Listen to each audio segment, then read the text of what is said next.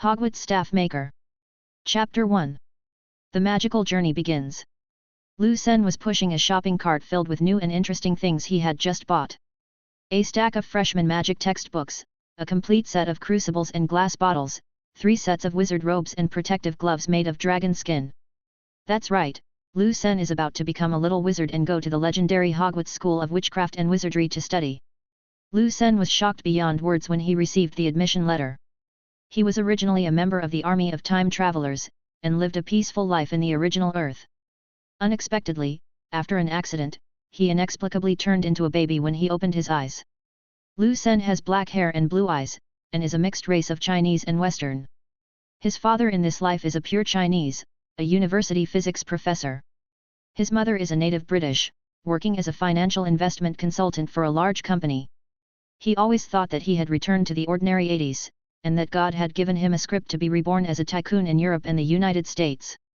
When Lu Sen was 3 years old, his mother Julie used Lu Sen's New Year's money for the next 10 years to invest in a small company selling computers. You should know that the computer giant IBM was at its peak at that time, and the small company was abused and on the verge of bankruptcy. Who would have thought that a year later, the market value of the small company would soar, and the dividends would make people count the money until their hands cramped. This is all basic operation for Lu Sen. After all, the small company is called Apple, and the ups and downs of boss jobs can bring him many opportunities to get rich. Later, Xiao Liason invested in Walmart, Gillette razors, Chrysler cars. Often these junk stocks that were inconspicuous at the time, made his family rich with their returns a few years later. Just when he was preparing to continue to take advantage of the information gap of the times and start his legendary life of getting rich, the owl delivering the letter crashed into his window. Unlike Lu Sen's petrified reaction on the spot, Lu Sen's parents were surprisingly calm when they saw the Hogwarts admission letter. Even when the short Professor Flitwick came to visit and performed a levitation spell, Lu Sen's parents remained calm throughout the whole process. Little wizards from Muggle families will have their teachers visit their homes before they enter school. After Professor Flitwick left. Why are you so calm? This is a magic school. There is magic in this world. You don't believe it. It's normal not to believe it. After all, Dad, you have a doctorate in physics, and Mom, you graduated from the Department of Finance at Oxford. Lu Sen's father, believe it. I told you that your grandfather learned magic when he was a child. Lu Sen, hey? The stories you told me when I was a kid are true. My great-grandfather's family is full of wizards. What position did your great-grandfather hold in the Chinese cultivation world, similar to the European wizarding world? At that time, China was at war.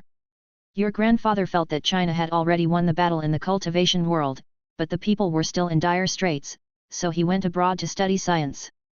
Or did we? You were one of the first batch of returned scientists and weapons design experts in New China. Under the influence of your grandfather, you also became fascinated with scientific research. Later, you went abroad to study and met my mother. Then I was born. I found out later, but this story about the magic family is actually true. Lu Sen's father added, in China, we should call it a cultivation family, and your grandfather's research major is nuclear physics. Lu Sen turned stiffly to look at his mother and asked, do you know that my grandfather's story is true? Oh, I know. But your uncle and I's biological parents are both wizards. We have no magical talent, so we were sent to a boarding house. They called us dumb, Lu Sen's father said softly, hugging his wife's shoulders. Yes, Squib. Your grandparents are both wizards, and they are from a branch of a large family. I heard it from your uncle. I was only 3 years old at that time. Your uncle was only 8 years old. They are really too much. Do you know? We haven't received a letter or a greeting card in all these years. Not even once. Both Lu Sen and his son wanted to comfort her, but Mrs. Lu didn't seem very sad. Lu Sen, no wonder you never mentioned them.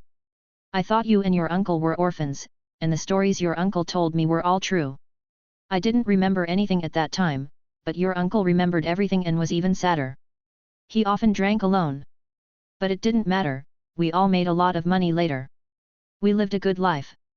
So Lu Sen, who was destined to be connected with magic, happily came to Diagon Alley and started his shopping journey before school. Until the shopping list in his hand was almost completed, the amount of gold in his pocket had not dropped much. Weighing the heavy bag, Lu Sen said helplessly, my parents are too worried about the prices here. They forced me to exchange so much money at Gringotts. I have to deposit some of it back later. The wizarding world is too backward. They still use metal currency, A&D.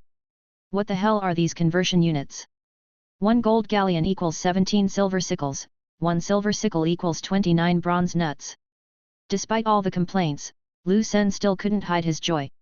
In his previous life, he liked this magical world very much, and now the door to the magical world has been opened to him. Let me see what I haven't bought yet. Smocks, hat, cloak, book, all bought. What else? A wand. After asking 3 adult wizards, I finally found this shabby little shop in an inconspicuous location. It was really small and shabby, with faded cushions in the window and a solitary magic wand on a dusty display stand. The paint on the door had peeled off in gold letters, which read, Ollivanders, makers of fine wands since 382 BC. Hiss! What a great wand-making shop! No, a wand-making shop. With the sound of a clear bell, Lu Sen pushed open the door of the store, but the scene before him somewhat ruined the atmosphere. The house was in a mess, with boxes, wands, and wrapping papers piled all over the floor, as if a husky had just run over the house not long ago. And a grey-haired old man was waving the magic wand in his hand, patiently cleaning up everything with magic, making the wands that had not found their owners float up and return to the boxes where they were originally placed. As he sorted, he kept muttering, there has never been a situation like this before. Of course, this is the boy who lived, and that phoenix feather just happened to be. Oh, what a magical coincidence. Let me see. Walnut unicorn tail hair, of course, it should be placed here. What about you? Willow phoenix tail feather, I remember you, let me see. Yes, it's right here. Ah! What a mess, haven't been this messy in years. Hello. Lu Sen's voice finally caught the old man's attention. Oh. Hello young sir, I'm sure you need a handy wand. Yes, my name is Lu Sen, are you Mr. Ollivander? I heard many freshmen discussing their wands on the street, including their parents' wands, all of which were made by you. This is really amazing. Oh, of course kiddo. Ollivander. Started in 382 BC. A skill passed down through our family for generations. Haha. Hearing the old man's proud response, Lu Sen also smiled. This old man made wands for all the teachers and students of Hogwarts, and even almost all the wands in the entire British wizarding world were made by him. He was also one of the 3 great wand-making masters in Europe. Such a wand-making master deserves respect and praise. Ollivander swung his wand faster, and soon there was room to move around in the store again. Don't mind me kid, sometimes, well, the rare times people choose their wands they lose control a little bit. Then Lu Sen thought he was back in the clothing store, because Ollivander, like Mrs. Platinum in the dress shop, used a ruler to measure his arm length, height, head circumference, and other dimensions. After staring at Lu Sen for a while, the old craftsman had a clue in his mind. Then let's start with this one.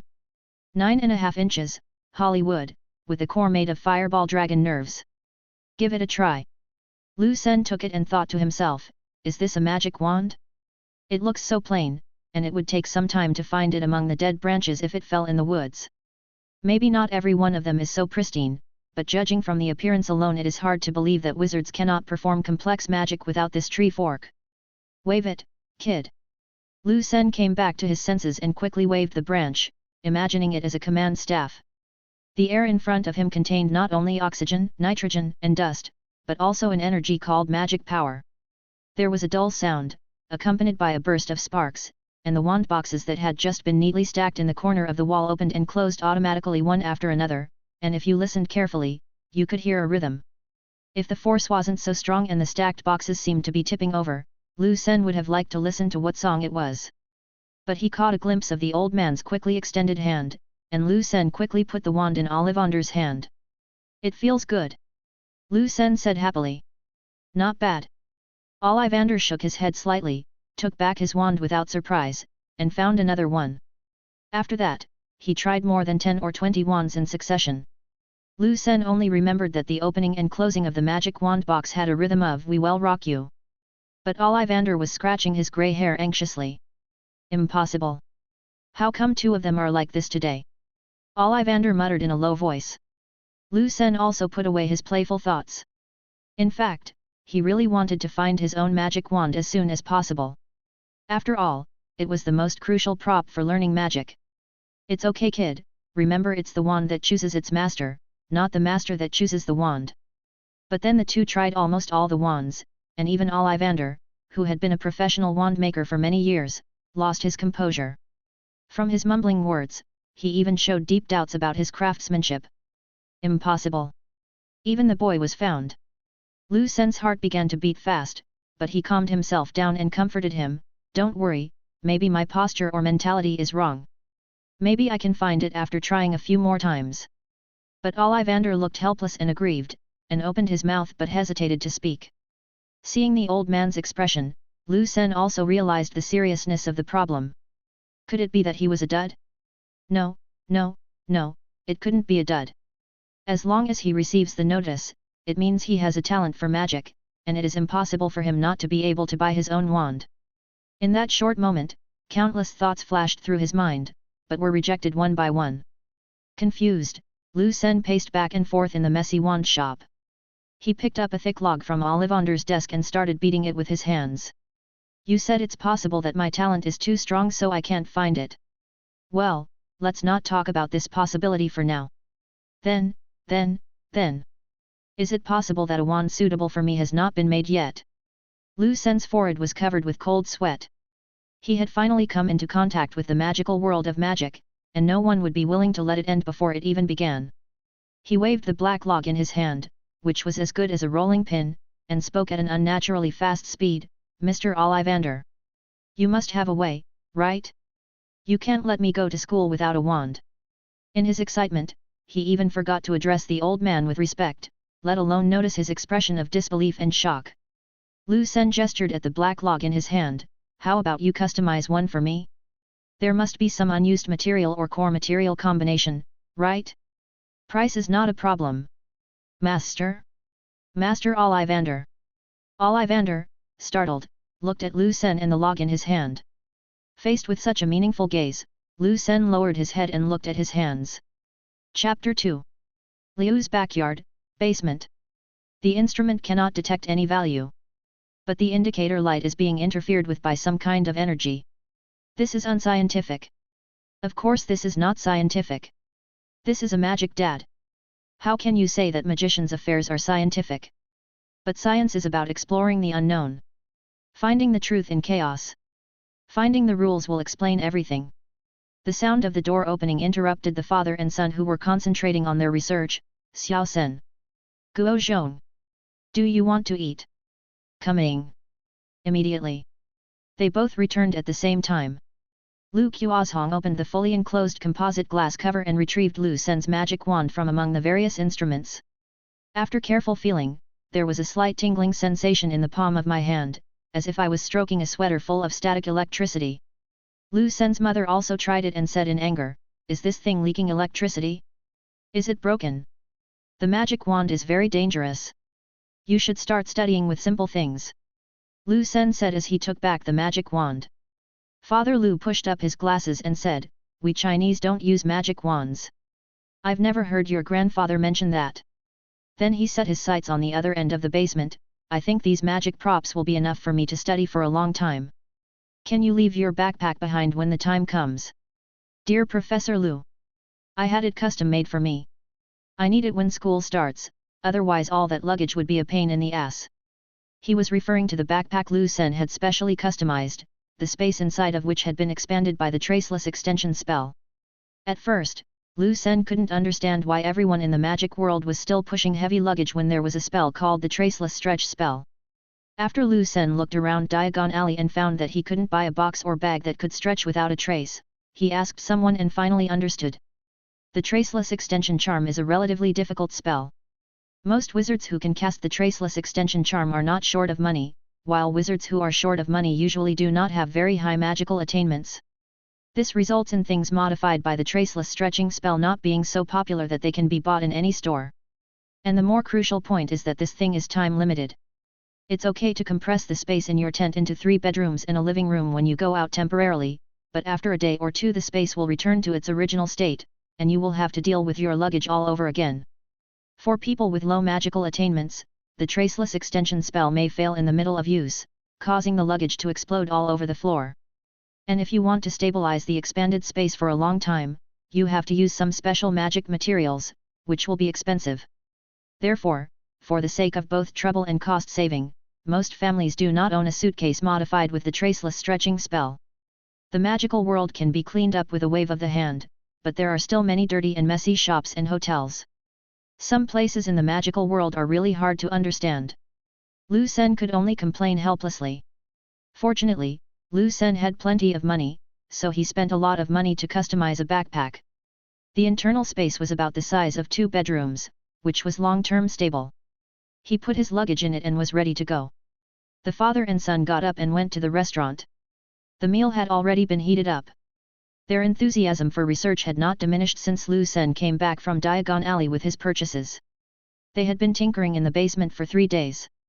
Lu Qiuzhong was not jealous of all the magic props, such as the set of brass scales and tin-plated crucibles. It's too outdated. It can only be used as a toy. To be honest, the old gram scale I gave to interns is 700 times more accurate than your artwork. And that set of crucibles. My God, are they really not afraid of interference from the ingredients? The melting point of tin is only 231.88 degrees Celsius. And it easily reacts chemically with hydrochloric acid, sulfuric acid, and nitric acid. It's unscientific to use this kind of vessel to heat materials. We stopped using it more than 100 years ago. When the 2 men sat down at the dining table, Liu's father was still persuading Lu Sen to bring a precision electronic scale that could weigh a hair and a ceramic crucible that could withstand 1,300 degrees of heat. Dad, I have to go to Diagon Alley again. You know, I can't practice magic at home. Lu Sen said while eating. Of course, let's go together. I want to buy a few more newspapers, as well as their cameras and films. Lu Qiuzhong replied after a moment of thought. By the way, remind me to buy a new pair of dragon leather gloves, the previous ones were burned by you. Lu Sen said helplessly. When Julie heard this, she glared at her husband. Lu Qiuzhong hurriedly said, Don't be angry, dear. I just want to know the heat resistance limit of dragon skin, and also want to measure the tensile strength and chemical stability. If we can study the structural characteristics of dragon skin, there will be so many places where it can be applied. Super insulation layer. Lu Sen interrupted. Lu Qiuzhong praised, yes, there are also bulletproof vests and spacesuits. Even new energy materials. It's a pity that I don't have a talent for magic, and your grandfather passed away early, otherwise I would have been able to study these things a long time ago. The 2 of them finished their food in a few bites. I'm done. They said at the same time and stood up and ran straight to the garage. Wait for me, I have an appointment to go to Gringotts with your uncle. The Leaky Cauldron, room 3rd floor. Lu Sen took out the experimental equipment from his backpack with great effort, while Professor Lu skillfully adjusted and arranged them. Lu Sen took out his magic wand. Although it was black and ugly, he found that every magic had a cool special effect of lightning. And it was quite powerful. But it's not all advantages. The lightning core brings special effects while also bringing the properties of lightning, sensitive and violent. If you don't control the strength of many small magics, serious deviations will occur. For example, the repair spell that Lu Sen practices the most. This kind of magic that can restore objects to their original state as if they were traveling back in time is very valuable for research. In order to verify whether the molecular structure and physical properties of the object have changed after being repaired, Professor Lu asked Lu Sen to perform it countless times. During the practice, Lu Sen discovered that even with the repair spell, if there was a trace of distracting thoughts in his mind or if his power was not well controlled, it would cause terrible consequences. For example, if he uses the repair spell on a torn piece of paper, and the magic power fluctuates too much during the casting process, he will get a compressed abstract ball of paper. But if the magic power is output too quickly and imagines the process of paper production, then he will get a handful of wood chips. Lu Sen was thinking wildly, if he used the repair spell on a diamond with all his strength, would he get a piece of carbon? Lu Sen didn't dare to tell his father, otherwise, with his scientific enthusiasm, he would definitely buy a big diamond immediately. While Lu Sen was practicing the contents of the elementary magic textbook, Lu Qiuzhong was tirelessly debugging the instruments that were interfered with by magic.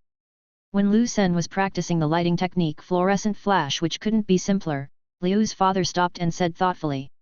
You said, the light emitted from the tip of the magic wand is the result of the transformation of the internal magic power, or is it the magic power that oscillates the spectrum of invisible light to change the frequency and turn it into visible light? Lu Sen also has an exploratory spirit towards magic and his imagination runs wild. I'll try to change the output of magic power. Can you help me with the instrument? On the other side, Julie and Lu Sen's uncle Bell walked into Gringotts together, followed by an elderly witch. Ahem. We need to exchange gold galleons. Julie said to the fairy who was concentrating on weighing gold galleons. A property transfer contract is also needed. Bell added. Half an hour later, the brother and sister sent the witch away and found 2 more property deeds in their hands. After a quiet conversation with Bell, Julie turned back to the cold and serious goblin and said, We want to get a mortgage. An hour after leaving, they returned to Gringotts with a down-and-out middle-aged wizard. We want to transfer money. It was completely dark when Lu Sen and his family returned home. The dining table was filled with packed meals and wizarding specialties purchased from Diagon Alley. Ah, I haven't had butterbeer for many years. It still tastes like the one I remember. Belle sighed after taking a sip of the beer with a rich malt aroma and smooth taste. Uncle, when I was a child you told me that you ate chocolate that moved and broad beans that could spit fire. Let's go to Diagon Alley to look for them next time. Lu Sen said expectantly. Belle ruffled Lu Sen's hair so hard that he quickly dodged it. He took a sip of wine and said, Don't worry, little Lu Sen. There are so many delicious and fun things in the magic world. You two should save some cauldron cake for me. I'm starving. Julie. I'm so hungry. Lu Qiuzhong. The 2 men's answers were brief and vague, their mouths full of food. Several people were starving. Lu Sen and his son conducted magic experiments in the hotel room for a whole day. Both of them gained a lot and were still not satisfied. They discussed going to the basement to conduct experiments that did not require magic. Julie and Belle, a brother and sister, began to invest in the wizarding world in a professional manner. So far, the 2 have bought 7 shops and 6 houses in Lu Sen's name. They also plan to invest in some magic companies after a period of investigation. The 2 applied for a large loan from Gringotts and used the loan to reinvest. In fact, it was not that they did not have funds, but this was more challenging and more profitable. The brother and sister who were abandoned by their wizard family have been working in the financial industry in the Muggle world for many years. Julie is an investment consultant for a large company, and Belle is even more powerful. He is an investment banker with a certain reputation in the industry. Over the years, the 2's desire for money has never been satisfied. They use making money to gain a sense of accomplishment and security. Their resentment towards their family has never ceased, but they have no place to vent it. That magical world is like a mirage, and 2 people without magical talent cannot reach it at all. Now that Lu Sen has obtained the qualifications to become a wizard, he has rekindled their deep-seated belief in resisting the injustice of fate. The brother and sister then started by purchasing real estate, confident that they could replicate their success in the Muggle world in the wizarding world. Lu Sen, congratulations, you are a rich 2nd generation now. Julie said as she brushed off the cake crumbs on her body. Haha, Mom. Be low-key. Isn't that what I am? Lu Sen said with a smile. No, Lu Sen, this time, you are the rich 2nd generation of the magic world. Uncle Bell took out a stack of contracts and slammed them on the table. Lu Sen scanned them one by one, and expressed his approval of the 2 people's day's results. This was not the first time that his uncle and mother had done such a lavish act. Suddenly, he frowned and found a key point. Wait. Why are all my names on it? This is a reward from your mom. Do you think it's too much? Julie. This is a gift from your uncle, don't you want it? Belle said. Yes, yes, yes. I want as much as you can get. Thank you, both bosses. Lu Sen was secretly happy, but it was not entirely because of the small amount of money, but because... Dad. Look. The house in Diagon Alley. We don't have to rent a hotel to do research. Professor Lu said happily, Great. I can bring all the experimental equipment with me. There were about 2 weeks left before school started. On this day, Lu Sen and his son did not go to Diagon Alley to do scientific research. Instead, they stayed at home to organize their research notes and looked up at the sky from time to time. When did Uncle say will arrive? Lu Sen couldn't help but ask. It should be soon. Lu Qiuzhong raised his hand to look at his watch. The two men looked up again to make sure there were no messengers such as owls or pigeons flying towards their yard. When the two men sat back in their chairs and began to discuss the use of the illumination spell, a small falling sound reached the ears of father and son. The two turned around and saw a wooden sword stuck in the empty space in the backyard. A small package the size of a palm was tied to the hilt. Chapter 3. Time flies and it is September 1st, and there is still half an hour before the train departs. The Lu Sen family walked around King's Cross Station. If it weren't for a senior classmate pushing an owl who disappeared behind the wall, they wouldn't have been sure of the entrance to Platform 9. After all, it looked like a stone pillar between platforms 9 and 10. Lu Sen waved goodbye to his parents who were seeing him off, tightened the backpack on his back, then took a deep breath, and crashed into the thick and magical wall between platforms 9 and 10. Behind the wall is a completely different scene. It is already 1991, but the train about to depart is still a steam locomotive. Lu Sen certainly didn't believe that this thing was powered by high-pressure steam, and it was even more impossible for him to believe that there was a train conductor covered in black dust and wielding a coal shovel hidden in the front of the train. After all, this was a magical world. But this is still too backward. After all, one of the purposes of using trains to pick up students is to hide them and not attract the attention of muggles. And the concealment function of a steam train running on mountain railways has been weakened year by year, even to the point of being incongruous. Lu Sen couldn't help but shake his head. The information and technology in the magic world were so closed and backward. Thick smoke billowed from the locomotive, and the platform was filled with students and parents dragging heavy luggage. Compared to them, Lu Sen's luggage couldn't be simpler, just a backpack. He now has two pieces of space expansion equipment. One is a backpack on his shoulder, which contains the size of 2 bedrooms. The other one was a school admission gift given to him by Hwaxia's uncle. The space inside was still unknown. Lu Sen had to wait until he had mastered the Lu family's magic before he could open the internal space.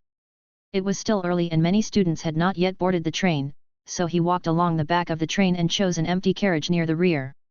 Lu Sen put down his backpack, took out his grandfather's notebook, flipped through a few pages and put it back in his bag.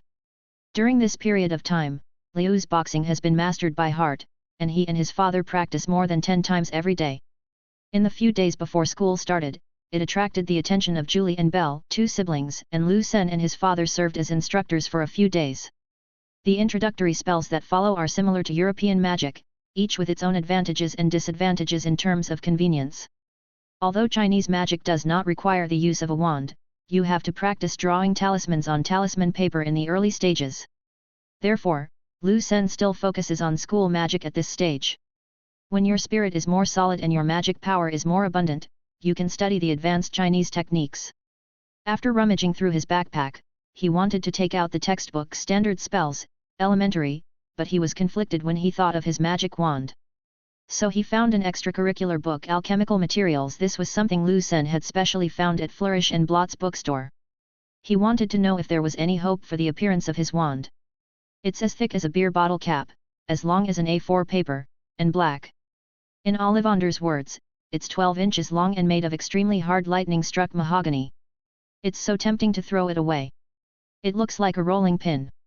But, all spells have lightning effects, which is pretty cool.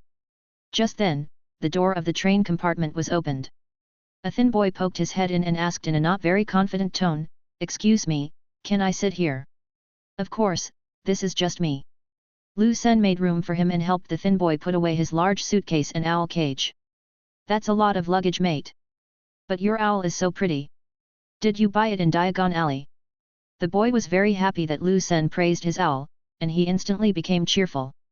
"Yes. It's awesome there, I love Diagon Alley so much. But I didn't buy the owl, it was given to me by Hagrid, the Hogwarts ranger." After hearing this, Lu Sen finally understood why this person looked familiar. Black hair, green eyes, and a pair of round glasses fixed with tape. You're not Harry, are you?" "This person is Harry Potter." Harry was surprised. Even though he had been recognized many times since entering the wizarding world, he was still a little uncomfortable with everyone knowing him. He hurriedly smoothed his bangs, thinking that the lightning-shaped scar had exposed his identity.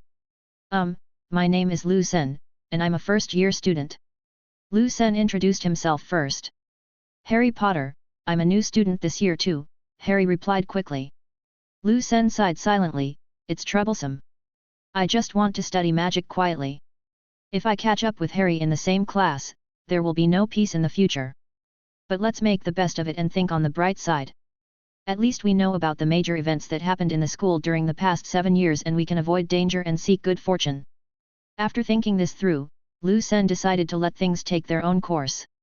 At this time, the sound of a family's conversation came from outside the car window, attracting his and Harry's attention. The children had fiery red hair, and 2 of them were twins. The 4 boys said goodbye to their mother and little sister in a chattering voice, and it was obvious that their home must be very lively at ordinary times. Considering that Harry had never enjoyed the warmth of a family, Lu Sen did not disturb Harry, who was in a trance. Lu Sen also listened for a while. The Weasley family must have recognized Harry just now. At this time, Mrs. Weasley said to the children beside the train, "No wonder the child looks lonely. You are not allowed to look at his scar for a while. And you are not allowed to ask what happened at that time. Do you hear me?" It wasn't until the train started and the mother and daughter who had seen him off disappeared that Harry came to his senses.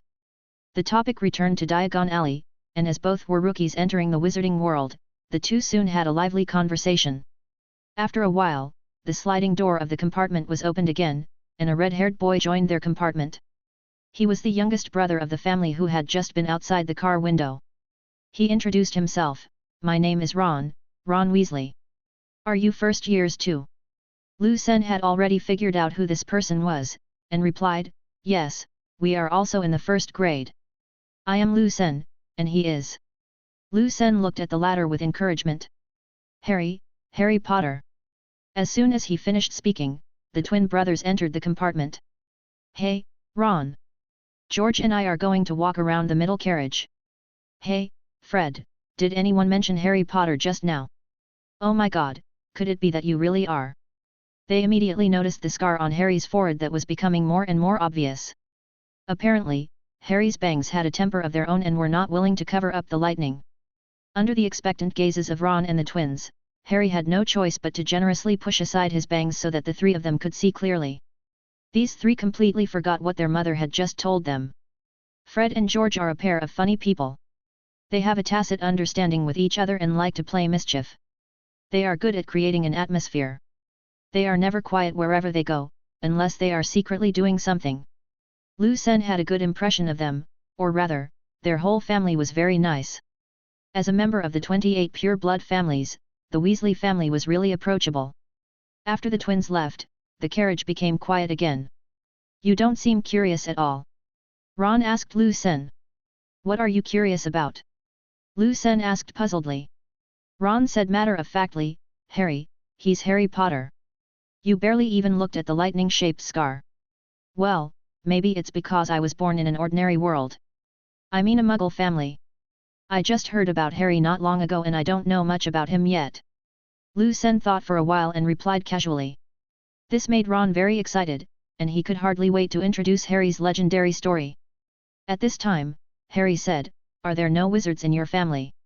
Lu Sen thought for a moment and replied, "Well, there should be many wizards in my family in my hometown in China. But my father is not a wizard. In fact, I only knew that my father was not lying to me after I received the admission letter. My mother's situation is similar." "So your parents are both squibs?" "Oh, sorry. But it's good that at least you're a wizard," Ron said bluntly. At this time Harry asked, "Ron, are all your family members wizards?" Ron, "Yes, all wizards. But my mother has a distant cousin who is a squib. We don't usually talk about him. He lives with the Muggles. I heard he's an accountant." "Do Muggles have Gringotts?" "Lu Sen, there are many banks that have the same function as Gringotts. My uncle is a bank investor, and he is also a squib. After I am admitted, my family can legitimately enter the wizarding world again." "Harry, cool, it would be nice if I had been exposed to the wizarding world earlier. I live with my aunt and uncle and they don't tell me about the wizarding world." The 3 of them had a lively discussion about the 2 worlds. Sometimes Lu Sen and Harry told Ron about life in the Muggle world, and Ron was stunned by the various details of ordinary people's lives. Most of the time, Lu Sen and Harry just stared at each other as Ron told them about the common sense and experiences of the wizarding world. The three of them got along very well and had endless topics to talk about. Before we knew it, the train had arrived at a field. The whistle made a whistling sound, which combined with the clanging sound of the tracks, made people feel inexplicably happy. At this time, the sound of a cart came from outside the door. The saleswoman opened the compartment door and asked in a kind voice. "Kids, do you want to buy something to eat?" Ron's face turned red. He raised a bag and shook it, saying a little embarrassedly, "No need. Mom brought me a sandwich." Lu Sen looked at the dazzling array of snacks and goods on the bus, and his mind could not help but ring: beer, liquor, mineral water, peanuts, melon seeds, grilled fish fillets. "Come on, lift your feet." While Harry was distracted, he had already taken out a handful of gold galleons. It turned out that Harry didn't understand the exchange rate in the wizarding world even better than Lu Sen. In the end, he only spent 11 silver sickles and 7 copper nuts to bring back a lot of snacks. Remember, he bought some of each. The prices were quite touching. Lu Sen also bought a lot, he was also not short of money. The two local tycoons almost bought the whole car of goods under Ron's envious eyes. After the empty cart went away, Ron took out the sandwich in frustration. "Mom always forgets that I don't like canned corned beef." Harry generously took out a box of pumpkin pie and handed it to Ron and Lu Sen. "I bought too much, let's take turns eating." Lu Sen took a pie without hesitation, tasted it, and it tasted surprisingly good. "Ron, I'll trade my hamburger for your sandwich." Lu Sen brought hamburgers in a family bucket. He felt that the things on the train were just snacks, so it would be safer to bring some in advance. Besides, the little wizards must have never eaten Muggle food, so it was a good opportunity to let his future classmates have a taste. "You won't like it, it's too dry. My mother is too busy, she has to take care of our whole family." Ron blushed again and gratefully took the delicious food handed over by the two. The three of them enjoyed the meal very much. Harry had seldom eaten fried chicken and hamburgers before. After all, the delicious food was reserved for his cousin Dolly. He was lucky to have some French fries on a normal day. Ron stuffed his mouth with fried food and kept exclaiming, "I didn't expect Muggle food to be so delicious." "Harry, do you eat this every day?" At the same time, he vaguely introduced the pictures in the chocolate frog to Harry and Lu Sen. The three of them ate and drank on the train and were very comfortable. At this time, there was a knock on the cubicle door. It was Neville, a shy round-faced boy who was looking for his toad in each cubicle. The forgetful child was so anxious that he started crying. Lu Sen had some impression of him. Among the actors in the movie version, except for a certain academic master who had always been the handsome one, the rest of the male protagonists and supporting actors all grew ugly. Only Neville made a comeback, and it was as if he had a completely different face when he grew up. And the same is true in the plot. He was not good at anything when he was young, but he changed a lot in the later period. Lu Sen wanted to help Neville, but he didn't know where the toad was hiding. He wanted to use the flying spell, but it was a high-level spell and Lu Sen hadn't learned it by himself yet. Just as Neville turned to leave with tears in his eyes, Lu Sen stopped him. "Neville, the summoning charm can help you find the toad." Neville immediately looked at Lu Sen expectantly. "But I won't." Neville lowered his head again with a sad face. Lu Sen looked at Ron with a smile. Ron was stunned. "I don't know it either. That's a spell that only seniors can use. It's very difficult. My brother practiced it during the holidays." Neville's eyes suddenly lit up with stars, and his face was full of anticipation. Ron frowned, thought for a moment and said in a tangled way, "Okay, okay. I'll take you to find my brother Percy, but don't expect him to help you. He always has a bad face." Lu Sen took out a large bucket of popcorn and gave it to Ron. "I'll go with you. He's a supervisor, and he might be happy to help the lower grade students. I also want to see what the flying spell looks like." Ron suddenly felt motivated after having the delicious food, so he walked to the front of the carriage while eating, where there was a rest compartment specially designated for supervisors. Their carriage was at the back, and they walked a long way before they found Percy, who was talking about his ideal life with a pretty female supervisor. Percy seemed very impatient when being interrupted, but faced with the opportunity to show himself, he still gave it face and cast the flying spell.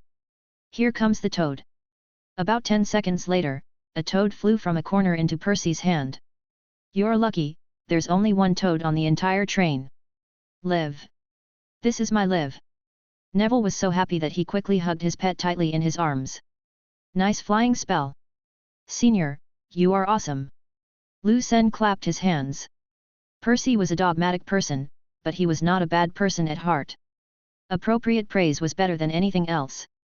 Percy's face flushed, and he tried not to look too proud, and he put his hands behind his back and nodded slightly to the others, like a leader who had just finished speaking.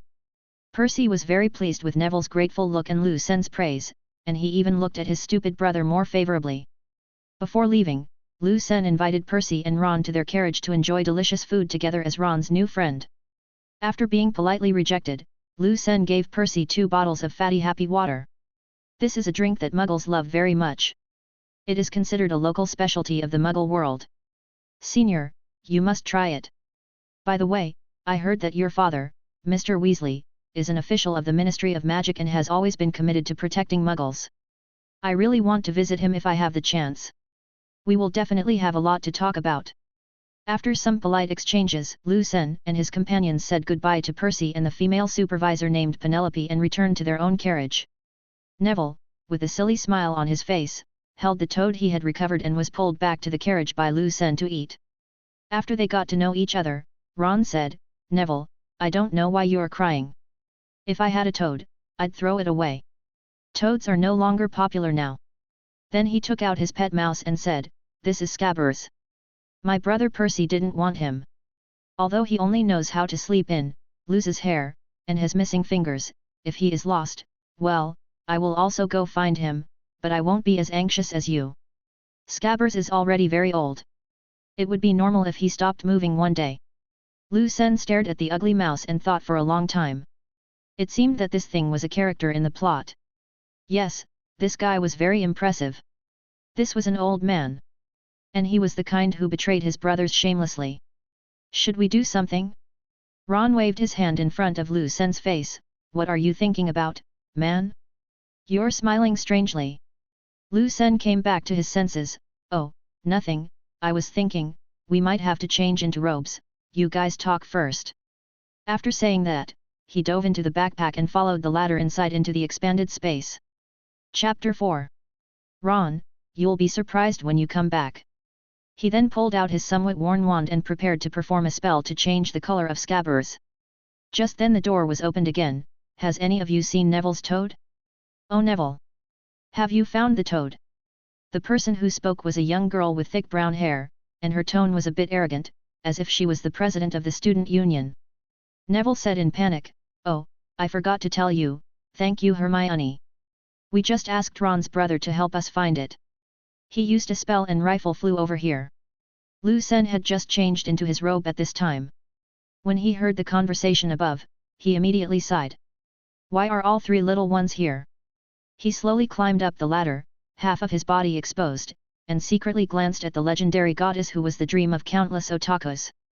Her hair was messy and seemed not to have been carefully taken care of, and there were light freckles on her face. Apart from her huge front teeth, the most impressive thing is her eyes, which feel a little domineering. During this distracted moment, Hermione noticed him. Lu Sen didn't think any more and climbed out of the backpack in a few steps. "Hello there." Hermione just nodded to Lu Sen, then took a curious look at Lu Sen's backpack. "Nice expansion backpack. I will make one myself after I learn the traceless extension spell." Then he looked at Ron with pride and said, "Oh? Are you going to show off your magic? Then open our eyes." After saying that, he sat down and motioned Ron to continue. Ron looked at Lu Sen with a complicated look, as if to say, "Who is this? Brother, please help me say something. I can't continue acting." Lu Sen smiled. He didn't want to miss this fateful play, so he pretended not to see it and gave a cheering look. "Go ahead, Ron. Don't be scared." Ron had no choice but to continue. He coughed lightly and pointed his worn-out, paint-chipped, second-hand wand at Scabbers, saying, "Daisy, sweet cream, and sunshine, turn this silly fat mouse yellow."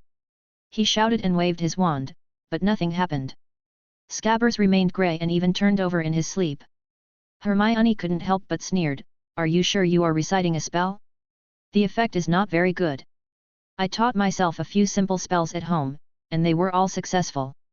I also taught myself the first grade textbook and memorized it all. I have been an excellent student since I was a child. I was very happy when I received the admission letter. I can finally learn something more challenging. After previewing the textbook, I also bought a lot of reference books and read them all during the holidays. Finally, the day of school has come. My name is Hermione Granger, what are your names? Harry and Ron were surprised by the other party's rapid-fire speeches and the fact that he had memorized all the textbooks in advance, but Lu Sen didn't feel anything. The wisest of the three little ones, the future Miss Know-It-All, she memorizes the basics. Although Lu Sen also prepared a little bit, 95%, not much. I'm Ron Weasley. Lu Sen. Harry Potter. As expected, Miss Know-It-All, who was born a muggle but knew everything about Harry, was surprised when she saw him. But after all, she didn't grow up in a wizarding family, so the surprise soon passed. Her attention returned to the mouse in Ron's hand. She wanted to show it off too. Hermione took out her wand from her pocket and chanted the spell skillfully. Just as she said, she had really finished studying simple magic by herself. Spots turned red in an instant. This was already the beginning of transfiguration. Ordinary first-year students might need half a year to be able to use it skillfully. She tossed her hair back, unable to conceal her pride, and looked at Ron with a playful look. She had turned her fur into the color of Ron's hair. After finishing, Hermione started to giggle arrogantly again, and even glanced provocatively at Lu Sen and the wand exposed at his waist. She laughed even more happily. Lu Sen shook his head and said, I wanted to keep a low profile, but now that I'm looked down upon, I might as well show off my skills. He took out the rolling pin from his pocket calmly, looked at the people in the car, and then quickly chanted a spell. When the last word was uttered, a dazzling lightning shot out from the tip of the wand. After a fleeting flash of light, Banban woke up from his sleep and almost jumped out of Ron's hands. Ron thought Lu Sen had pronounced the spell wrong. Why did it feel like he was going to kill Banban? But the next moment, Banban's body paused, turned from red to brown, and his hair grew instantly. Scabbers suddenly turned into a fur ball, and his short limbs couldn't even reach Ron's hands. A few people took a closer look and saw that Scabbers was now dark brown, with long, dense and slightly curly hair. If Hermione had held it in her hand, no one would have suspected that it was a bunch of hair she had cut off. Harry and Ron burst out laughing instantly, and even the honest Neville couldn't help covering his mouth and laughing like a pig. Hermione's eyes instantly became wet, and she covered her mouth and angrily fled the carriage. Hey? Why are you crying? Are you so weak? Lu Sen thought about it and wondered if a butterfly effect would occur if the friendship of the Iron Triangle was destroyed because of himself. If the Iron Trio fails to form a team, who will lead Harry and Ron to fight Voldemort? Him? Forget it. So Lu Sen said seriously, Harry, Ron, Neville. We shouldn't have laughed at others just now. Classmates should learn from each other and help each other. Let's go. Making a female classmate cry is not a gentlemanly thing to do. So, Lu Sen pulled Ron and Harry, who were laughing the most, and took the initiative to admit his mistakes. After the four of them persuaded Hermione, they finally stopped crying. Lu Sen thought, what a close call. Miss Know-It-All has such a strong sense of self-esteem. From now on, if she wants to be number one, I will definitely only be number two. After inviting Hermione back to the compartment, he took out his ridiculously ugly wand, which made her burst into laughter. Lu Sen, who was determined to do it, introduced the origin and characteristics of his magic wand. He also performed a few small magic tricks. The main purpose was to let everyone see the lightning special effects. It was really a show of skill. By the way, Hermione, what is the key to the repairing spell? I can never get the feel for it. Lu Sen deliberately gave the other party a chance to show off, and silently gave himself a big thumbs up in his heart. Ahem, you haven't even learned such a simple spell. What a waste of your wand. Remember. Hermione smiled again, and she was very happy that she had surpassed Lu Sen in knowledge again. Lu Sen finally breathed a sigh of relief when he saw Hermione regain her confidence and smile, and the atmosphere in the carriage became much more peaceful. So he continued to look for a target to cast the spell in the compartment. Hey, Harry, I almost forgot, maybe it's time to get your glasses fixed. Harry's glasses were covered with tape, but when he heard Lu Sen's words, he hurriedly tried to take them off. Wait. Your wand has lightning. I think I should. Before he could finish, Lu Sen had already finished the repair spell, and it shot out from the rolling pin wand. It was really a shot, with an arc of electricity, and landed accurately on Harry's glasses. Who wouldn't be scared when faced with lightning so close to his nose? Harry opened his mouth in fear, and half of the chocolate frog jumped out of his mouth. After Harry took a few breaths and took off his glasses, he found that the glasses, which were originally broken into several pieces and wrapped with tape, were now as good as new, with no trace of being broken at all. It's amazing, thanks Lu Sen, but could you please tell me in advance next time? Harry said in shock. Ron laughed out loud, or rather squealed, and his mouth was so full of long sticks of fudge and chocolate frogs that he had trouble speaking. Hermione shook her head helplessly. She looked at the sky outside the train and calculated the time. I'm going to go out for some fresh air. You'd better change into your robes quickly, otherwise you'll be too late. Lu Sen then said, you can change clothes in my backpack, there is enough space. After saying that, he smiled and signaled Hermione not to avoid it. Harry and the other two hesitated for a moment, then took out their robes and lined up to enter Lu Sen's expanded backpack. After they changed their clothes, they talked about the interesting things that happened when they received their acceptance letters. When Lu Sen saw the friendship between the three little ones gradually building up, he suddenly felt like an old father who was worried about his stupid children. However, the tranquility in the carriage was soon broken. As a few people were chatting, the compartment door was suddenly slammed open and 3 people walked in. The boy in the middle was pale, his face full of arrogance. Unlike Hermione's arrogance brought by the confidence of a top student, this boy had a mysterious self-confidence that no one was as noble as him. His eyes were full of contempt, and he looked around with his nose. He was followed by 2 strong guys, who seemed like his personal bodyguards, but unfortunately they didn't look very smart. The pale-faced boy glanced at Lu Sen and Hermione, then looked at Ron's red hair and old robes with contempt and snorted disdainfully.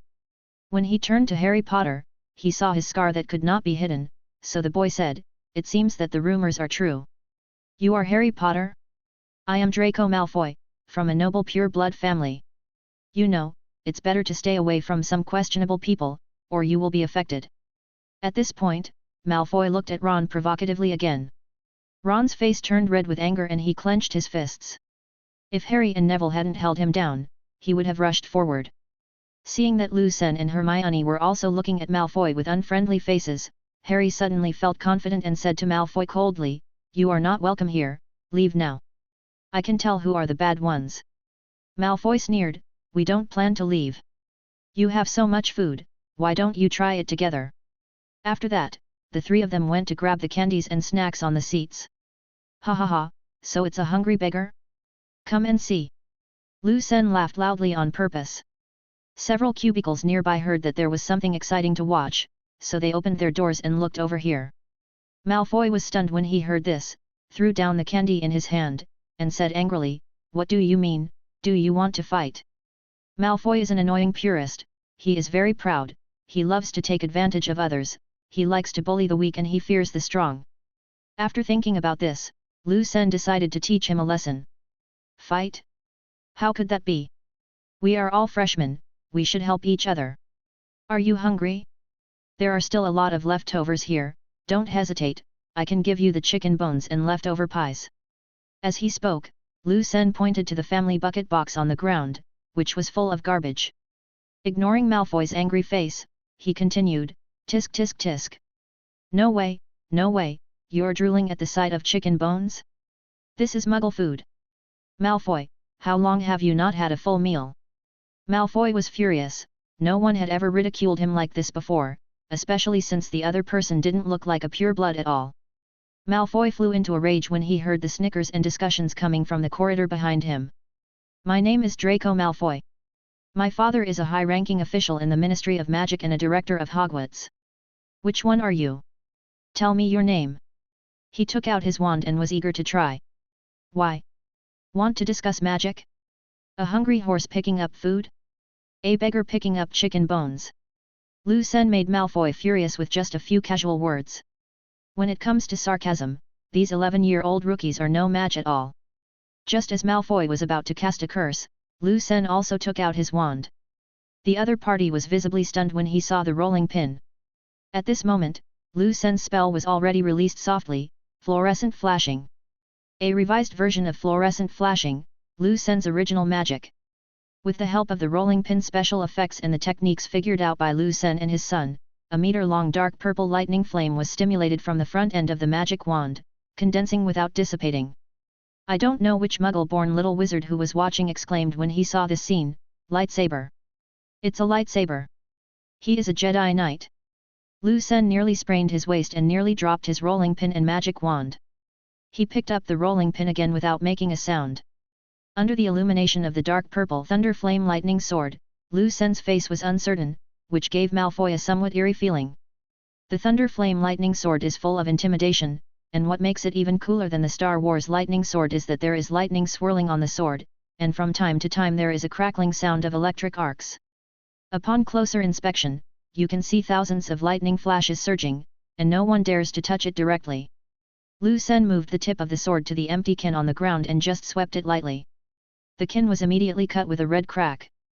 The wisps of green smoke were burned again by the leaked electric arc and disappeared into thin air. The sword was raised and pointed at Malfoy, who stepped back hastily, fearing that he would be touched by the lightning flame lightning sword. He brought 2 followers with him and was in a dilemma under the gaze of other students, but he still said fiercely, "You are awesome this time. We will see."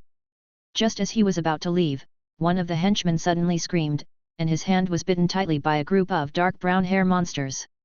"Scabbers!" shouted Ron. "That's Scabbers whose transfiguration charm hasn't failed. Well done, Pettigrew.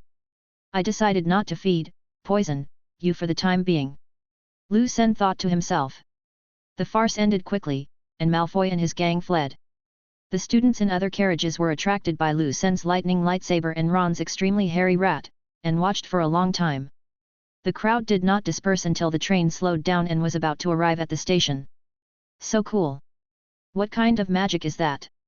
Ron asked impatiently after closing the cubicle door.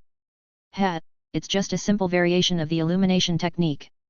Harry, Ron, Hermione, and even Neville, who had a low sense of presence, looked at him with deep contempt. "Who are you kidding? That's illumination." At the strong request of several people, Lu Sen read out the words clearly and loudly. "Merlin's beard. Is it really illumination? Can fluorescent flashes be like this? How is this possible?" Ron exclaimed. Harry and Neville also couldn't believe it, but neither of them doubted life as much as Hermione. "It's just that the ending of the pronunciation is different from the standard lighting spell, and the range of motion is different. The effect shouldn't be so ridiculously different." The top student girl became angrier and angrier as she thought about it. She snatched Lu Sen's rolling pin and chanted a spell quickly. And many more. Sizzle. Crackle. Ah ah ah ah. Hermione felt as if she had touched high-voltage electricity, and her entire body's bones were flickering under the fierce electric shock. It only took a second for Hermione to throw away her wand with her legs shaking, and she coughed twice, spitting out a puff of black smoke. If Harry and Ron hadn't supported her in time, the elementary school bully would have fallen to the ground. Hermione stared at the ceiling with dull eyes, tears in her eyes, silent and not understanding what was happening. Lu Sen came back to his senses and helplessly held his forehead with his hand. "My wand can't be snatched away by force, and it's not easy to control. It's over, the good impression he just established is ruined." Chapter 5. Although Lu Sen quickly used the cleansing spell to restore Hermione's clothes before she could recover from the shock, and considerately turned her messy and naturally curly hair into smooth and flowing straight hair, the shocked Miss Know-It-All still rolled her eyes at Lu Sen frequently. Lu Sen was helpless and had to concentrate on experiencing the boat trip from Hogsmeade Station to Hogwarts. The rocking boat carried the first-year students across the Black Lake, and the majestic Hogwarts castle was seen in the distance. All the freshmen's eyes were attracted by the castle. Everyone was full of anticipation at the thought of attending such a beautiful and mysterious school in the future. As they approached the cliff on which the castle stood, it seemed to tower above them. "Draw your heads!" Hagrid shouted as the first boats approached the cliffs. After getting off the boat, Hagrid led the freshmen up the winding stairs and handed the breathless children over to Vice Principal McGonagall, who came to greet them. At this time, Professor McGonagall told the little wizards that the sorting ceremony was about to begin, and introduced the situation of the 4 colleges. Hogwarts was founded by 4 founders, Gryffindor, Hufflepuff, Ravenclaw, and Slytherin, and 4 colleges were established in their names, with the lion, badger, eagle, and snake as the college symbols respectively. The separation ceremony is to decide which college you will study in for the next 7 years, and to strive for the most credits for your college and win the College Cup. The characteristics of the four houses are as different as their mascots. Slytherin's snake represents pure blood and power, Gryffindor's lion represents integrity and courage, Ravenclaw's eagle represents wisdom and knowledge, Hufflepuff's badger represents diligence and loyalty, which is actually quite embarrassing, as they usually pick the remaining children. However, as far as Lu Sen knew, Dumbledore himself actually thought that the division of the colleges was too arbitrary. Not only did it label the children too early, it also divided the wizarding community, causing the already small number of young wizards to oppose each other. Especially Slytherin and Gryffindor, they were notoriously at odds with each other. After listening to Professor McGonagall's introduction, the young wizards all seemed a little nervous. Before entering school, they were all frightened by their families with all kinds of bizarre ways of selecting houses. This seemed to be a small tradition, and the fooled little wizards were all very frightened at this moment. For example, Ron, his 5 brothers didn't tell him how to be sorted into houses, and he thought he had to fight a troll in public to determine which house he belonged to. Lu Sen is not worried about the troll, he is worried about the Sorting Hat's ability to read people's minds. If his identity as a time traveler hidden among the crowd were to be exposed, he wondered if he would be locked in a glass jar by the Department of Mysteries of the Ministry of Magic and labeled, "Slice of an unknown stowaway from time and space." In order to deal with such an extreme tragedy, Lu Sen prepared several plans at home. Although he didn't know whether he could hide it from the Sorting Hat, in order to enter the magical world, Lu Sen had to bite the bullet. After the sorting began, the young wizards breathed a sigh of relief. They no longer needed to fight a life and death battle with a troll or recite the history of magic in public, which was as thick as a dictionary. All they needed to do to be sorted was to wear a shabby magic hat that could speak. The little wizards were no longer panicked, but Lu Sen was very panicked. At this time, Professor McGonagall took a few steps forward, holding a roll of parchment in her hand. "Whoever's name I call now will put on his hat and sit on his stool until he is sorted," she said. "Hannah Abbott. Here it comes. The legendary, Hannah Abbott." A nervous little girl with a red face and 2 blonde braids, she stumbled out of the line, shielding her eyes as she put on the sorting hat. Soon the sorting hat called out, "Hufflepuff." The people at the table on the right immediately applauded, welcoming Hannah to join Hufflepuff. When the first letter of the name reached L, Professor McGonagall finally shouted, "Lu Sen." Lu Sen took a deep breath, quietly put away the rolling pin in his loose robe, and silently started to implement the plan in his mind. Looking back at Harry and Hermione who were already sitting in the Gryffindor seats and waving to cheer him up, Lu Sen resolutely sat down on the chair and was put on the dirty and tattered hat that sounded so bad. Lu Sen first gave himself a psychological hint in advance: "I like to read novels, time travel novels, science fiction novels, and imagine myself as the protagonist. I have traveled through time and space, fought dragons alone, eaten golden food in the Hobbit village, caught Pokémon in the Naruto village, and collected 7 Dragon Balls on the Grand Line to make a wish to become a Superman." He did whatever he wanted to cover up his identity as a time traveler. At the same time, let the magic wand release electric current to sting your palms, use the pain to clear your brain, and further interfere with your heart rate and brain waves. Then he recalled the history of magic textbooks and the basic magic spell casting essentials that he had studied before. He tried to let the Sorting Hat see his intelligence and eagerness to learn. Yes, Lu Sen's plan is to join Ravenclaw, which is full of nerds. This is a relatively safe plan. After all, showing one's inner talent is much easier than showing bravery. All he has to do is memorize the book. It is more difficult to show bravery. Should I let the sorting house watch how I tease Malfoy? Finally, to be on the safe side, Lu Sen swallowed his saliva deliberately, imagining what kind of delicious food would appear at the banquet later: chicken legs, potatoes, pumpkin juice. Well, British cuisine is a far cry from Chinese cuisine, but since he has shown his foodie side, he should be able to be assigned to Hufflepuff. This strategy is used as a backup. Under the gaze of many teachers and young wizards, the Sorting Hat showed a complex expression with its dirty and torn folds forming its mouth and eyes.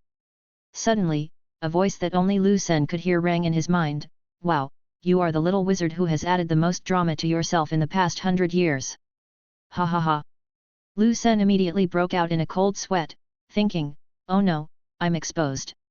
Will I be expelled from school or sent to be sliced?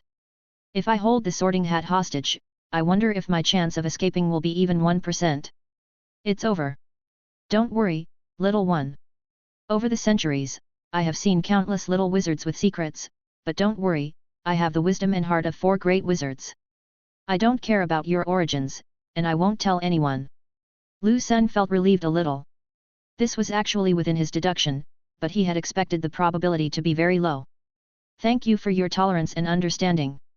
My little secret is not worth mentioning. I believe you must have met many people with special pasts like me, right? Lu Sen's heart moved, and he planned to ask if there were other time travelers. But the Sorting Hat is very strict. Oh, no, every child is unique, who can tell? I think we should place you in the right house as soon as possible, kid. Great, Mr. Sorting Hat, thank you for your help. After a brief silence, Lu Sen asked doubtfully, how is it? Which hospital do you think is more suitable for me to go to? I'm not picky. The Sorting Hat chuckled. Haha, are you sure? Smart kid, there is no doubt that you are not lacking in wisdom. Ravenclaw will allow you to make many like-minded friends. But don't forget that you also have the blood of an ancient wizard family in your body. Slytherin will allow you to realize your ambitions faster. Towards glory. Haha, as for greed, who doesn't have a greed? Hufflepuff will not reject an excellent little wizard like you. You can become the best among them. There is no doubt about that. Hey, thank you for the compliment. Nothing can be hidden from your clever mind. I think it's all right, Ravenclaw is. But... Before Lu Sen could make a choice, the Sorting Hat interrupted him and continued, what makes you unique and valuable is not your wisdom, bloodline, or anything else, but... Lu Sen's eyes lit up, but... It's courage, kid. What determines a person's success is the precious qualities hidden deep in his heart. Did you see my courage in fighting against the bullies who bullied the weak? Or did you see my pursuit of truth and my determination to conduct dangerous magic and technology experiments without fear of the Ministry of Magic Span? Or did you see my determination to invest everything in a junk company when I was a child? Or... Before Lu Sen could continue to beautify himself, the Sorting Hat couldn't stand it anymore. Bah, you shameless bastard, it's rare to see you talk about fighting, messing around, and taking advantage of others in such a nice way. Ahem, you are just being prejudiced. How could I fight? That was self-defense. We were so weak, helpless, and pitiful at that time. All right, let's not talk about that anymore. You dared to make up lies and tricks to deceive the smartest magical creature in the world. This is really brave. Oh, I remember you wanted to kidnap me and run away just now. You are really fearless. I think Gryffindor is very suitable for you. Although Lu Sen coveted Gryffindor, Gryffindor was the most difficult to achieve in his plan. At this moment, he was as happy as if he had won the lottery. Gryffindor. Lu Sen breathed a sigh of relief when the Sorting Hat called out the name of the house. After thanking the Sorting Hat, he walked briskly to the Gryffindor table and sat next to Harry. The Weasley twins greeted him happily not far away, welcoming him to the Gryffindor family. After all the young wizards were assigned, an old man wearing a star and moon robe and with a long silver beard stood up in the center of the teaching seats. Headmaster Albus Dumbledore. He opened his arms to welcome the students, and there was a light in his kindness eyes. Welcome everyone to Hogwarts to start the new school year. Before the banquet begins, I would like to say a few words. That is, fools. Crybabies. Scum. Twist. Thank you everyone. The students clapped their hands in confusion. The lower grade students were seeing such a strange speech for the first time and they exchanged glances with each other in confusion. Dumbledore sat back in his chair and snapped his fingers, and suddenly a wide variety of food appeared on the dining table. Lu Sen was also a little confused. He was still thinking about Dumbledore's extremely brief opening speech. Lu Sen had never seen this in his life. At that time, the school leaders' speeches took at least half an hour. No matter whether the students below were shivering in the rain or in the cold wind, the school leaders never cared about the students' lives. That's all? What do you mean? Lu Sen asked with a puzzled look on his face. Many first-year students were also completely confused, such as Harry. Is he a little crazy? At this time, Percy, who was across from them, whispered, what? He's a genius. The greatest Hogwarts headmaster ever. The best wizard in the world. But he's a little crazy. Do you want some potatoes? Only then did Harry notice the food on the plate. The child, who had never had a full meal since childhood, suddenly felt like he was in heaven. Lu Sen didn't take the grilled sausages, baked potatoes, fried steak, and grilled chicken legs seriously. The dishes were okay, with plenty of servings, but what the hell was going on with this big plate of mint candies mixed in with them? He took a bite of ribs and asked Percy, "Senior, what did the principal mean just now?" Harry also slowed down his chewing and turned to look over. Percy swallowed the potato, took a sip of pumpkin juice and said, "There are many theories. Some say it is a blessing from Latin magic runes, and some say it is a complicated riddle, but that is not reliable. It is actually very simple." Percy looked around. Although Ron didn't stop chewing the chicken leg, he also looked at the third brother who was supervising the students curiously. Hermione frowned, wondering if there was any relevant record in a history of Hogwarts. In the distance, several young wizards also leaned over and listened attentively. Percy liked this feeling very much. He continued. "Idiot, crybaby, scum, and twisted. These are the impressions or opinions of the students of the four houses on the other houses. For example, the little eagles of Ravenclaw, they think they are the smartest and everyone else is." Chapter 6. After dinner, under the guidance of the class leaders and supervisors, the students from the four colleges began to return to their dormitories. Climb through the intricate and randomly deformed stairs. Although Lu Sen felt it was novel, he was more helpless to complain because there were too many stairs and it was too troublesome. Most of the little wizards were in no mood to look at their surroundings, they were tired and sleepy.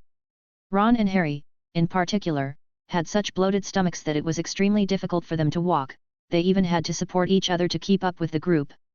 As they passed a corridor, Percy, who was leading the group, suddenly stopped.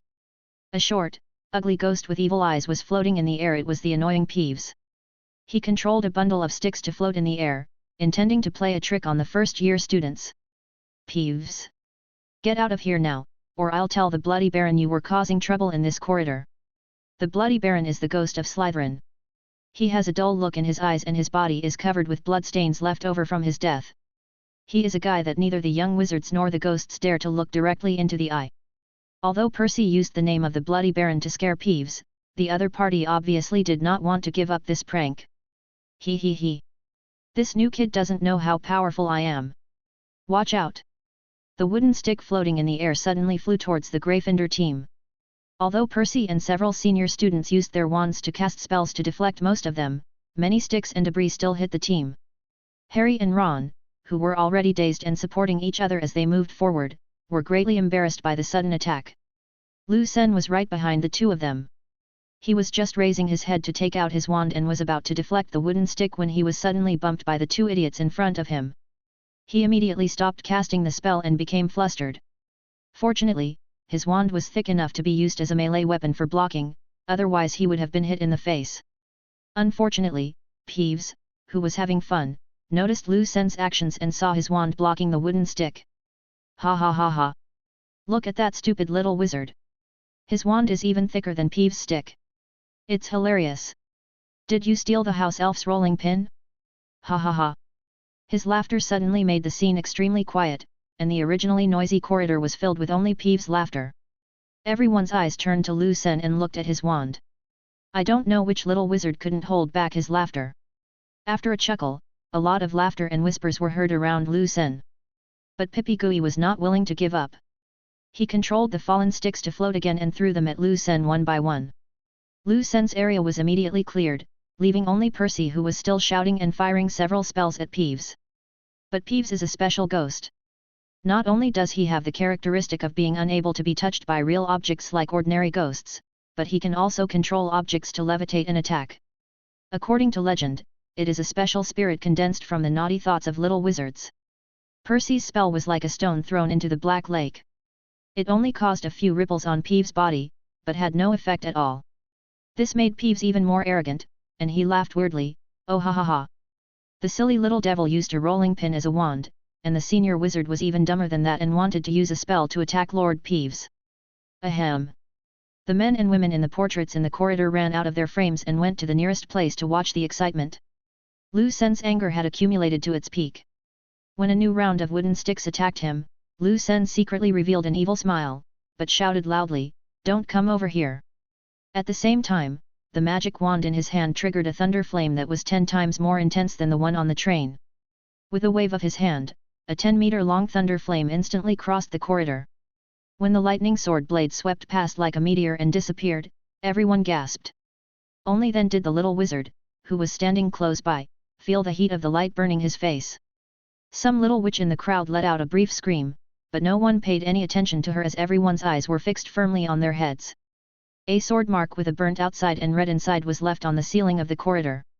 The bricks and stones were instantly burned into a dark red color by the high temperature, like lava that was about to melt. This is Hogwarts Castle. Every corner is protected by magic. Several picture frames near the ceiling were swept by the aftermath, broken into 2 pieces and slowly burning. The people in the painting were watching the fun somewhere else and luckily escaped the disaster, but they were all terrified at this moment. Peeves in the air had long disappeared, and a few sharp-eyed little wizards caught the scene. The moment the Lei Yan sword touched Peeves, his body exploded like a punctured water ball. The head was not completely shattered, but was blown away by the impact of the explosion, spinning through the wall and disappearing. Some panicked little wizard shouted in panic, "He killed Peeves. He actually killed a ghost."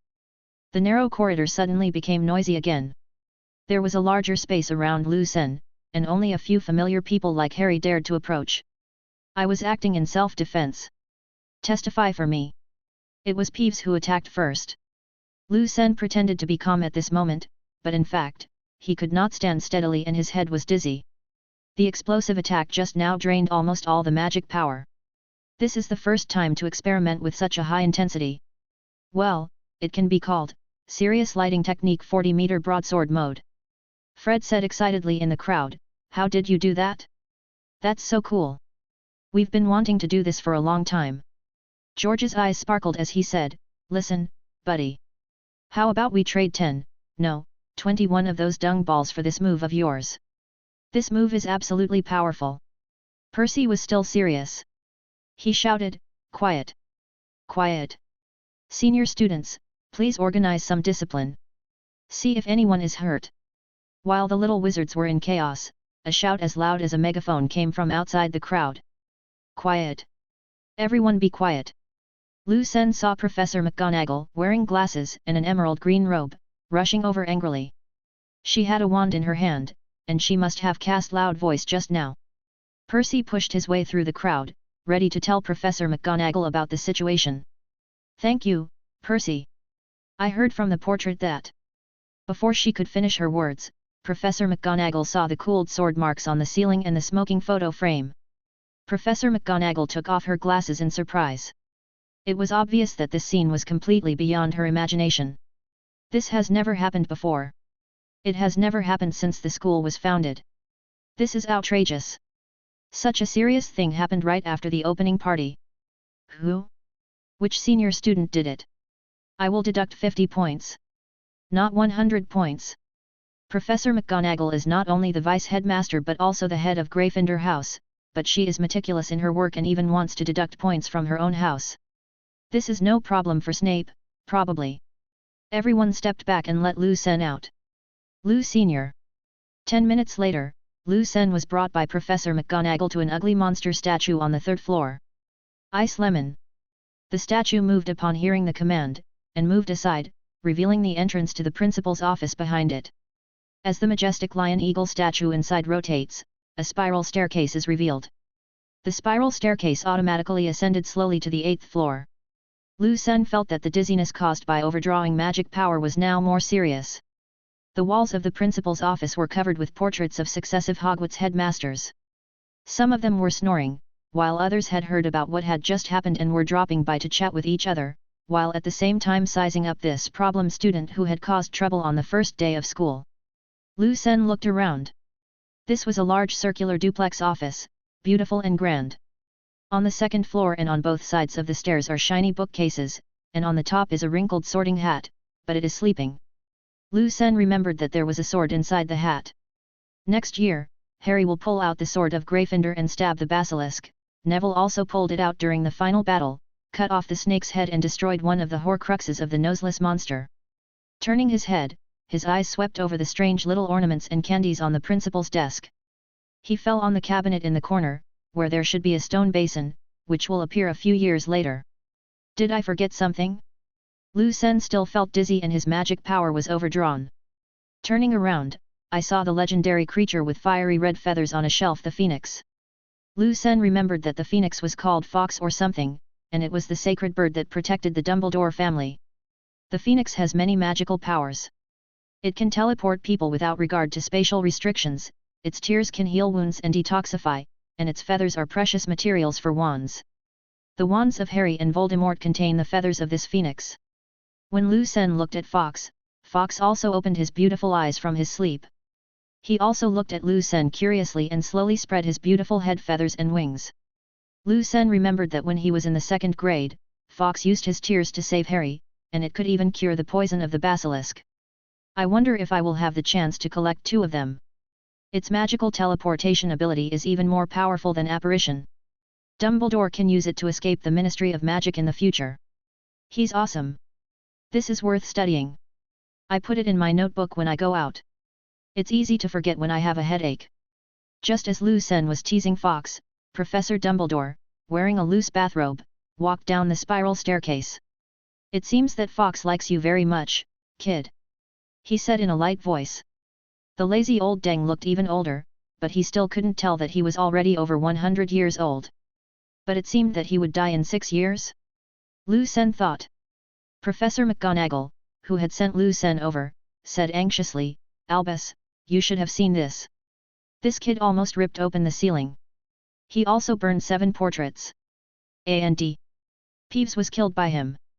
This is probably the most serious case of vandalism in history. Is it serious? 7 years later, the noseless monster brought his little brothers to kill and almost flattened the school. That would be serious. Lu Sen thought secretly.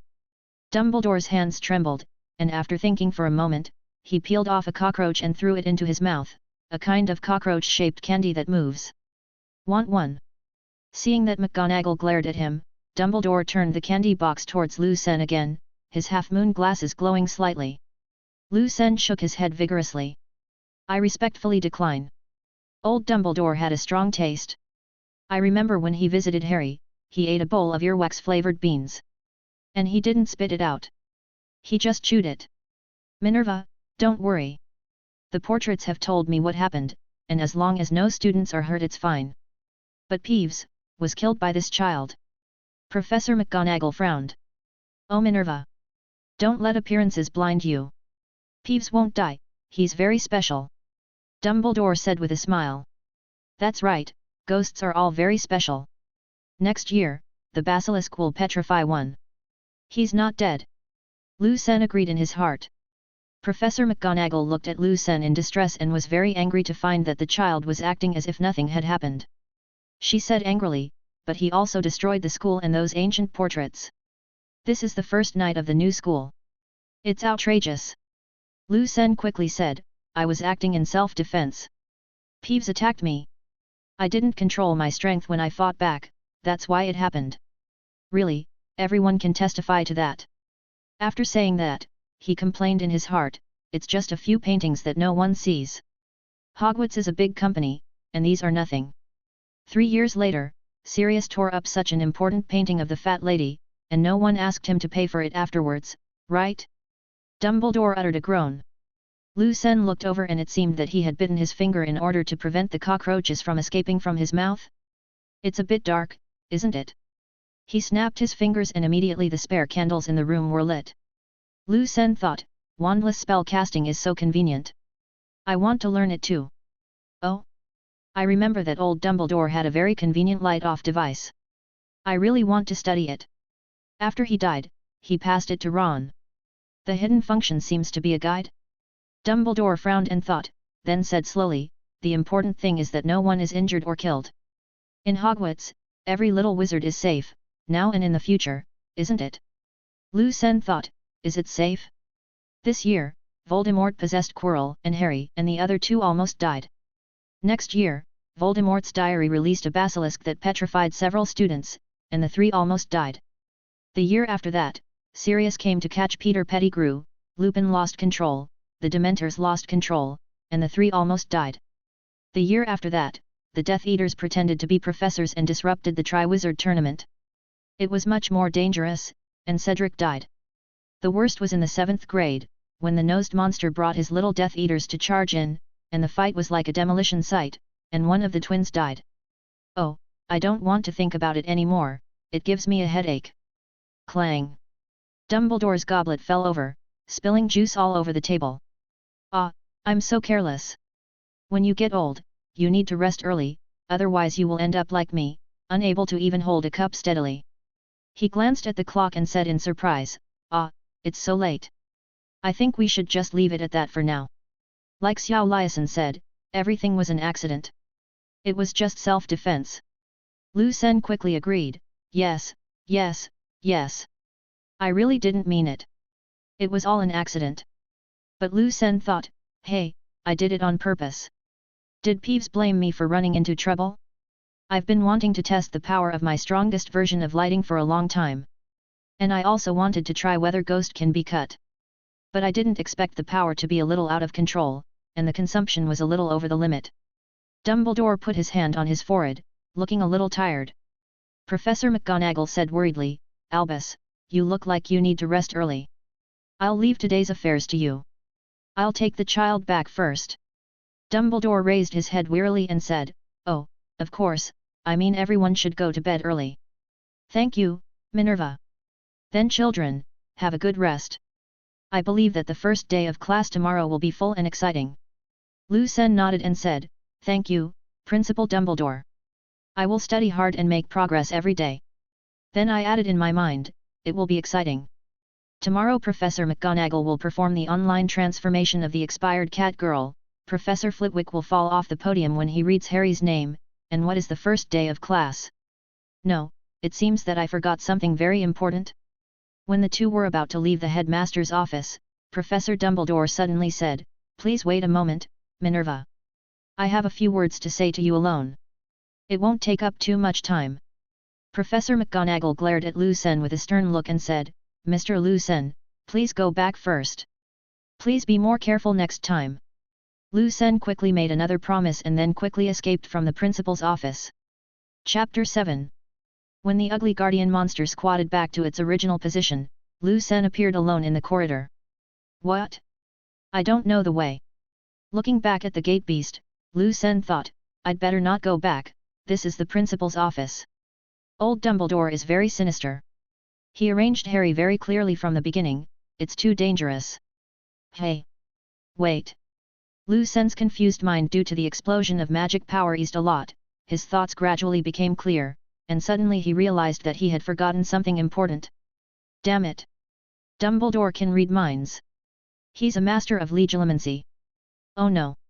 Didn't I get exposed just now? Are you thinking about something crazy? After thinking for a while, I suddenly broke out in a cold sweat. I can't remember what I was thinking about, but I had a severe headache just now. Oh! I hope Dumbledore's legilimency wasn't activated just now. It shouldn't be activated, right? Who would be so bored as to read the mind of an ordinary first-year wizard at any time? That's too perverted. Yeah, it shouldn't be exposed. Lu Sen comforted himself while fleeing quickly. When he was panting and leaning against the wall to rest, he had forgotten how many floors he had climbed and how many corners he had turned.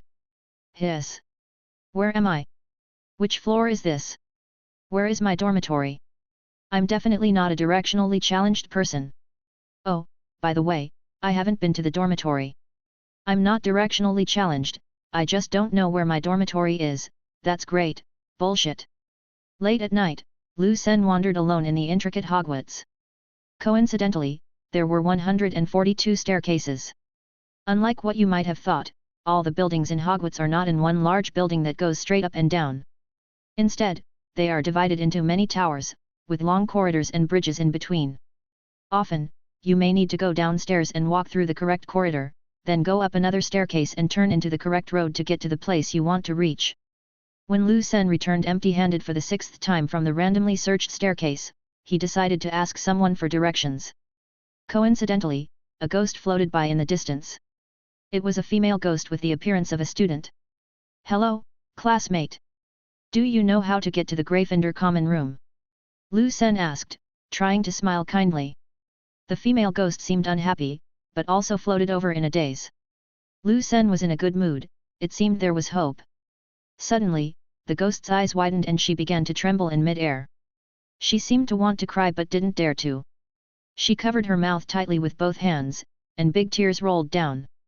She was clearly a ghost, but she had forgotten how to float away. She fell in mid-air, her legs tightly clamped together. As the trembling became more and more intense, Lu Sen was even worried that she would shake herself apart. I just want to ask for directions. You should be Myrtle, right? It's okay if you don't want to tell me. Don't cry. This ghost is Myrtle in the girl's room. She is the only young ghost with a ponytail, glasses, and school uniform. Her trembling had reached its extreme, and then suddenly turned into a series of shaking. Lu Sen saw a trickle of unknown liquid dripping from under her body. After a few seconds of silence, her crying finally broke out. Don't kill me.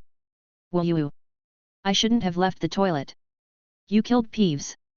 You scared all of us ghosts. Will you? A lot of ghosts I don't know are hiding in my toilet, and I came out because I had nowhere to hide. Let me go. When Lu Sen heard Myrtle's hysterical cry, his face was filled with black lines. He didn't know that the impact would be so great. His fame. His elegance and easygoing nature. This nasty Peeves, I really want to pull it out and chop it up again. It got it easy. Lu Sen wanted to say a few words of comfort to clarify his great and glorious image. But Myrtle, who was crying up and down, rekindled her desire to survive. She turned around and twisted in the air like swimming. Of course, she didn't forget to cry and beg for mercy the whole time. Myrtle desperately waved her arms and swam forward, finally passing through a wall and disappearing. Lu Sen was alone again, finding his way in the corridor. Next he set his sights on murals. But he still had a hard time making progress. No matter where he went, the portrait was empty. Even a chicken or a dog in the painting, as long as it was a living thing, would be taken away by the people fleeing, fearing that Lu Sen would leave no one alive. The sharp-eyed Lu Sen discovered that as long as he changed direction, he could still see the little people hiding in the picture frame in the distance. But they would immediately call their friends to run away. No matter which direction Lu Sen went, there was nothing. What kind of question is that? There is nothing at all. At this moment, Lu Sen heard a clanging sound coming from the picture frame in the distance, getting closer and closer. Lu Sen suddenly became alert. I saw a short and fat knight in armor, riding a fat pony with dark grey stripes, trotting towards Lu Sen through the paintings. In a painting behind the knight, a person hiding under a table is still persuading him not to get close. When the knight's chubby horse passed by a landscape painting, it was attracted by the green grass on the ground. The sudden stop caught the knight off guard. He fell off the chubby horse in a very embarrassing way, and when he got up again, he spat out a mouthful of green grass. The knight began to pull at the fat horse's reins, cursing, but he failed. The fat horse was concentrating on eating grass and ignored him. The knight took a step forward helplessly, and ran to the picture frame in front of Lu Sen, drawing one picture after another. He drew the long sword from his waist and shouted, "Is it you? Destroyed that dirty and noisy bastard? That scoundrel dog? Oh ha!" Lu Sen blinked and said, "If you are talking about Peeves, then it was me, but I was acting in self-defense." The knight let out a sharp laugh and swung his sword excitedly, but he didn't pay attention to his feet and fell flat on his face. His armor made a clanking sound, and he finally used his sword to support his body and staggered to his feet again. Lu Sen asked, "Are you okay?" The knight said happily, "It's all right. I'm fine. Comrade. My most loyal, reliable, bravest, and fearless comrade. I, Sir Cadogan, have finally avenged my great revenge." "Peeves? What did he do to you?" Lu Sen asked puzzledly. "That despicable rogue, that filthy raider. He always smears ink all over my paintings. And that cowardly bastard never fights me. Never." Cadogan gritted his teeth. Lu Sen is not interested in their grudges, he just wants to find a way. So he tentatively said, "Sir Cadogan, right? Could you please help me find the Gryffindor common room?" "Oh. Don't talk about trouble. My most brave and fearless comrade. Search. I am very good at this task. Follow me closely. Comrade. Let us overcome all obstacles and move forward." Sir Cadogan said passionately, and his whole body became excited. He struggled to pull out his sword that was stuck in the ground and began to lead the way. Lu Sen felt that although this knight was a little neurotic, like Don Quixote in the novel, it was still quite gratifying that someone finally led the way. Knight Cadogan found the fat little horse that was grazing, and after pulling and tugging he finally got the horse off the grass again. The knight on horseback was much faster. Lu Sen had to stare carefully at the paintings on the wall and trot along to avoid losing the knight as he clanged through the picture frames. Behind the largest portrait in front is the Gryffindor common room. My dearest comrade. We have successfully completed this mission. Don't forget that you will always have an upright, selfless, brave, and fearless comrade. Sir Cadogan is always willing to fight alongside you. Goodbye. Lu Sen cooperated and said, Goodbye comrade. My name is Lu Sen. If you encounter evil enemies again, you can come to me. Thank you for leading the way for me. After bidding farewell to the crazy knight, Lu Sen quietly looked at the corridor in front of him. There were a few faint snoring sounds coming from the picture frame over there. It seems that Lu Sen just jogged all the way and got rid of the large group of portraits who were hiding and communicating with each other. This place is far away from the floor where Peeves was angrily cut, and it is also far away from Headmaster Dumbledore's office. It's great that the fear of the portraits didn't spread to this side. Lu Sen walked up to the portrait of the fat lady, a fat noblewoman wearing a pink aristocratic dress and an ugly curly wig. She had unnatural blush on her face and her clothes were very old-fashioned. Ahoy! Ahem, good evening ma'am. Could you please open the door? The fat lady's snoring was interrupted. She closed her eyes with a hint of displeasure and said impatiently, Password. Lu Sen scratched his head and rubbed his hands embarrassedly. I'm sorry, can you please be flexible? I'm a first-year student and I don't have time to learn the passwords. Please give me the password. I just came back from the headmaster's office. Dumbledore wants to ask me something. And Professor McGonagall can vouch for me. No entry without a password. Lu Sen knew that it would be difficult to convince this fat lady, but it would be rude not to try. It was already very late at this time. He was already sleepy and tired, and gradually lost his patience. Really can't open it. Everyone has to say the password. The fat lady said unhappily, No one can pass by me without the password. If you don't have the password, leave immediately. Don't disturb my rest. What time is it? Lu Sen remembered that Sirius Black threatened the fat lady to open the door by tearing up the canvas, so it seemed that he had to use some tricks. Ah! What a headache! In that case. Fluorescent shining. Lu Sen took out his magic wand and activated the ordinary lighting technique Thunder Flame mode. He used the lightning sword as a lighting tube, approached the fat lady's portrait and muttered to himself, I heard there's a pear in the painting. If you scratch it, the door will open. Where is it? The fat lady opened her eyes and sneered, Stupid kid. This is not the kitchen. Did you learn fluorescent glow from a muggle? My grandmother uses it better than you. Wait. What is this? The lightning flame on the sword is no joke. It was a high-energy magic flame inspired by plasma. In addition, it was also filled with dangerous thunder. The temperature of this kind of lightning flame is very alarming. Lu Sen and his father Lu Qiuzhong have tested it and found that the temperature of the sword tip easily exceeds 1000. Even if you get close to the sword, the temperature emitted can ignite clothes and burn skin. The fat lady is a magical portrait, and the foundation and weakness of the portrait are the canvas and the frame. Take it away. I'm about to get turned on. For Merlin's sake. Lu Sen acted as if he didn't hear anything and continued to shine the light of Lei Yan up and down. Where is it? The hidden switch? As a Gryffindor student, I can't even open the door to the common room. I'll try to turn up the light. Afterwards, he slightly increased his magic output. The exhausted magic power had been restored a lot, and the ordinary thunder and fire mode could last for a while. The fat lady was so frightened that she started fanning her face with her chubby hands. Oh, it's too hot. I'm going to get roasted. It's so hot. Lu Sen waved the wand in his hand, seemingly nonchalantly, but in fact he unscrupulously stopped the fat lady who was about to escape. The fat lady's voice was panicked and excited. I know who you are. They said there was a new ghost killer. The portrait butcher. I thought it was a joke. Now I believe it. You are the scary Gryffindor imp. Lu Sen took away the wand in his hand. Who gave me this nickname? It's so ugly. I think the light of Gryffindor, the thunder of Hogwarts.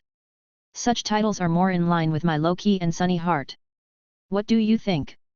At the end, Lu Sen seemed to inadvertently point the tip of Lei Yan's sword slowly towards the fat lady who was trying her best to hide.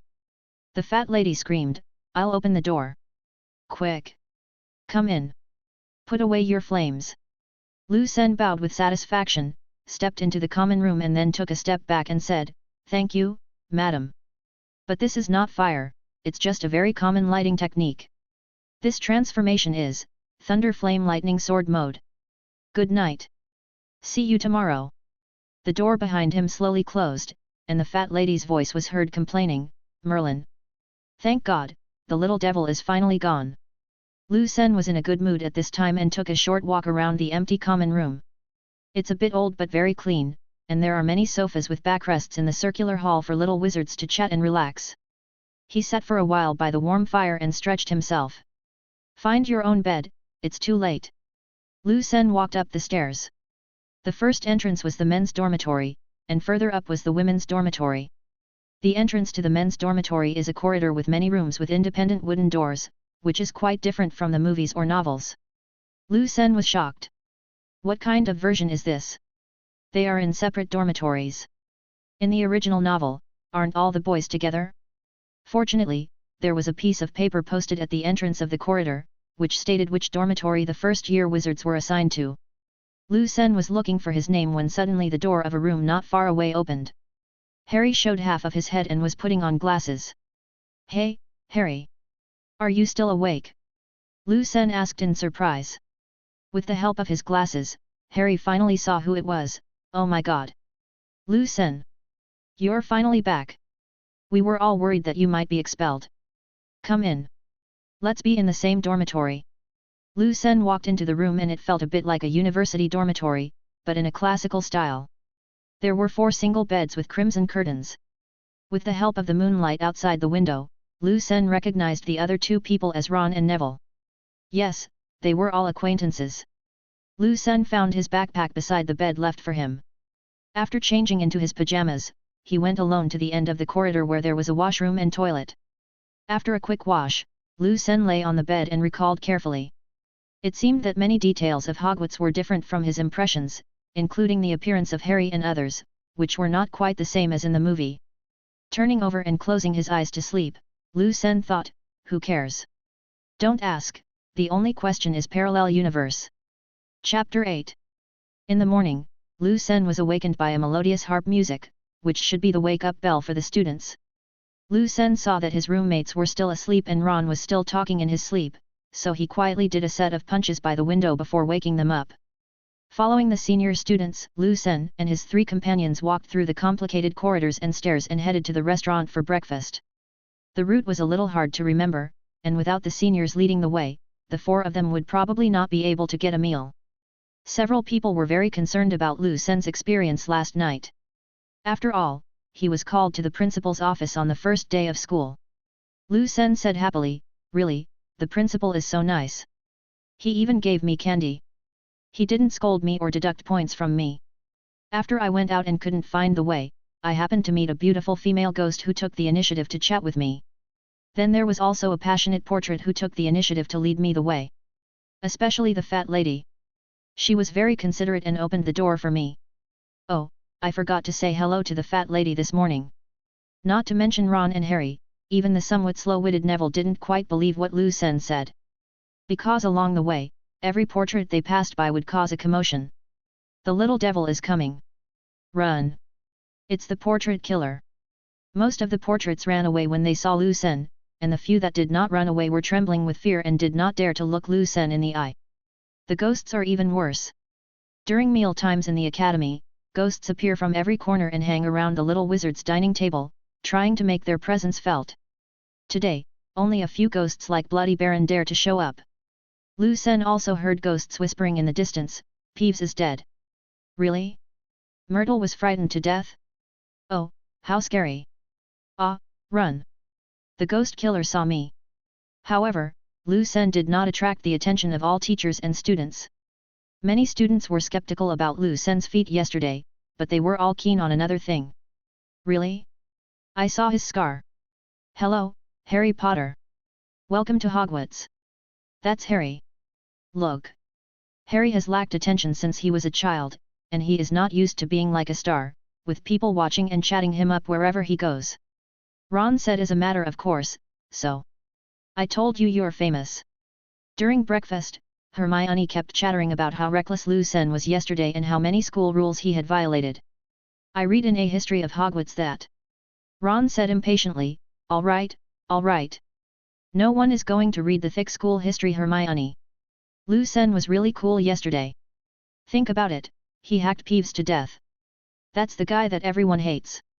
Lu Sen took a bite of toast and explained to his classmates, I was acting in self-defense. I didn't mean to do that. You know the situation at that time. And Headmaster Dumbledore said that Peeves won't die easily. It's very special. Hermione didn't argue any further as this year's timetable was handed out at breakfast. In the morning there is Professor McGonagall's Transfiguration class, which starts at 9 o'clock. There is still time for the little wizards to go back to the dormitory to get their books. Lu Sen patted his backpack and said, I have all my books with me, but I can go back with you to get the books. I'll just consider it as exercise.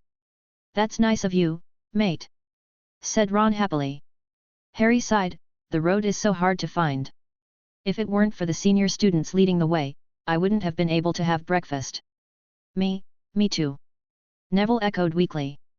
Hermione shook her head and said, I'm not going back. It just so happens that the Elementary Transfiguration Guide is among the books I read for entertainment in the morning. Several people glanced at the thick pile of books on Miss Know-it-all's dining table, looked at each other, and expressed shock. You call that pile of books morning reading? Ron whispered. Of course, what he got in return was a roll of the eyes from classmate Hermione. At this time, chirping sounds and flapping wings came from above the hall. It was the owl delivering the letter. Hundreds of owls, big and small, threw letters and packages to the little wizards. Suddenly feathers and bird droppings flew everywhere, and letter paper and gifts fell to the ground. Neville, Ron, and many other young wizards from wizarding families received letters from their families, congratulating them on their successful sorting. Percy also received a copy of the Daily Prophet, which many wizards who were interested in current affairs subscribed to. The animated news photos and changing crossword puzzles also attracted Lu Sen's father Lu Qiuzhong so much that he bought a lot of them before school started. However, this convenient way of delivering mail is not perfect. In addition to flying feathers and bird droppings, there are also careless birds that fall into the food plates. The process of delivering the letter also officially announced the end of breakfast. When the four boys stood up, suddenly a ghost behind them called Lu Sen. Mr. Lu Sen, can I spare you a moment? They turned around and saw that it was Sir Nicholas, also known as Nearly Headless Nick. Good morning, Sir Nicholas. Is there anything wrong? I'm just going back to the dormitory to get a book. Lu Sen asked puzzledly. Nicholas was not as calm as usual, and said a little embarrassedly, I'm sorry. But I don't think I will take up too much of your time. There is something very important to me. Only you can help. Lu Sen became interested and he roughly knew what was going on. Seeing that Nicholas wanted to talk to Lu Sen alone, Ron and the others had no choice but to follow the senior students back to get the books. Lu Sen also specifically reminded the three people, don't be late. That's Professor McGonagall's class. After saying goodbye to a few people, Lu Sen followed Sir Nicholas to an empty corner. Lu Sen asked first, Sir, please tell me, is there anything I can help you with?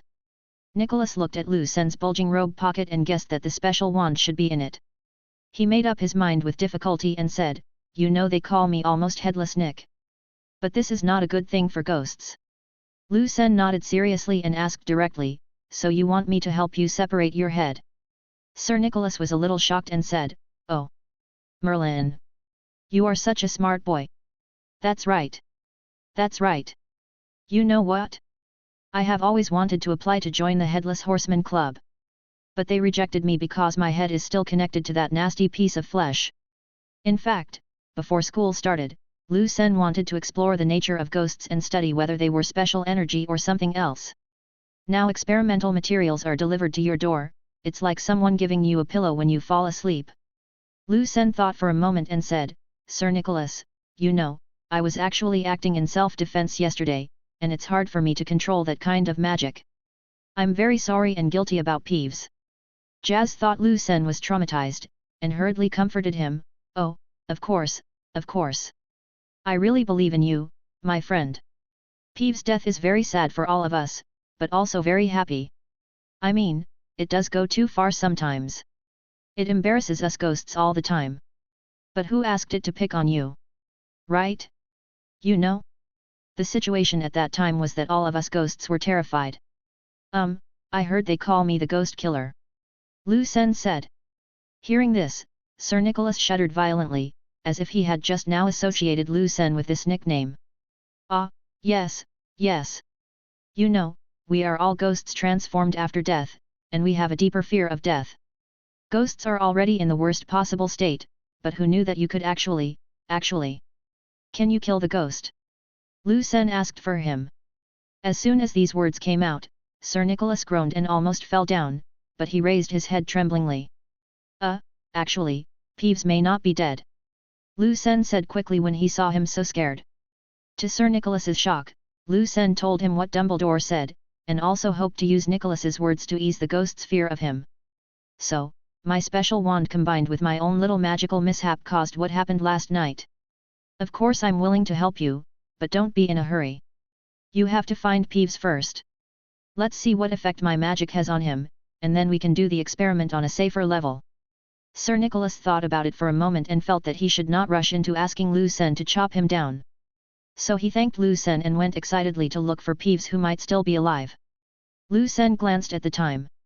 Only 10 minutes had passed since his conversation with Sir Nicholas, so there was still plenty of time before class. Harry and the other two should have gotten their textbooks by now. With his reminder, perhaps they won't be late and get scolded.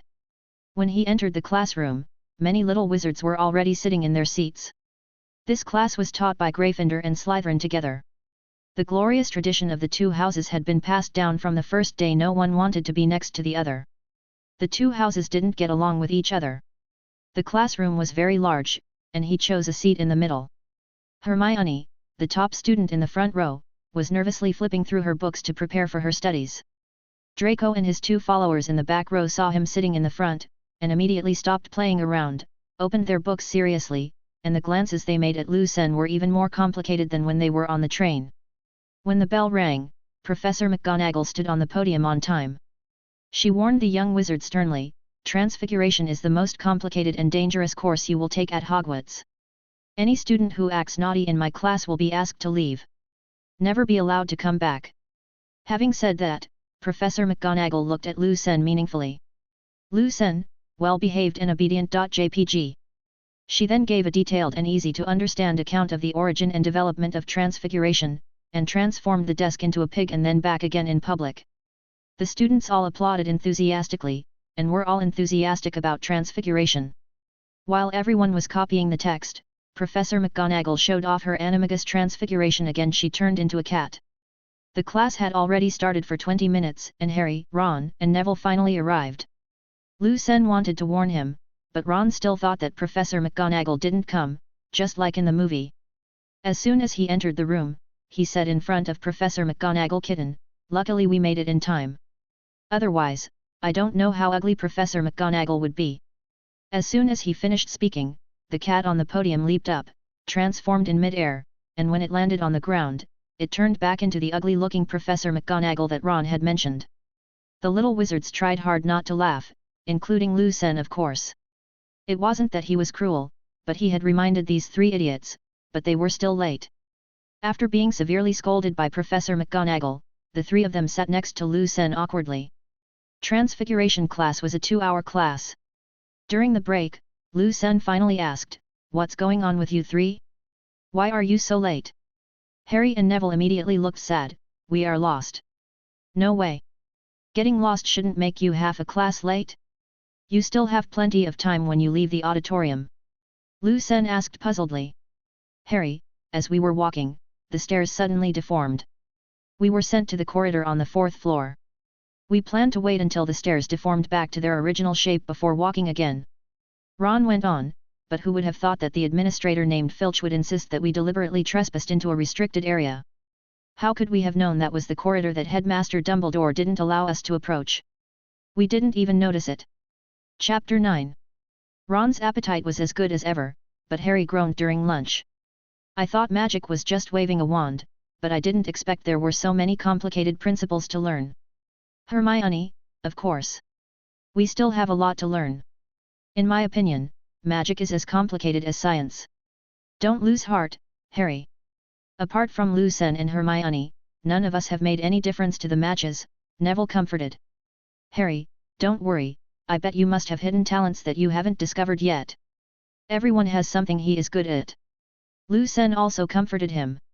He knew that Harry was at least good at Quidditch. Every little wizard here loves Quidditch very much, and you can hear discussions about flying broomsticks whether they are eating or walking. For example, Malfoy boasted that he was good at flying and almost crashed a Muggle helicopter. Of course, he was bragging. But Ron said that he almost hit a Muggle fixed-wing glider when he was a child. The young wizards are passionate about Quidditch, a broomstick-riding sport, as much as Muggles are about football and basketball. But this is a pain for Lucen. Before school started, Lucen bought a Nimbus 2000 in Diagon Alley. Although the main purpose was scientific research, when Lucen got home he found that he lacked talent in this area. As the current top-level racing broom, the Nimbus 2000 is first class in the magic world in terms of design, workmanship, controllability, and sensitivity. But when Lucen experimented in the basement, he found that he couldn't even make the broom float. I'm so angry. I really want to dismantle it. Lightwheel 2000, but I guess Lu Qiuzhong has already dismantled it many times. After lunch, they returned to the dormitory. At Lucen's suggestion, Harry and his friends put all their textbooks in Lucen's backpack. This way, they didn't have to go back and forth, and could focus on dealing with the changing stairs and the steps that might disappear at any time. The first class in the afternoon was the Charms class taught by Professor Flitwick, head of Ravenclaw, a short wizard with goblin ancestry who had visited the Lucen family before school started. How short is he? During class, he stands on a pile of books, otherwise he can't see the students. Not surprisingly, when Harry's name was read during the class roll call, Professor Flitwick fell down in excitement. Fortunately, his attainments in magic were very high, and his lectures were kind and humorous, so Lucen and the others listened very carefully. Another thing that made them happy was that they had this class with the little wizards from Ravenclaw. They were much kinder than the Slytherins, and they were all smart and eager to learn. Faced with a large number of competitors who loved studying as much as she did, the know-it-all Hermione still won 5 points for Gryffindor by actively speaking in class. Hermione seemed very happy after winning the game back. She was grinning from ear to ear, revealing her signature big buck teeth. Ron saw this and smiled secretly under the table. Lucen thought, brother. Smile. Maybe these will be beautiful memories for both of you in the future. But what bothered everyone was that Flitwick wanted everyone to learn the basic theories of spells before they could actually cast them. It made sense, as according to the original book, they practiced the levitation spell on Halloween. You must know that the destructive power of the little wizard is still very strong. Wrong casting and careless attitude can make a simple spell have dangerous and deadly effects. For example, there was a wizard named Baruffio in history. When he was reciting the levitation spell, he made a mistake in pronouncing it, and ended up summoning a wild bull out of thin air that stepped on him. Hearing this, Lucen had a bold idea. He. No, it's too dangerous. An adult bison weighs more than 1,000 pounds. If someone stepped on it, it would. With a cookie, it would be crushed to pieces. After getting rid of the terrible, tempting, thoughts in his mind, Lucen concentrated on learning theoretical knowledge. The last class of the afternoon was herbology. Lucen and all the students from the Lion Academy had to accept that this was another class they would take together with the Snake Academy. In the humid and warm greenhouse, the little wizards learned about many magical herbs. But there is basically no danger. For example, the crying of the mandrake can make people unconscious, and you have to be in the 2nd grade to come into contact with it. Malfoy grumbled in class, thinking that things like changing the soil and applying fertilizer should be done by servants. Wearing dragon skin gloves, the young wizards, under the guidance of the kind and plump Professor Sprout, head of Hufflepuff, mixed dragon dung and wood ash into the soil pile to make a nutritious soil suitable for most herbs. Apart from having to endure the stinky smell, most of the little wizards had a lot of fun. I wonder if there is a spell like the bubble head spell that can filter out the smell. Lucen made a note of this and prepared to study it. He didn't want to endure this unpleasant smell. It was too addictive. After class, the first thing the little wizards did was to go back to the dormitory to take a shower. Lucen also noticed that Neville was particularly interested in the flowers and plants here, and remembered that he would take over Sprout's job in the future. After dinner, Ron took out a set of wizard chess. He was an expert at this. Harry and Neville were no match for Ron. The few chess pieces they had left were beaten to pieces by Ron. Wizard chess has the same rules as the chess played by Muggles, but each chess piece is enchanted and can move and hit people. You just need to tell which chess piece to go where, and they will knock down the opponent according to the rules. Lucen, do you want to play a game? Ron said happily. No, I don't want to be abused. You guys go play, I'm going to the library to check something. After saying that, Lucen walked out of the common room alone, trying his best to put on a friendly smile along the way, otherwise the portraits on the wall would run away again. The library is located on the 5th floor. It has a huge collection of books, with thousands of bookshelves. Madame Pants is the librarian here. Not to mention destroying books, anyone making a loud noise in the library will be immediately criticized. The study atmosphere here is quite good. Little wizards in groups of 3 or 4 are flipping through books attentively under the bookshelf. Many senior students are looking up information here and copying it down on parchment from time to time. Lucen paced between the rows of bookshelves. There was a lot of information he wanted to look up. But there were 2 most urgent problems that needed to be solved. The first was brain occlusion. Occlumency is a kind of advanced magic, a special wandless spell that can block mind reading. Harry will learn it in his senior year to isolate Voldemort's detection. Professor Snape is a master of occlumency, otherwise he wouldn't have been able to act so well in infernal affairs under Voldemort. Secondly, Dumbledore must know how to do it, and it seems hard to imagine what magic Dumbledore doesn't know. But Lucen definitely didn't dare to ask these 2 for advice. He knew how much dark history and sad things Harry had exposed when he was practicing occlumency. Speaking of infernal affairs, Lucen remembered that the arrogant Malfoy also learned the brain block technique later. It was taught to him by Voldemort's capable subordinates. Let him attack Hogwarts from inside and outside. Lucen didn't dare tell anyone about his identity as a time traveler. There was no way he could get over the hurdle of the sorting ceremony. In Dumbledore's office, he was in a daze and neglected to take precautions. Maybe he couldn't take precautions. But Lucen still wanted to close his mind as soon as possible and lock all the secrets in his heart. The second point I want to solve is the problem that Lucen has been struggling with since he entered the magical world, his rolling pin-like wand.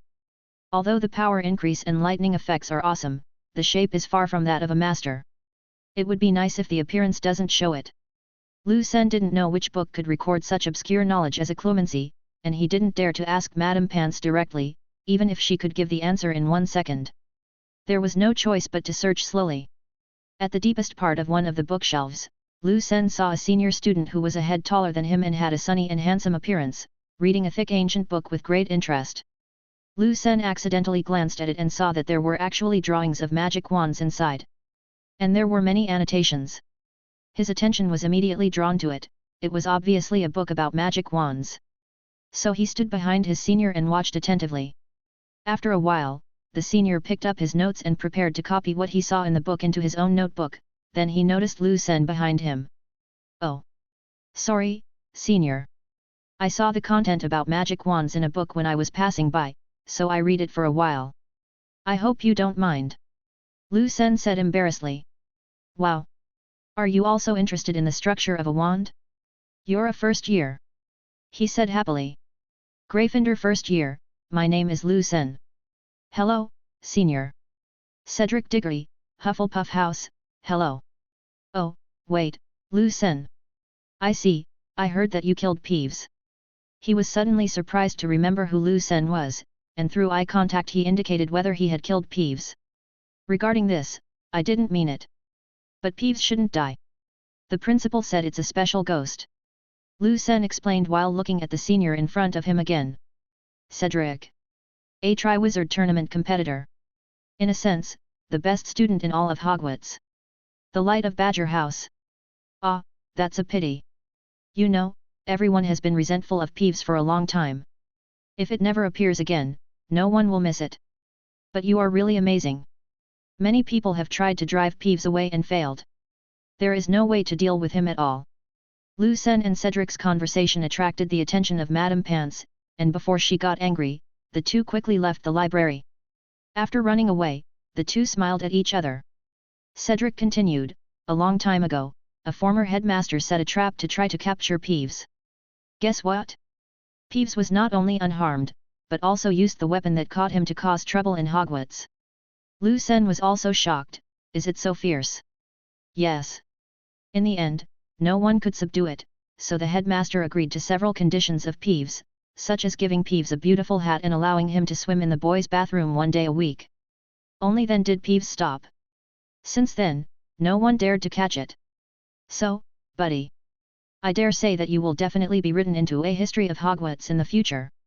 Lu Sen laughed dryly and said modestly, it's okay, it was actually an accident. I don't know how I could use such a powerful move. Cedric suddenly thought of something and said, by the way, you were interested in this book just now, right? Then he handed the borrowed book to Lu Sen. Appreciation of Ancient Wizards Spell-Casting Props. Lu Sen took the heavy book, opened it and flipped through a few pages. It not only explained magic wands, but also introduced many strange and bizarre spell-casting props. Very good. This is exactly the book I'm looking for. You can read it first. Lend it to me when you're done. Lu Sen closed the book reluctantly. Cedric, it's okay, I've already read the parts I'm interested in. There are only a few pages about wands. If you only want to read books about wands, I can recommend you a few. Lu Sen was so happy. He was just worrying about how to find relevant books, so he hurried to express his gratitude. Cedric was the Hufflepuff seeker. He took some time to read a book and do some training. He made an appointment with Lu Sen to discuss this next time and then left. Lu Sen returned to the library to find several books recommended by Cedric. The Development and Change of Magic Wands, The Most Loyal Companion, The Magic Wand, The Basic Structural Principles of Modern Magic Wands, Spellcasting Materials and Alchemy. Pack them all up and borrow them. Lu Sen walked out of the library with heavy steps. Thinking of the long journey back to the dormitory, he suddenly missed the backpack he forgot to bring. It's impossible to move the books back step by step over such a long distance. I'm a wizard. Lu Sen thought, putting down the pile of books in his hands that almost blocked his vision. After thinking for a while, he came up with an idea. I can use the levitation spell. Seeing that no one was around, Lu Sen whispered the spell Wingardium Leviosa. The book was hit by the small lightning that shot out from Lu Sen's magic wand, but there was no reaction. Lu Sen was not angry. After all, the levitation spell should be practiced from light feathers. He felt it carefully and recalled the key points of the spell in the book. Concentrate, chant the spell again, flick your wrist, and release the magic. With Lu Sen's high concentration, he seemed to feel the whole process of casting the spell again. The magic power in the body is mobilized, refined and restrained when passing through the magic wand, and when it comes into contact with the object being cast, the magic power unfolds into a complex magic operation structure, and a mysterious rule can be vaguely felt. The book then broke free from gravity and floated up, as if it was supposed to. For some reason, Lu Sen let out a sigh of satisfaction, feeling a sense of pleasure at having found order. At this moment, a miserable cat cry sounded not far away. Hiss! Whose cat's meow is so unpleasant? Lu Sen got goosebumps. In the blink of an eye, a skinny cat with messy fur and bloodshot eyes was looking at Lu Sen fiercely at the corner. Mrs. Norris. Lu Sen knew about this cat. Harry and Ron had encountered it before, and the twin brothers had also mentioned it. This cat was very clever, and it would immediately discover any illegal behavior of the little wizards, and then... Meow! Mrs. Norris turned around and ran away to inform the caretaker Filch. Damn it! This prodigal cat! Did I make any mistakes? Lu Sen looked at himself, then at the book floating in the air. Chapter 10. I forgot that magic is not allowed in the corridor. Lu Sen controlled the floating book and ran away. When he ran down the far corridor and was about to turn into the Gryffindor common room, he heard Filch's voice around the corner. Dear! How far is it? Filch panted, and the keychain on his waist jingled. Lu Sen's position would be seen by Filch if he took one step forward. He couldn't help thinking, it would be nice to have an invisibility cloak. Or even the ability to turn invisible. He adjusted his posture, quickly controlled the floating books, and slowly placed them on his arms. The weight of the books made Lu Sen stagger. By this time Filch had passed the bend and found Lu Sen under the guidance of Mrs. Norris. Filch may be only in his 60s, but he looks very old and has nothing like the tall, white-bearded grandfather like Dumbledore. Filch is more like a shrewd old man in a remote mountain village in the Middle Ages, with sparse hair, broken and yellow teeth, dirty and ragged clothes, and he always likes to look at every little wizard with a sly smile. Filch was holding a dirty chandelier, and the flickering yellow flame made him look even more eerie. He looked at Lu Sen with a bad face, and asked his cat with a smirk, "Dear, is that him? The little wizard who did something bad?" Lu Sen said calmly, as if nothing had happened, "Good evening, Mr. Filch. And Mrs. Norris. What's the matter?" Filch used his oil lamp to shine up and down at Lu Sen at close range, trying to find any clues that he had done something wrong. "Haha, the naughty wizard was caught by my Lady Loris. No matter how deep he hides or how secretive he is, it won't work." He looked down at the cat and said, "Right, dear." What came in return was a hoarse cat's meow. Lu Sen said calmly, "I'm afraid you have misunderstood Mr. Filch. I'm just carrying a pile of books and preparing to go back to study. I haven't violated any school rules." Filch said viciously, "You are full of lies. You damned little wizard. I really hope the headmaster will allow me to use a sling and those cute little torture instruments. Hang you up and give you a few good whippings. Then you will tell everything." Lu Sen smiled, and he continued to argue, "I'm afraid that lynching students is against the rules and laws, Mr. Filch. If there is nothing else, I have to go, these books are not light." Filch, however, arrested Lu Sen without further ado and dragged him all the way to his office. Lu Sen helplessly put the book on Filch's desk, shook his sore hands, and looked around. This is a small room behind the stairs on the first floor. It has no windows and is dark and dirty. A dim oil lamp above illuminates the low ceiling. Along the wall was a row of filing cabinets filled with records of the little wizard's misdeeds and confiscated contraband. I don't know how the Weasley brothers found the Marauder's map among so many cabinets. Besides, in a few years, the Weasley twins' confiscated items will fill up 2 whole cabinets. These 2 guys are really talented. On the other wall of the room were hung various handcuffs and torture instruments, each of which was polished to a shine by Filch. Lu Sen was amazed and his nose wrinkled as he smelled a strong smell of grilled fish. "Ah, Mrs. Loris' only snack is grilled dried fish? No wonder she is so thin and weak, and her fur color is not good," Lu Sen said as he fanned the smell from his nose. Filch was stunned for a moment. "What? How do you know?" "Oh, that's none of your business. My Mrs. Norris likes to eat grilled dried fish." Filch hung the oil lamp on the low ceiling with great effort, then turned around and said viciously, "All right, kid. Now tell me. What good deed have you done?" Mrs. Norris saw it all. When Lu Sen saw him clumsily hanging the oil lamp and thought of how hard he tried to clean the huge school with his bare hands, he couldn't help but feel that the old man was a bit pitiful. "Mr. Filch, it's really not easy for you to endure the pranks of little wizards in a magic school. I mean, everything has to be done by hand, right? If you use magic, it can be done with a wave of your hand." But Lu Sen's sympathy did not earn him tears of gratitude. Filch's face flushed, his fists clenched, and he shouted excitedly, "You damned brat! You! How dare you say I'm a squib? I'm going to take you to see the headmaster. You unreasonable guy! I'm going to hang you upside down and whip you." Lu Sen was so angry that he laughed. He thought that there must be something hateful about pitiful people, so he stopped being friendly. "Filch, I was just chatting with you out of pity for you. How could you make up something I didn't say? Besides, I didn't break any school rules, but you dragged me so far. Do you know how much of my precious time you wasted?" Filch remained unmoved. He shouted with a red face and thick neck that he wanted to find the principal, spitting out saliva. Lu Sen quickly dodged. "Looking for the headmaster? Are you going to go find him? It's not like I haven't met Headmaster Dumbledore before. Professor McGonagall even took me to see the headmaster last night. And guess what? The headmaster even treated me to candy. And then everything was fine. You're still scaring me with the headmaster." Lu Sen wanted to continue speaking, but found that Filch had stopped spitting. He blinked his eyes tremblingly, as if he just saw clearly that there was another person in his room, and his expression became increasingly excited. Lu Sen was frightened by the stare, so he took a step back and took out his magic wand. Hey!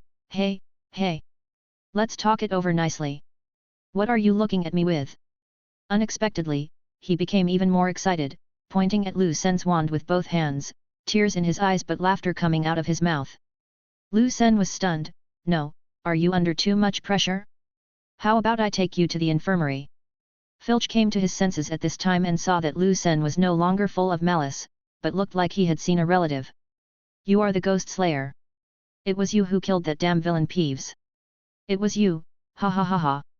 Lu Sen breathed a sigh of relief. Ah, you are talking about what happened last night, I was right. He looked up at the ceiling at a 45-degree angle and said in a pretentious manner, I was the one who killed Peeves. Filch held Lu Sen's hands without saying a word, and was so excited that he couldn't speak.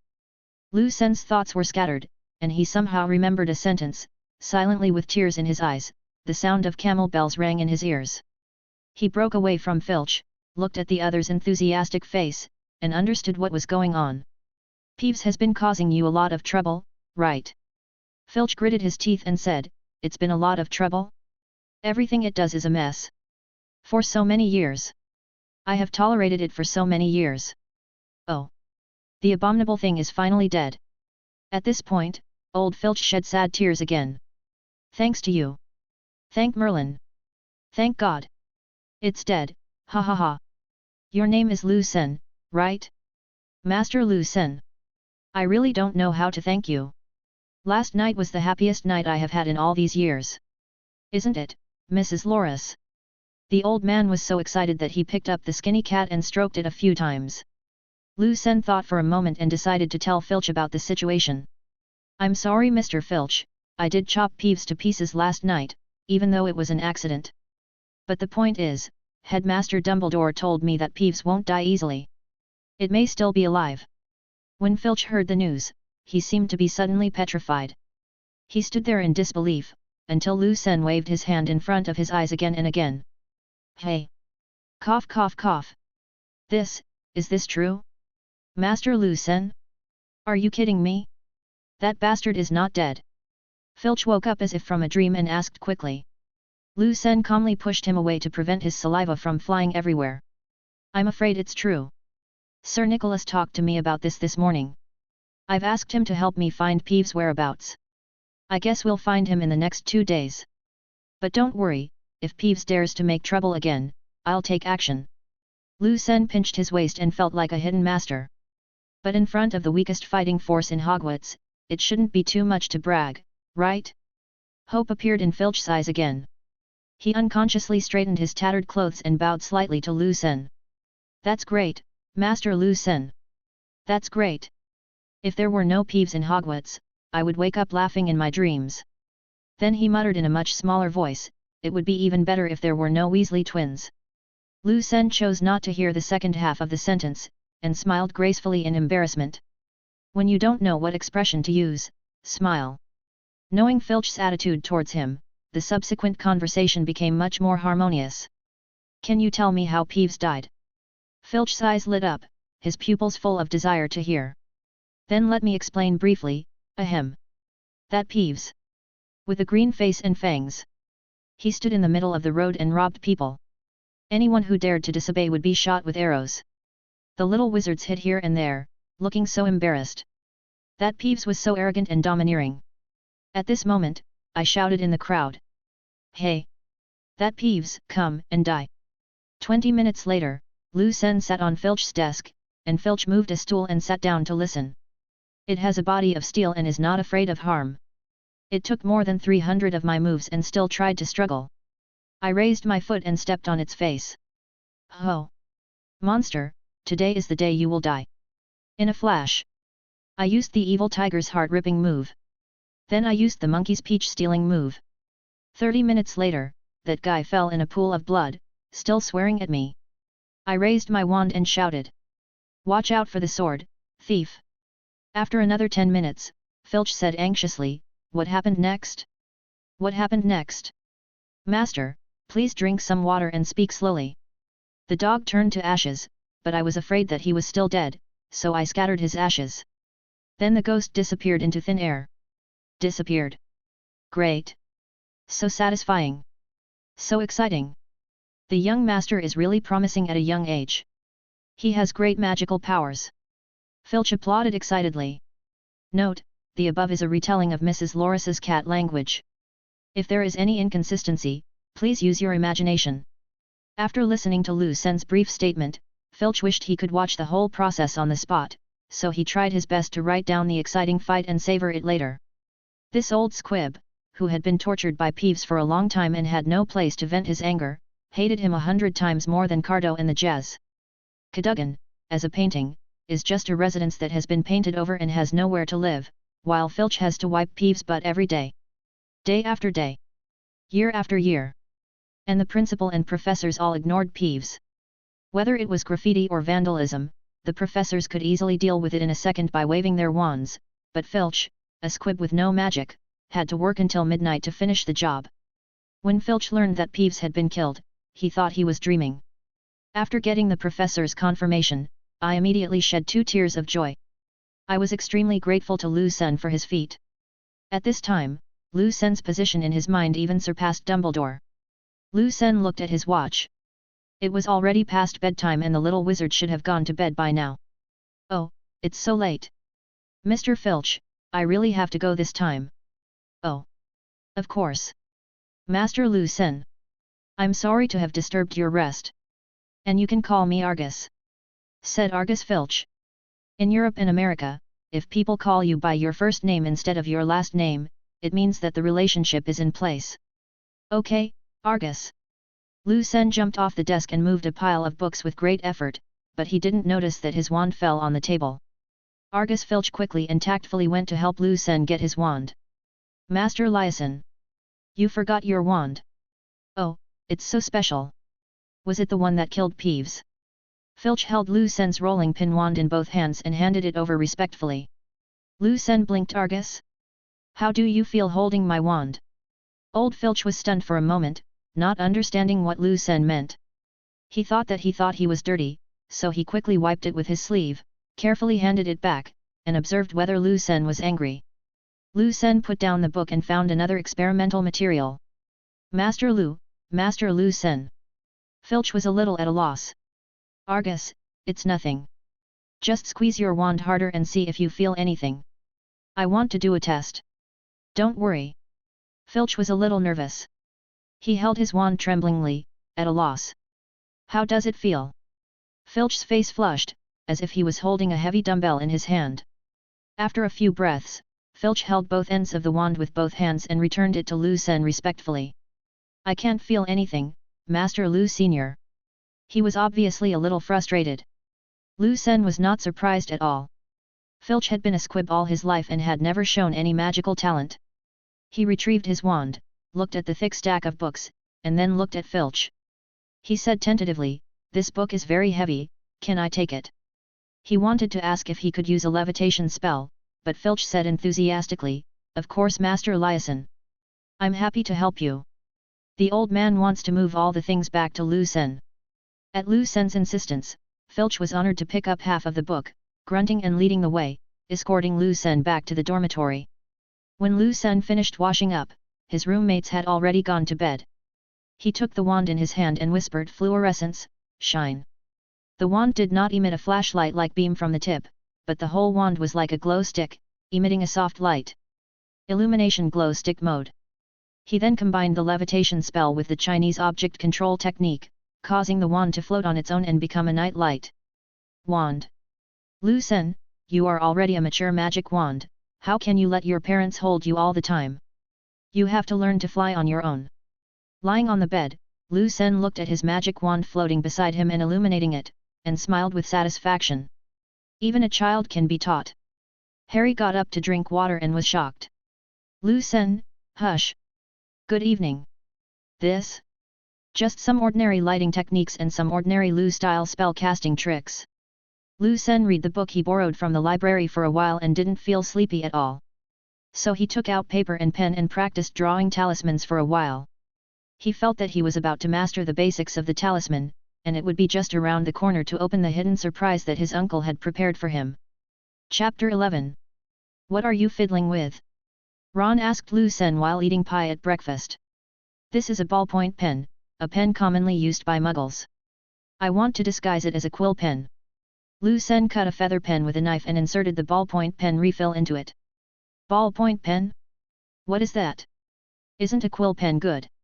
The tip of a ballpoint pen is a very small ball, so the ink won't spill out, and you can write for a long time without dipping the pen in ink. Hiswiba explained, playing the role of a know-it-all. Harry nodded, he couldn't explain it any more clearly. Mission accomplished. Lu Sen showed the Sen-style feather pen in his hand to several people. Ron took it and tried it on the paper curiously, and introduced it to George and Fred sitting opposite him. Lu Sen put away his knife and glue, muttering that he had to quickly learn the cutting spell and the bonding spell. Senior grade spell. The morning class was Professor Quirrell's defense against the dark arts class, and all the young wizards were looking forward to it. Several people arrived at the classroom early and smelled a pungent smell of garlic as soon as they opened the door. It is said that Professor Quirrell encountered a vampire in Romania, and the garlic smell was to prevent the vampire from coming back to catch him. Lu Sen chose a seat in the last row amid the puzzled looks of Harry, Ron, Hermione, and Neville. I can't stand the smell of garlic. The back seat is better. You guys can sit in the front. Lu Sen made an excuse. He doesn't care about others, but Chi Luo has to be careful and stay as far away from Lu Sen as possible. As for the final exams?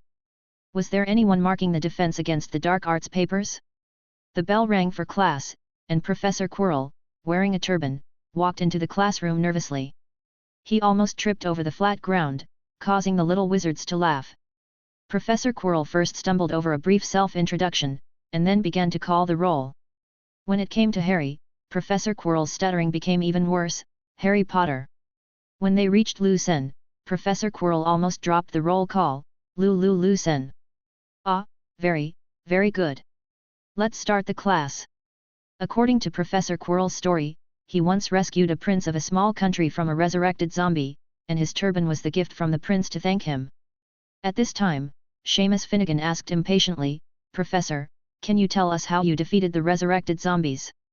But Quirrell's face turned red with holding back his words, he stammered and couldn't say anything, and finally changed the subject with the weather. What disappointed the young wizards even more was that the entire class was conducted with Professor Quirrell reciting the text in a mosquito-like voice and stumbling over it.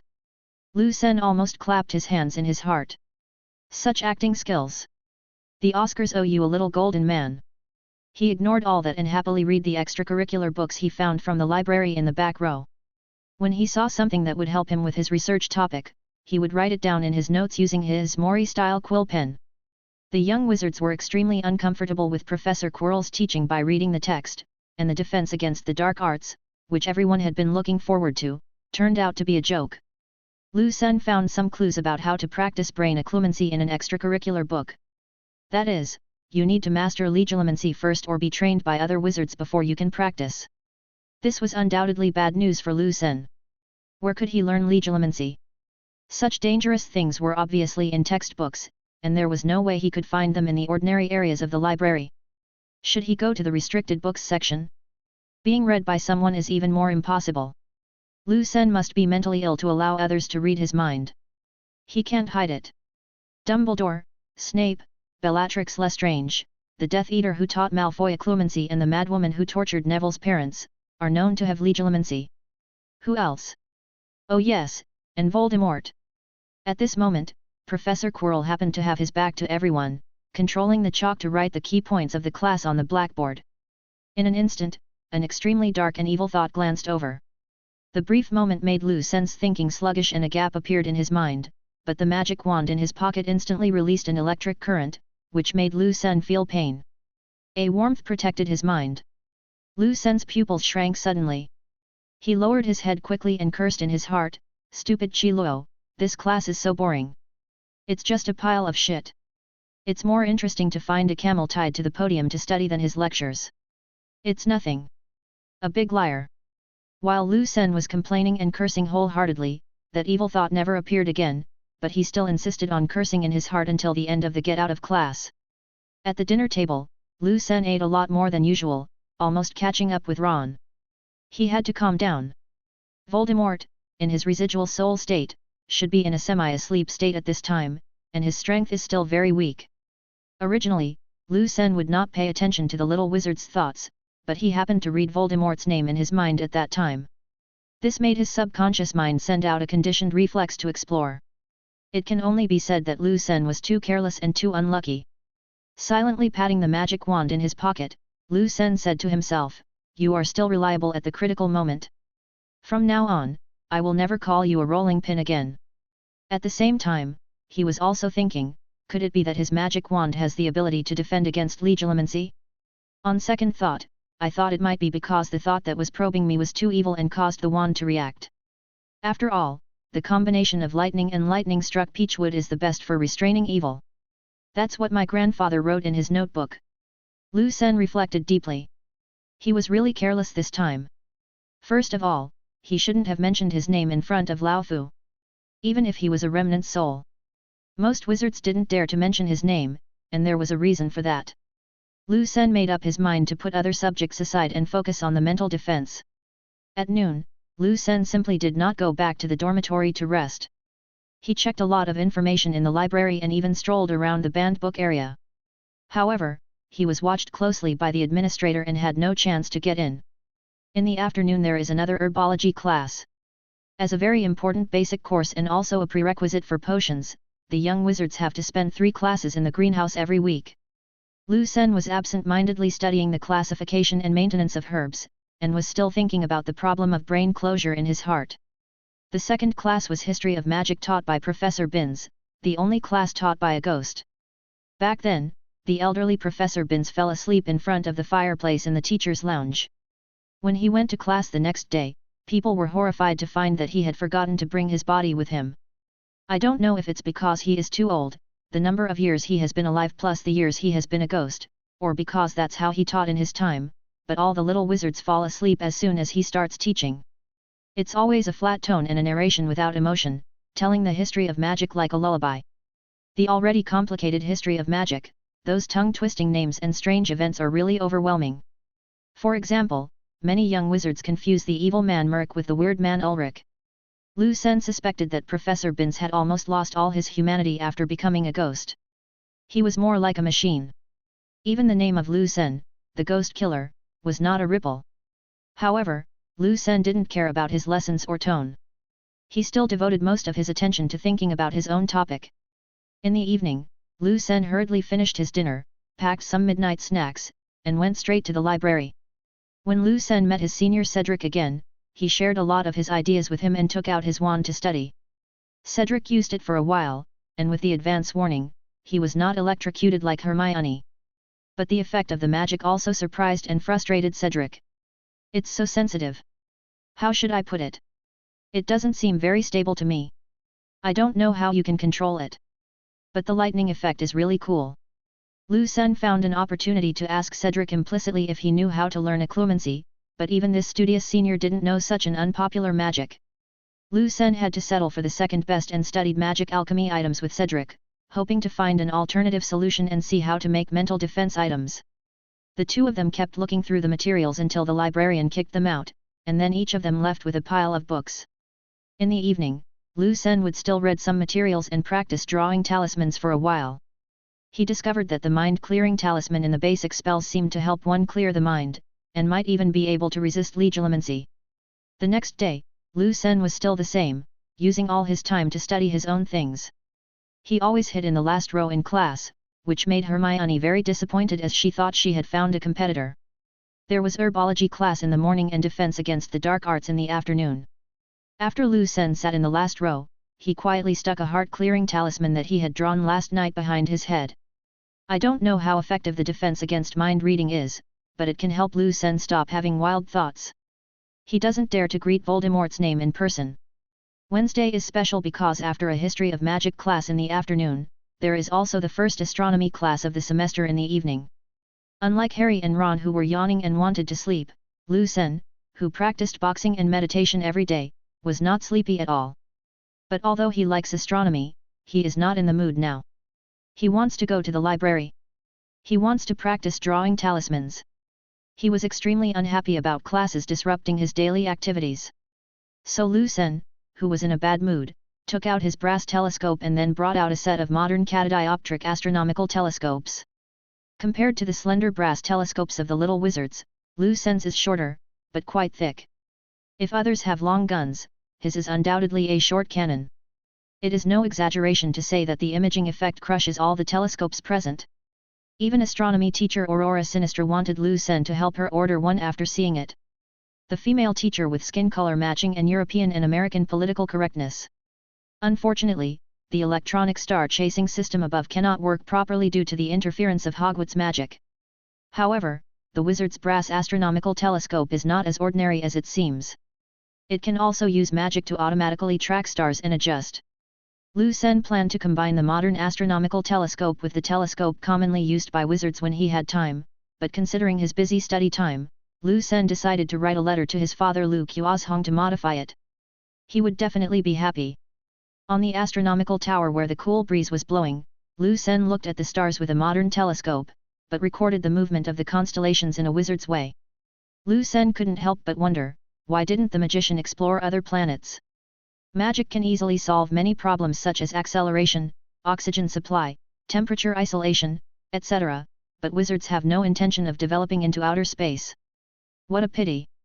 After returning from get out of class, Harry, Ron, and Neville, who shared the same dormitory, fell asleep one after another.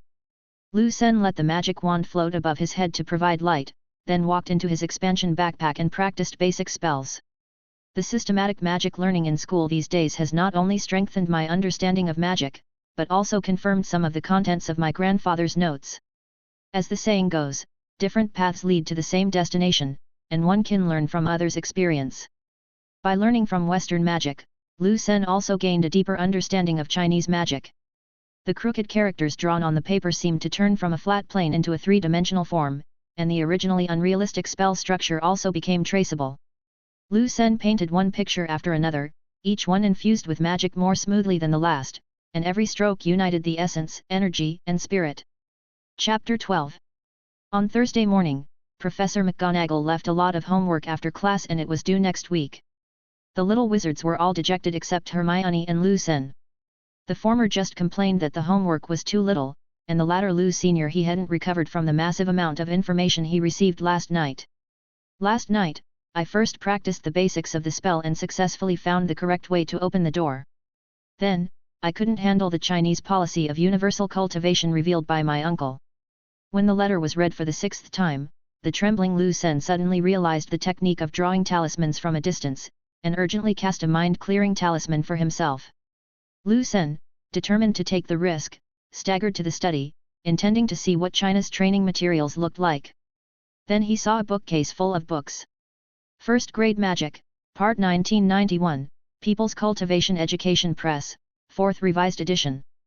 Basic Physical Training for 6th Graders, Part 2. Basics of Imperial Instruments for 2nd Grade Junior High School Students, Part 1. The Complete History of China, Junior High School Grade 3. The Fundamentals of Alchemy for 1st Year Senior High School Students, Part 1. Linko-Biology 3-Year College Entrance Examination 5-Year Simulation 28-1. Linear Algebra Huanggang Question Bank 21-2. Uncle, thank you.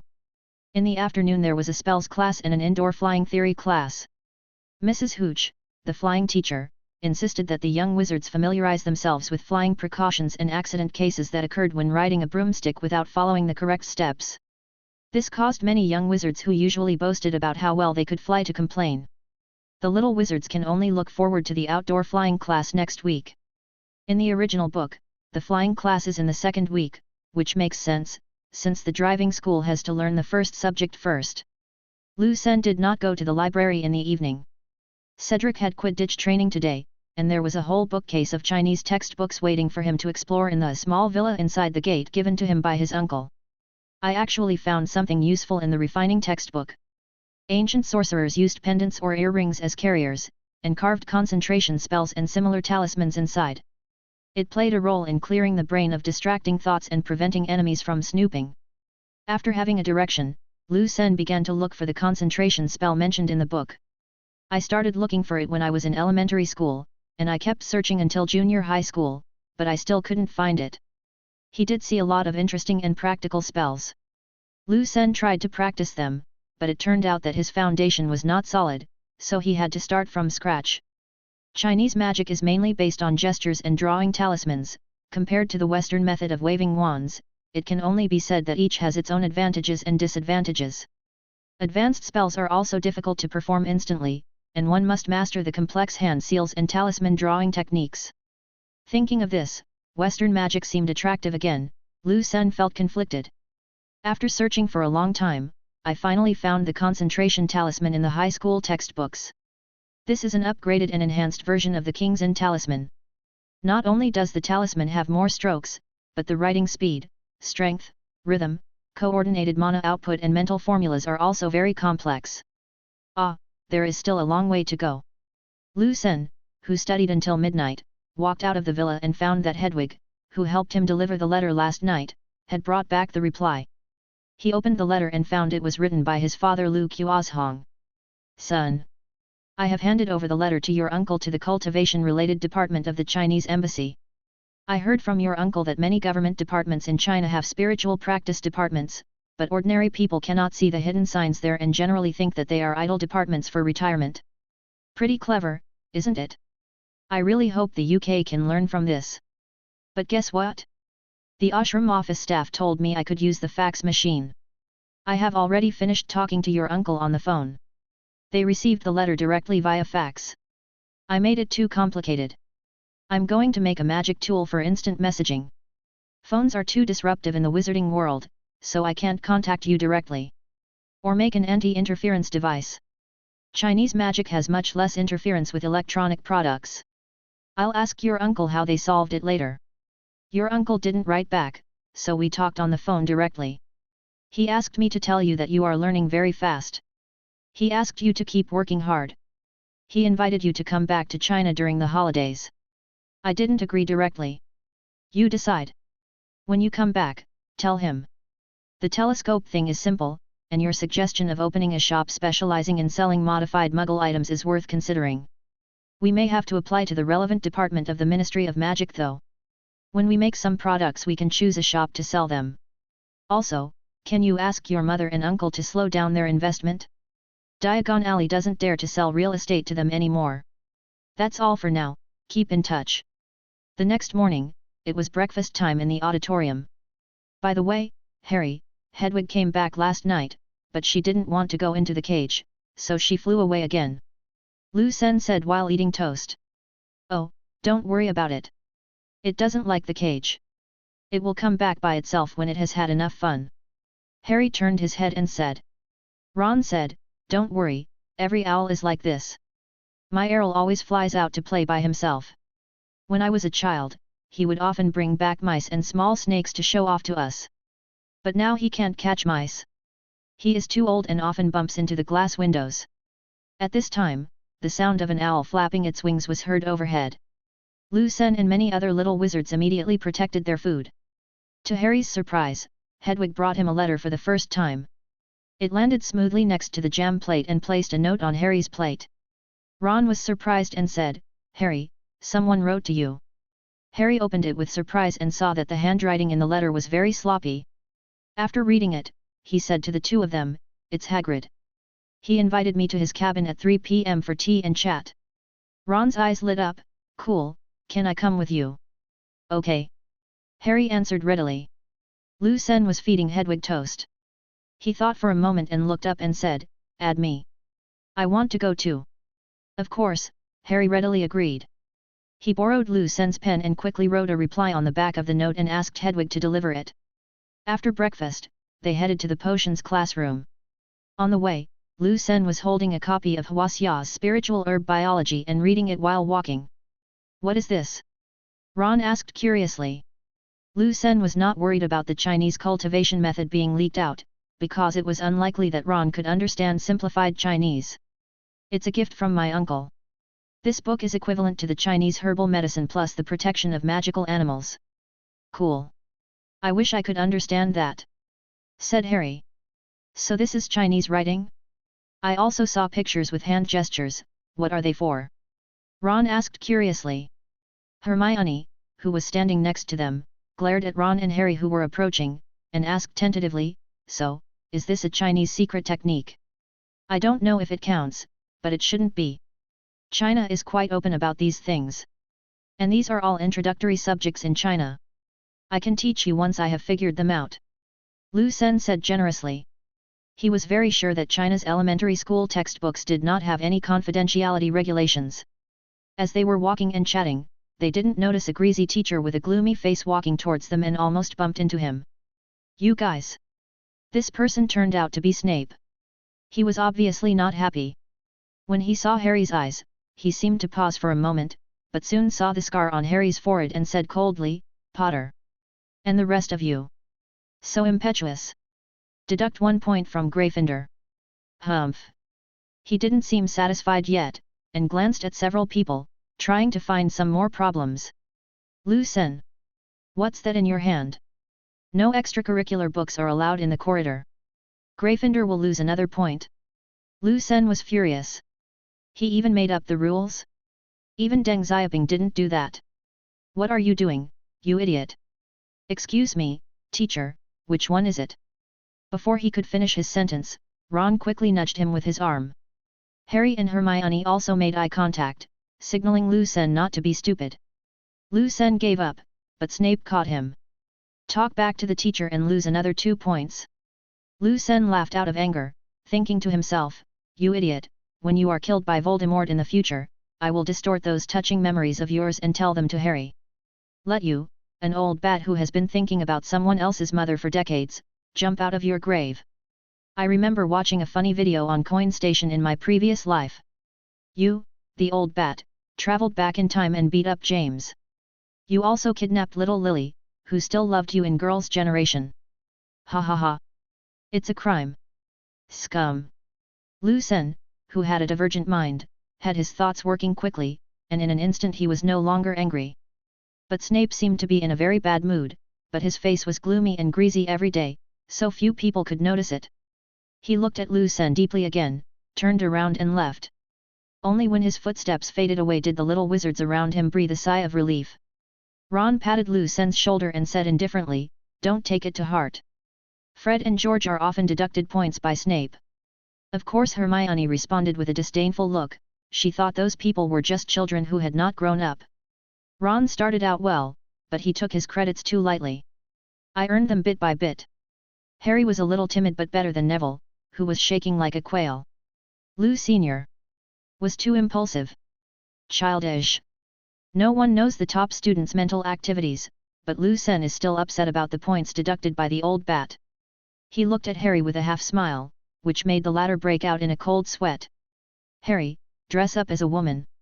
"No, I mean, I want to give you something good." As he spoke, Lu Sen pretended to be mysterious and took out a piece of paper, quickly wrote a few lines, folded it, and stuffed it into Harry's hand. "Harry, do you believe me?" Harry was bewildered by the look. He held the paper in his hand and stammered, "I believe it. Just trust me. I've recently learned some Chinese qi reading techniques that can predict good and bad luck, and predict disasters and fortunes. I can predict 100 years ahead and 30,000 days behind." Ron asked with interest, looking at the qi. "Is it similar to divination?" Hermione said in disbelief, "Tisk. Why didn't you see Snape just now?" Neville, still in shock, echoed, "That's right. Ah, don't worry about the details. Prophecy requires inspiration." Lu Sen looked at Harry mysteriously and continued, "Harry, I can't tell you the details. If I reveal the secret, it won't work. Anyway, take the paper I gave you. If you have any difficulties, I can help you through it." Thinking about what was about to happen in the movie in his previous life, Lu Sen pulled Ron, who had nothing to do with it, aside and muttered to him some of the plot he remembered. He thought, "I have to find a witness. Otherwise, how can I pretend to be cool?" Ron was skeptical and couldn't figure out where Lu Sen got his confidence from. Even a prophecy couldn't be so comprehensive, right? Several people went down the stairs and came to the potions classroom on the basement floor. The dark underground classroom was already creepy enough, and the entire wall in the back row covered with bottles and jars of animal specimens made it even more eerie. Malfoy and his 2 followers sat in the first row for the first time. It seemed that he was quite confident in his potion skills or his position as dean. Chapter 13. Watching Hermione walk away angrily, the 2 straight men, Ron and Harry, didn't care and continued their discussion. Harry was puzzled and said, "By the way, Lu Sen, you predicted the answers to Snape's first few questions very accurately, but did you make a mistake in the end?" He didn't ask the 4th question. Ron also recalled, "Yet? What's the answer to 'you have your mother's talent'?" Is it related to potions? Lu Sen just wanted to encourage Harry. Unexpectedly, Snape thought that Harry was too shy and wrote the answer on the paper. That sentence that seemed like self-encouragement instantly made Snape overlap Lily's figure with Harry. Lu Sen felt that it was not yet time for Harry to know these secrets, so he left a sentence, "The secret cannot be revealed." There were no classes on Friday afternoon, and Ranger Hagrid had already inquired about this in advance, so he couldn't wait to chat with Harry about how his week had gone. Harry and Ron played chess for the whole afternoon, while Lu Sen finished all his homework for this week, so that he could do whatever he wanted on the weekend. The glorious tradition of the flower-growing family, first bitter and then sweet. When it was almost 3 o'clock, Ron and Harry finished another round of wizard chess with yawns. The result of the game was of course that Ron unilaterally defeated Harry. Lu Sen suspected that Harry was having so much fun just to watch the moving wizard chess pieces fight each other. At the appointed time, Lu Sen and the other two left the castle and went to the cottage at the edge of the Forbidden Forest to find Hagrid.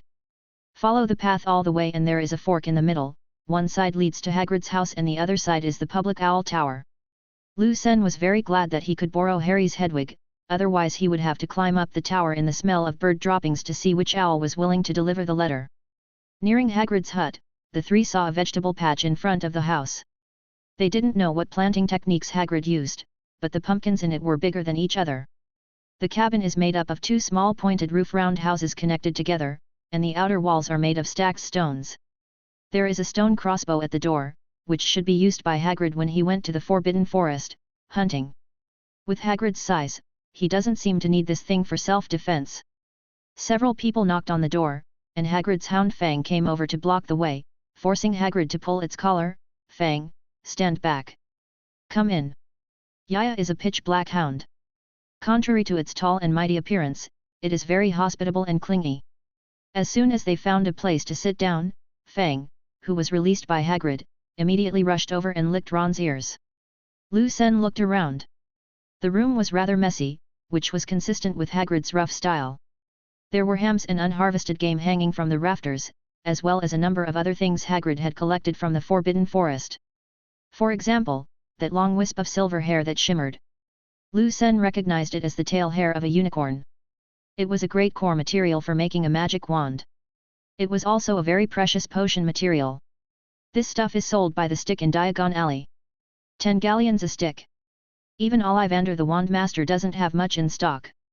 Under Lu Sen's surprised gaze, Hagrid grabbed the strand of unicorn tail hair and swept the small wooden table with it. This thing works surprisingly well, the dust disappeared instantly. Then Hagrid threw the unicorn tail hair aside and placed the snacks on the clean table. "You're welcome. Try it, I just baked it." Lu Sen subconsciously picked up a piece and stuffed it into his mouth. He hadn't recovered from the shock yet. Hagrid actually used bundles of unicorn tail hair as a feather duster. With a click, Lu Sen woke up suddenly. He covered his mouth and looked at the intact pastry in his hand. What? Hagrid's signature dish, rock cake. Also known as hard crust cake. He glanced around, and saw that Ron and Harry also silently put down the rock cakes they were holding. Harry then introduced, "Hagrid. This is Ron." Hagrid took the boiling copper kettle off the stove and noticed Ron's red hair. "Hello. Oh, it's another Weasley, right? Your twin brothers are always causing trouble. I've been on my guard against them these past few years. They always try to run into the Forbidden Forest when I'm not paying attention." Ron shrugged, looking like this was normal. Harry continued to introduce, "This is Lou Sr. "Hello Hagrid." Lu Sen greeted. Hagrid almost dropped the teapot when he heard this. After he steadied it, he breathed a sigh of relief and said, "I've heard about you. The ghost killer. The Hogwarts devil. Lots of gossip about you. But if you ask me, you did a great job with Peeves that time. Haha. People who give me those nicknames don't understand me. I'm actually very gentle and easygoing. Do you want to make tea, Hagrid? Try mine." Lu Sen opened his backpack and took out a can of Chinese jasmine tea, which was what he liked to drink at home. "Oh? What kind of tea is this? It smells nice." Hagrid brewed the tea and poured a cup for each person. A few people took sips of the tea and praised its taste. Hagrid asked Harry how his week had gone and whether he was happy or not, while Lu Sen picked up the rock biscuit and looked at it. The rough surface of the cake is dotted with various nuts and snow-white sugar grains, and it smells like cinnamon and fruit. Lu Sen actually wanted to try this kind of snack baked by Hagrid in his previous life. But now Lu Sen has a new understanding of its hardness, and his teeth almost broke when he took a bite. But he is a magician.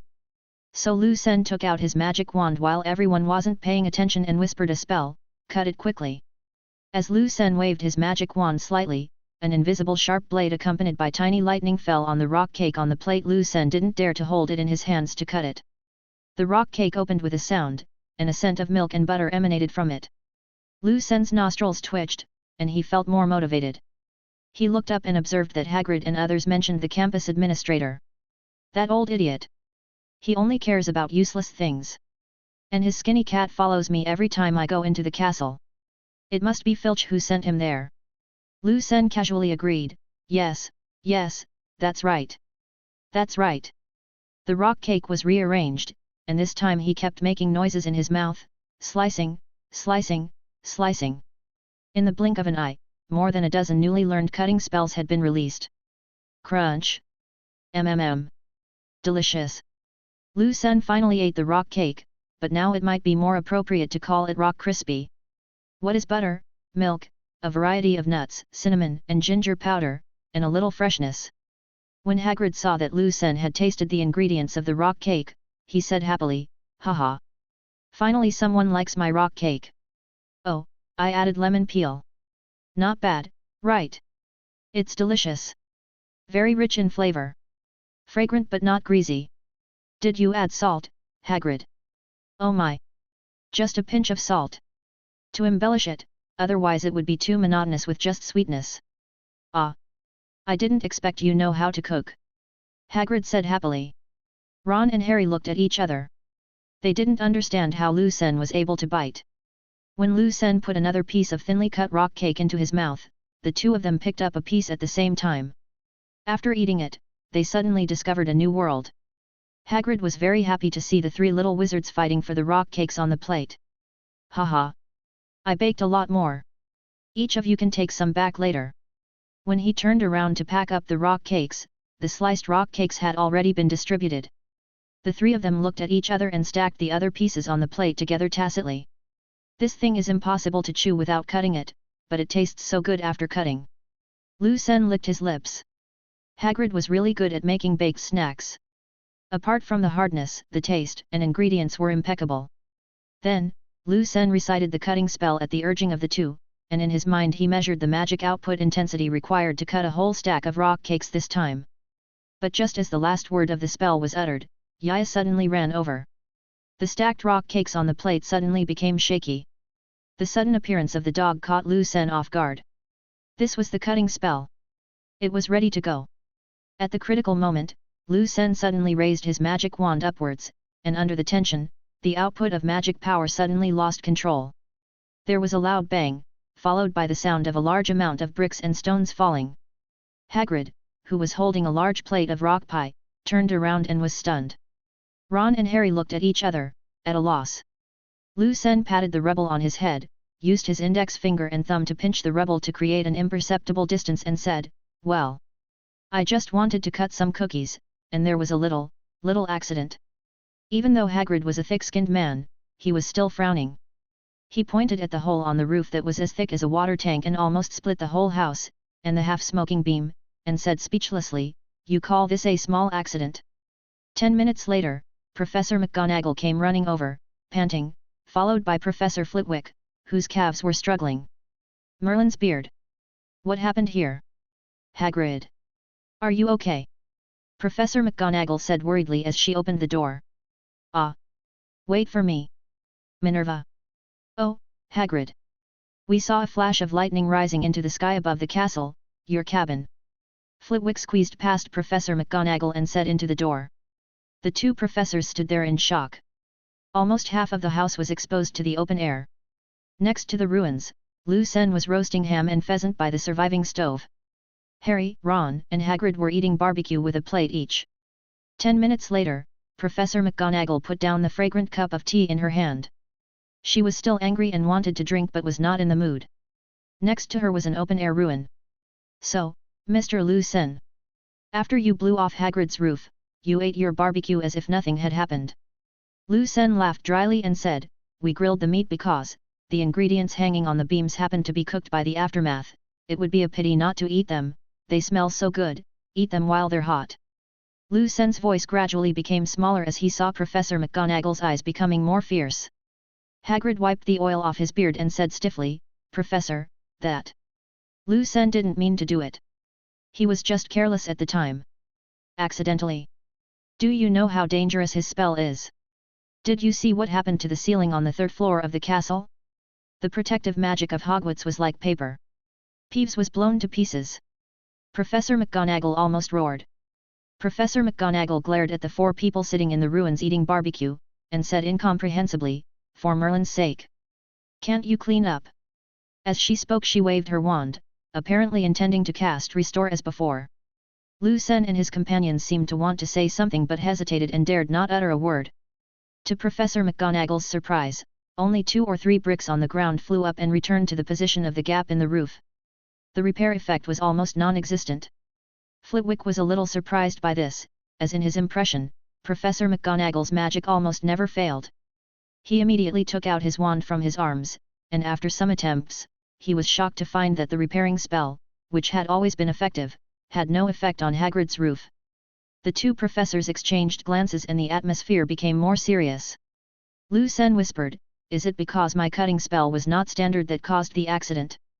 Professor McGonagall said coldly, 2 magical accidents, and both of them blew off the roof. Making the same mistake twice can't be called an accident. Professor Flitwick whispered below, in fact, these 2 times are not the same magic. You know, you can tell from the magic fluctuations. His voice also became smaller and smaller under Professor McGonagall's gaze, and finally became silent. Chapter 14. Professor McGonagall and Flitwick left. They were going to report the situation to the headmaster and let him make a detailed decision. Harry, Ron, and Hagrid looked at each other, not knowing how to comfort each other. Lu Sen held his magic wand in his hand and closed his eyes blankly. Hagrid thought for a moment and broke the silence first, you know, they put a crime on me and broke my wand. I was so sad at that time. I mean, I can understand your feelings, but think about it on the bright side, at least you still keep it, right? Lu Sen opened his eyes, looked at Hagrid and the 2 little ones behind him, then looked at the wolf's messy hut, and sighed, Hagrid, my wand has only minor problems, it's okay. But your house? Seeing that Lu Sen was not discouraged, Hagrid was relieved and said nonchalantly, my house is fine. I didn't know how to build a house back then, and I did it brick by brick. It collapsed many times. It was really embarrassing at that time. In the end, it was Dumbledore and the professors who helped me repair the house. As he was talking, Hagrid thought of the many sad memories of building the hut. He wasn't sad at first, but the more he thought about it, the more upset he felt. The 3-meter-tall hairy man was about to cry. Lu Sen touched his chin and took out his door from his backpack. Wow! It's so big in there. Bigger than my house. Do you practice magic in here at night? Ron exclaimed, feeling a little sour at the end. Lu Sen. The decoration here is quite modern. Really nice. Harry found that this place was more like a muggle's home, but unlike the Dursleys' house, it was simpler, without any fancy and useless decorations, giving people a warm and refreshing feeling. The height of the villa inside the door was very high, so Hagrid would not hit his head if he stood inside.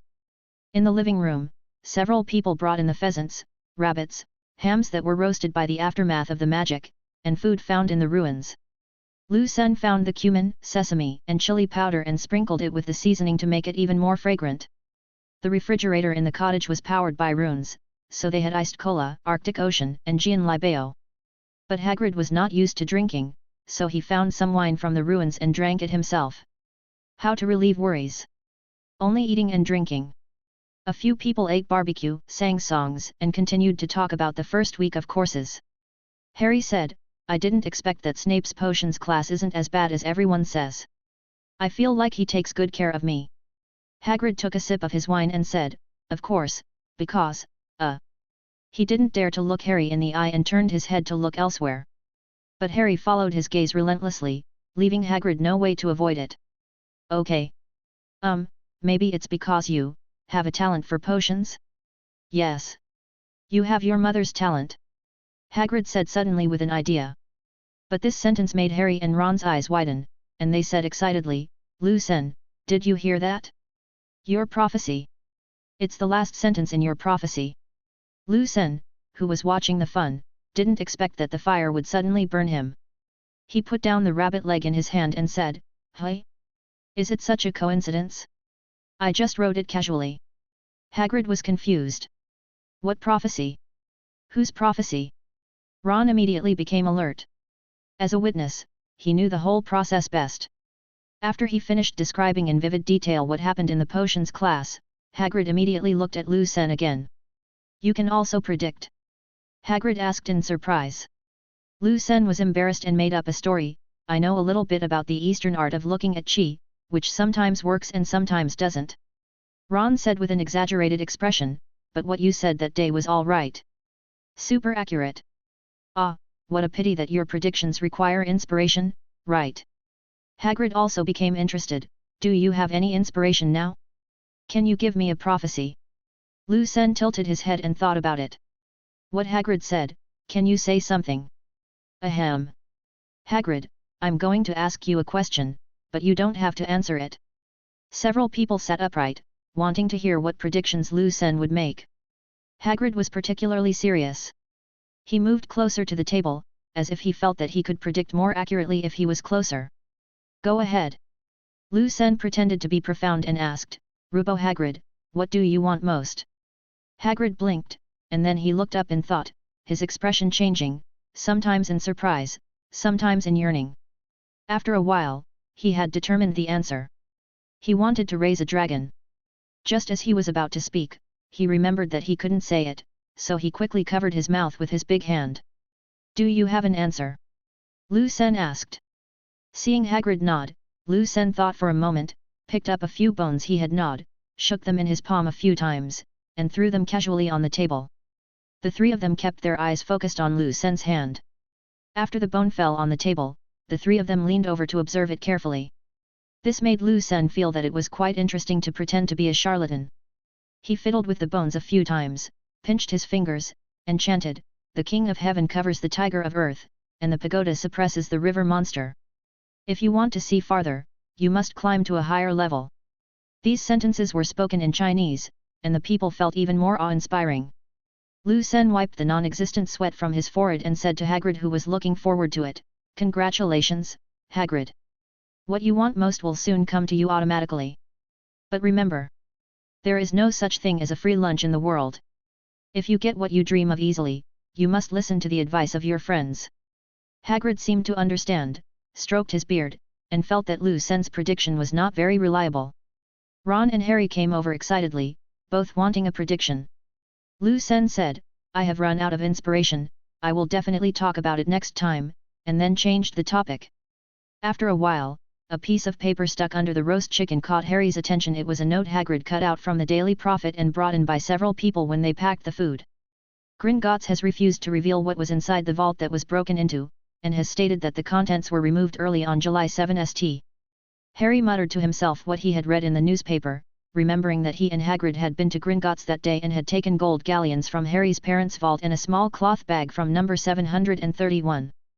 But Hagrid immediately changed the subject and talked about Ron's brother who raised dragons in Romania.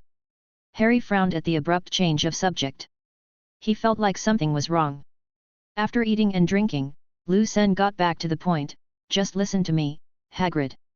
I'll leave the door here, you can live here for the next few days, I'll repair your cabin as soon as possible. It won't cost much. Look. He pointed to the 4 bedrooms and 2 living rooms and continued, My financial conditions are here, why are you being so polite? Ron enviously said, I don't know how much money your family has, but it's definitely not less than Malfoy's. Hagrid, just listen to Lucen. Harry himself is also a wealthy man. He has recently come to know the purchasing power of gold galleons. Compared with Lucen, who is many times richer than him, he is also very confident. Hagrid, I also think Lucen is right. You must at least have a place to live. Seeing that Hagrid was a little shaken, Lucen quickly said, It's settled, Hagrid. The accident was caused by me, you have to give me a chance to make up for it. Hagrid shook the bucket-sized wine glass in his hand and poured the last sip of wine into his mouth. He burped and made up his mind, okay. But I only need to sleep in the hall at night, and I have to watch the woods at other times. In fact, it's really not necessary, I can sleep outside, and the house is not completely collapsed. Of course, the last words were completely denied by the three little wizards. Several people used the shrinking spell to move Hagrid's bed into the door, and sorted out the items in the ruins. It was almost completely dark before they returned to the castle at Hagrid's urging. Chapter 15. When Lu Sen returned to the dormitory, he immediately wrote a letter to his family, telling them the whole story of the accident he had caused. As he was writing, Lu Sen had an idea. He wrote quickly and told his family the general plan. Still borrowing Harry's Hedwig, the little one really loves delivering letters. Harry didn't give it any tasks. The owl got fat. Although there is no door to compress the space, Lu Sen still has a backpack. He entered the backpack space along the ladder he hadn't walked on for a few days, shook his head and said, it's too small, only the size of 2 rooms, let's make do with it. He took out his wand and felt it carefully again. The seal set by Professor McGonagall and Professor Flitwick kept the wand firmly under control. The feeling of blood connection between Lu Sen and the magic wand was still there, but he couldn't cast a single spell no matter how hard he tried. Lu Sen did not give up. He used the Chinese technique of controlling objects to sense it, and at the same time adjusted the magic power in his body to further communicate with the magic wand. Soon, Lu Sen concentrated his energy to the maximum. The magic power surging in his body even made the compressed space unstable, and the wardrobes and shelves inside began to shake. Harry heard a voice from above, "Liason. Are you okay? Your backpack is shaking so much." Lu Sen smiled. He felt the wand's response. Moreover, under the effect of the seal, the fleeting magic power circuit when releasing magic turned into slow motion. He seemed to feel the inner principle of each magic. "I'm fine. I'm practicing magic," Lu Sen said happily. Could this be the legendary blessing in disguise? Climbing out of the backpack space, Lu Sen picked up a book about magic wands and opened it. He wanted to study the principle of this seal. After a while, he gave up. How could he find the seal that 2 magic masters had jointly cast in an ordinary book? Even if he found it, it would be hard to study it. He was just an ordinary first-year student. Lu Sen doubts that even the magic stone doesn't have such a powerful sealing method. He held the wand and chanted the spell, "Fluorescent Flash." It was still a familiar feeling, and I could feel the trajectory of the magic power more clearly than usual. But under the effect of the seal, the Thunder Flame Lightning Sword did not activate. This feeling is very strange. If he closes his eyes, Lu Sen can even be sure that the magic is released successfully. But in fact, there is no reaction. After carefully studying the trajectory of the magic, Lu Sen suddenly had an idea and said, "Ron. Lend me your wand." Although Ron was confused and worried that Lu Sen might do something wrong, he still took out his wand. "Well, you won't be used to it. It's definitely not as good as the one you have. This one is very old. It was used by my second brother Charlie." As he spoke, Ron's face turned slightly red. This wand is indeed very old. The paint on the wand body is severely peeling and the tip is broken, revealing the core inside. Lu Sen took the wand and did not rush to do the experiment. Instead, he checked it up and down in a very professional manner. This was thanks to the several books on wands he had studied and the guidance of his senior Cedric. 11 inches, ash with unicorn tail hair. Ron nodded in surprise and said, "Right. You can see that." Lu Sen gently bent the wand again. "It has moderate elasticity. I guess it is made by Ollivander. It was originally a good wand. Is your brother Charlie straightforward and never gives up on anything he does?" Ron was even more shocked. "How did you know? Did you predict it?" "No, only people with this kind of personality are suitable to use this wand." Lu Sen squinted his eyes and held the wand upright in front of his eyes to check whether it was bent, and then said, "Dude, this wand is not suitable for you." Ron blushed and said embarrassedly, "I don't want to use it either, but I have 5 brothers and a sister. The burden on my family is quite heavy." Lu Sen used Ron's wand to chant into his pillow, Wingardium Leviosa. The pillow floated up and down, but it was weak and fell back onto the bed in a few seconds. "What I mean is, it has recognized your brother, and no one can use it," Lu Sen said. Ron was confused. He glanced at Harry, who was also confused, and waited for Lu Sen to explain in confusion. Lu Sen poured another stream of clear water into the cup, but the water column he summoned out of thin air was intermittent. He shook his head and continued, "Ash represents integrity and loyalty. A wand made from it will only recognize its original owner. If the core material is unicorn tail hair, which represents justice and purity, it will be even more troublesome. The wand's loyalty to its owner will reach the extreme." Lu Sen held his rolling pin in one hand and Ron's in the other, carefully feeling the difference between the two. He used the rolling pin to carefully cast the levitation spell in the clear water like a spring twice, not missing any details of the magic working inside the wand. After gaining some results, he used Ron's wand again and was surprised to find that the effect was much better this time. Lu Sen instantly felt that the rolling pin was really fragrant. "No. We have to change the name. Call it the Thunder Wand. I'll get angry with anyone who calls it a rolling pin again. Thunder Wand. Once unlocked, it's a killer weapon. Once sealed, it's a learning machine. It's absolutely amazing. The fighter among magic wands." After the comparison, Lu Sen returned the wand to Ron and continued, "Brother, you need to change your wand. You can't use your full ability with this one." At this time, Neville, who was lying on the bed reading the herbology textbook, raised his head and looked at his wand thoughtfully. Neville is also a miserable kid. His parents are both members of the Order of the Phoenix and have been fighting on the front line against Voldemort. Later, Voldemort's #1 fan, Bellatrix Lestrange, captured and tortured the couple. Although they managed to survive, they were mentally traumatized and lost their ability to respond to the outside world, like vegetables. They lay in beds in St. Mungo's Hospital for magical maladies and injuries for years. Neville grew up under the care of his elderly grandmother and was given high expectations since childhood. His grandmother often sighed, firstly because she sighed at the fate of her son and daughter-in-law, and secondly because she felt that Neville was so much worse than his father. Growing up in such an environment, Neville naturally hoped that he could become a great wizard like his father. So he inherited his father's magic wand, and let his parents accompany him at all times, which also motivated him to study hard. Lu Sen sat down next to Neville and said to the depressed Neville, "Do you mind if I see your wand?" Neville subconsciously held the wand and dodged backwards, but after seeing Lu Sen's calm and sincere eyes, the fat man pondered for a moment and solemnly handed the wand to Lu Sen. Still observing carefully, Lu Sen sighed and said, "Another inappropriate wand. Neville, nostalgia is good, but the score is important. The wand is too important for wizards. Don't let an inappropriate wand delay your future." Having said this, Lu Sen patted Neville on the shoulder and left him to think on his own. Harry was the only one in the dormitory who had not appreciated anything. He generously took out his wand and wanted to see what Lu Sen had to say. Harry's wand was the only one of his 3 roommates that matched its owner. Hollywood, 11 inches, phoenix tail feathers. Right? It suits you very well, Harry. Very well. As Lu Sen said that, he used Harry's wand to cast a transfiguration spell on the water cup, but it was not very successful.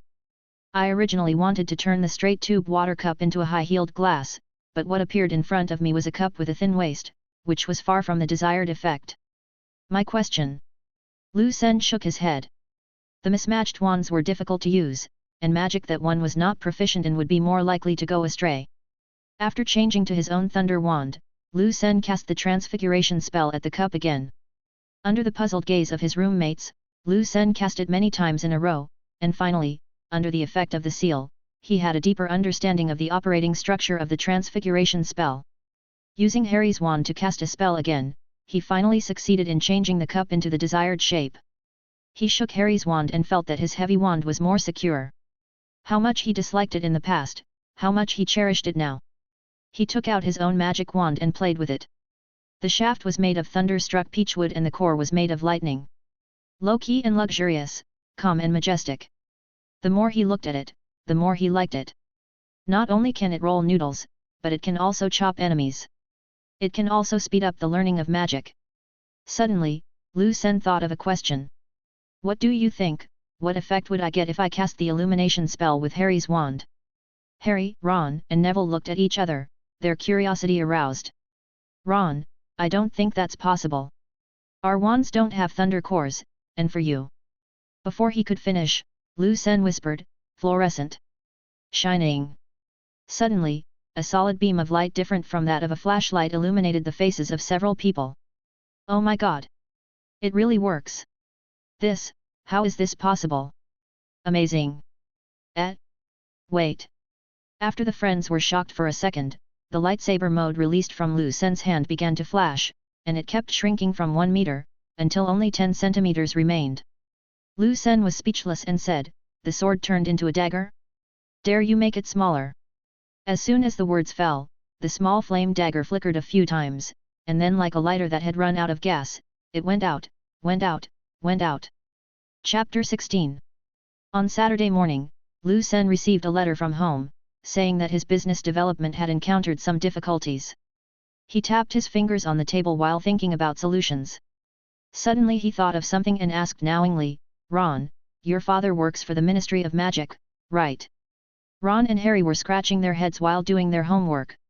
When he heard Lu Sen's words, he put down the thick reference book and replied, "Yes, you know the misuse of Muggle artifacts department. What's the matter?" Lu Sen snapped his fingers and said happily, "Great. My uncle has something he wants to consult, I wonder if you can introduce him to someone." Ron was confused. "Consultation? What? About Muggle items? Hehe, there is some connection. If you want to do something with Muggle products that involves magical modifications or something, you have to get approval from professionals." Lu Sen said. "Oh, that's no problem, but what about going directly to the Ministry of Magic? He goes to work almost every day." Ron asked puzzled. Lu Sen smiled and said, "Things are rather complicated, so I want to speed up the process." Ron thought for a moment and said, "I don't know if it will work. My dad is always single-minded and he works very hard." But in the end, Lu Sen used his homework as a stepping stone and convinced Ron to write a letter of introduction to Mr. Weasley. Lu Sen basically spent the 2 days of the weekend in Hagrid's hut. He would write and draw around the hut from time to time, and chat with Hagrid about his daily life habits. Lu Sen also wanted to follow him to patrol the Forbidden Forest, but unfortunately he was not allowed. Bored, Lu Sen had to practice Chinese magic in the pumpkin field. His results were gratifying, and Lu Sen learned a few more small spells, such as the calming charm, the hemostatic charm, the reinforcement charm, the waterproof charm. Lu Sen's fingers cramped from practicing, and he missed the magic wand even more. Monday finally arrived, and the first class was Transfiguration. Lu Sen handed the wand to Professor McGonagall with great anticipation. Lu Sen, well-behaved, sensible and obedient. JPG. Professor McGonagall had a complicated expression. She only unsealed the wand in the second half of the practical class and warned him again that he must not do anything out of line. Otherwise, he would be turned into a toad on the spot. Lu Sen felt relieved to regain control of the fully sealed wand. It gave him a sense of déjà vu that he could finally play video games during the Chinese New Year. Many magic tricks that have been silently practiced countless times with the Thunder Wand finally have the opportunity to be put into practice.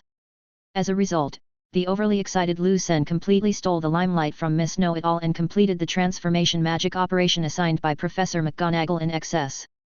This transfiguration class required the young wizards to turn water into juice, but Lu Sen was like a chicken with its blood pumped up.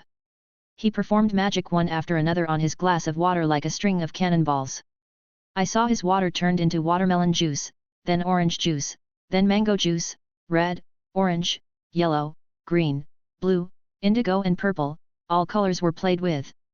We are not satisfied with the rainbow fruit cocktails, so we have a colorful black, plum juice mix. But Professor McGonagall turned a blind eye to Lu Sen's fancy moves. No matter how perfectly he performed them or how smoothly he changed them, he would not get any extra points. In the end, it was Miss Know-It-All who won 5 points for Gryffindor with a glass of bright red and tempting pomegranate juice. When the get-out of class was over, Lu Sen walked out the door while pretending to seriously discuss Transfiguration with Harry and Ron. But Professor McGonagall coldly stopped Lu Sen, who wanted to slip away, and hooked his hand. Lu Sen was still complaining during lunch, "Is it that necessary? Are you guys that serious? You're guarding against me like a thief. I'm so studious, so motivated, and I study and practice hard. 500 words omitted here, but you sealed my wand. I've behaved so well. Give me some advice." Ron ate his chicken pie in big mouthfuls while comforting him, "Come on, buddy. We still have charms class in the afternoon, so you can still use your wand for a while. Harry also came over to offer comfort, but was interrupted by an explosion. When they turned around, they saw that Seamus Finnegan's head was smoking, his face was black, and he looked very embarrassed. He wanted to turn his water into wine, but something obviously went wrong. Lu Sen smiled unkindly. He was good at magical little accidents. In the afternoon's charms class, Flitwick's attitude was much better than Professor McGonagall's, but Professor Flitwick insisted that the young wizards first master a solid theory of charms, and then arrange practical classes later. Lu Sen lost his luster in an instant and became a colorless black and white man. Lu Sen, feeling depressed, turned his dissatisfaction into motivation to dig in the next herbal medicine class. He kept digging and digging in the small flower pot, planting small herbs and starting, but he accidentally damaged the herb seedlings and was scolded by Professor Sprout. In the evening, Lu Sen found his senior Cedric in the library and complained to him. Cedric tried hard to hold back his laughter and suggested that Lu Sen change his wand or make a temporary one for himself. Lu Sen returned to the dormitory and tossed and turned, unable to sleep. He took out the thunder wand and began to practice magic. In the eyes of others, he was just waving at the air, but in fact, only he knew that every magic was absorbed by the seal chain in the wand. What was left for him was a slower magic running line and a clearer casting feeling. Rolling pin learning machine. Oh no! Thunder wand learning machine. The fighter among learning machines. On Tuesday, Lu Sen changed his bad mood and decided not to use the thunder wand for the time being. For now, he would just use it as a learning machine. As for daily use? We are Chinese. What's there to be afraid of if we know spells? So Lu Sen's psychological activities are like this. First class, defense against the dark arts, pretty good. No wand, so what? The ghouls they talked about were just a spell to suppress demons. The spells were awesome. Second class, herbology, it's okay not to use a wand. In herbology, you're not allowed to use one. A wand is optional. Lesson 3 History of Magic. Ancient European wizards relied too much on wands. I am determined not to follow the old path. Combining Chinese and Western cultures. Learning from each other's strengths is the best way. Thursday, yay, yay, yay. It's transfiguration time again. After class, I feel like I have no desire to live. I have to wait until Monday to use my little thunder again. Unlike Lu Sen, who was struggling internally, the students were all very excited today because they could finally take flying lessons. The second class in the afternoon was an outdoor flying class. The little wizard was already eager to try riding a flying broom. The first-year wizards from Gryffindor and Slytherin gathered in the outdoor playground, eager to discuss with each other. When Mrs. Huochi reiterated the flying class discipline, Lu Sen suddenly remembered something. But after taking a look at his position and thinking about the sealed wand, Lu Sen had no choice but to put his hopes on Harry and Ron. But after thinking about it carefully, Harry and Ron didn't know anything yet. He had no choice but to change to Hermione. Hey! Hermione! Lu Sen whispered to the top student next to him. Hermione had never ridden a broomstick before and was silently reciting the key steps in the flying manual. She was a little displeased by being interrupted by Lu Sen. She glanced at Madame Hooch, who didn't look in her direction, so she asked impatiently, "What?" Lu Sen said in a mysterious tone, "I got an inspiration." "You know what I mean." "What?" "You don't understand." Lu Sen. Chapter 17. Lu Sen saw that Hermione never liked prophecies, so she deliberately refused to cooperate, so he gloated, "Don't try it later, the academic master doesn't have the talent to ride a flying broom." Hermione glared at him immediately, and Lu Sen, who wanted to survive and call the police, hurriedly said, "Someone is going to fall down soon." The know-it-all frowned, and she didn't care about being angry anymore. "Who? We should tell Madame Hooch." Lu Sen glanced at the nervous little fat man at the far end of the queue, then looked at Madame Hooch in the crowd who was demonstrating how to ride a broom without falling off. Lu Sen snorted, "It's useless. She's nothing. I'll have to rely on you later." Madame Hooch turned around and walked away, talking about how to hold hands.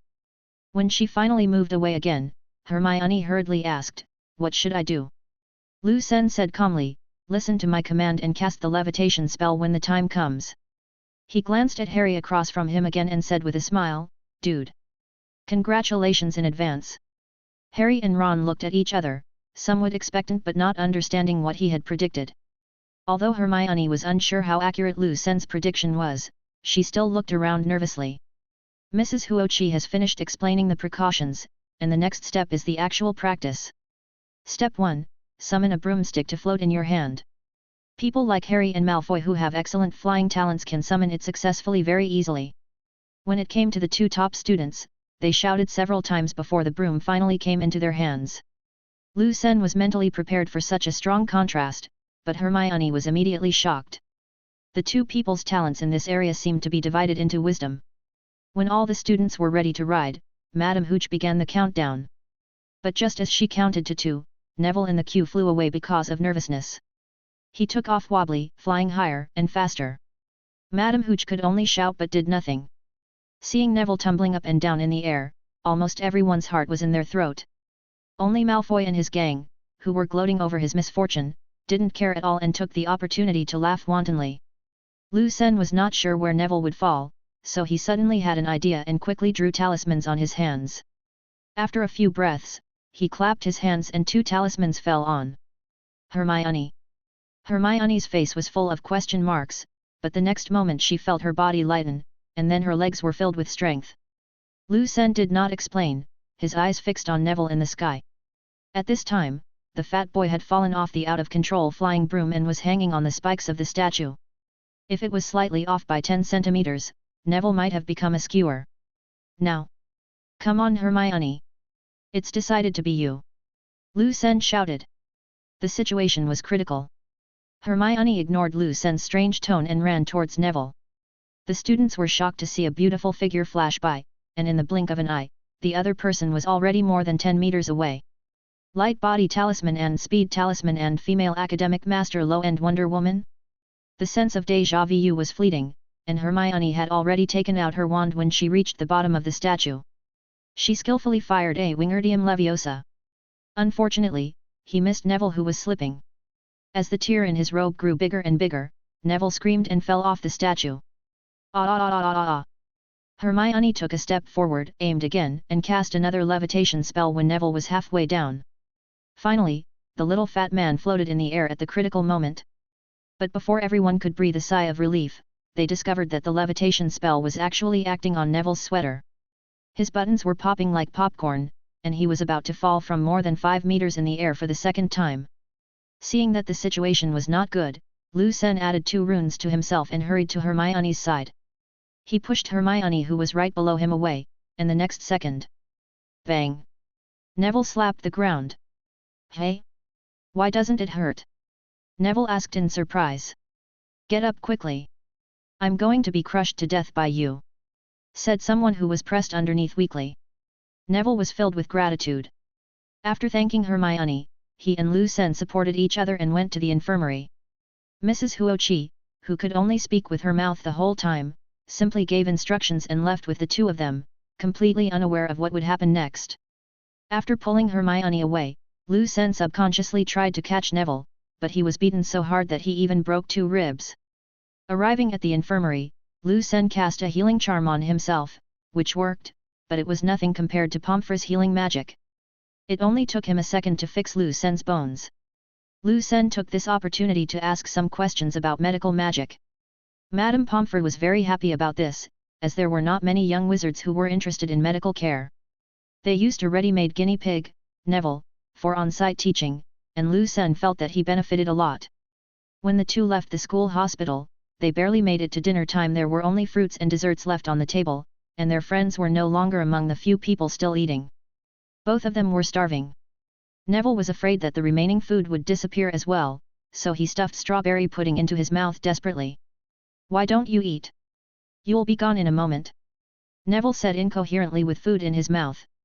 Lu Sen felt that he should have a proper meal for dinner, as snacks would not fill him up.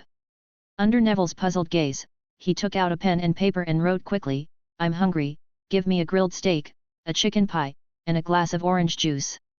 What do you want? Lu Sen turned his head and asked. Neville was puzzled and said, that won't work, because, well, just be the same as you. Lu Sen corrected the quantity and placed the note on the plate which only had food scraps left. In less than 5 minutes, dinner time was over, and the remaining food on the plate along with Lu Sen's note disappeared instantly. Although Neville didn't think it would work, he was still looking forward to the appearance of food. After a few minutes, there was no response from the empty table. When Lu Sen was about to give up, suddenly, 2 large plates appeared in front of them, with the meals they ordered on them.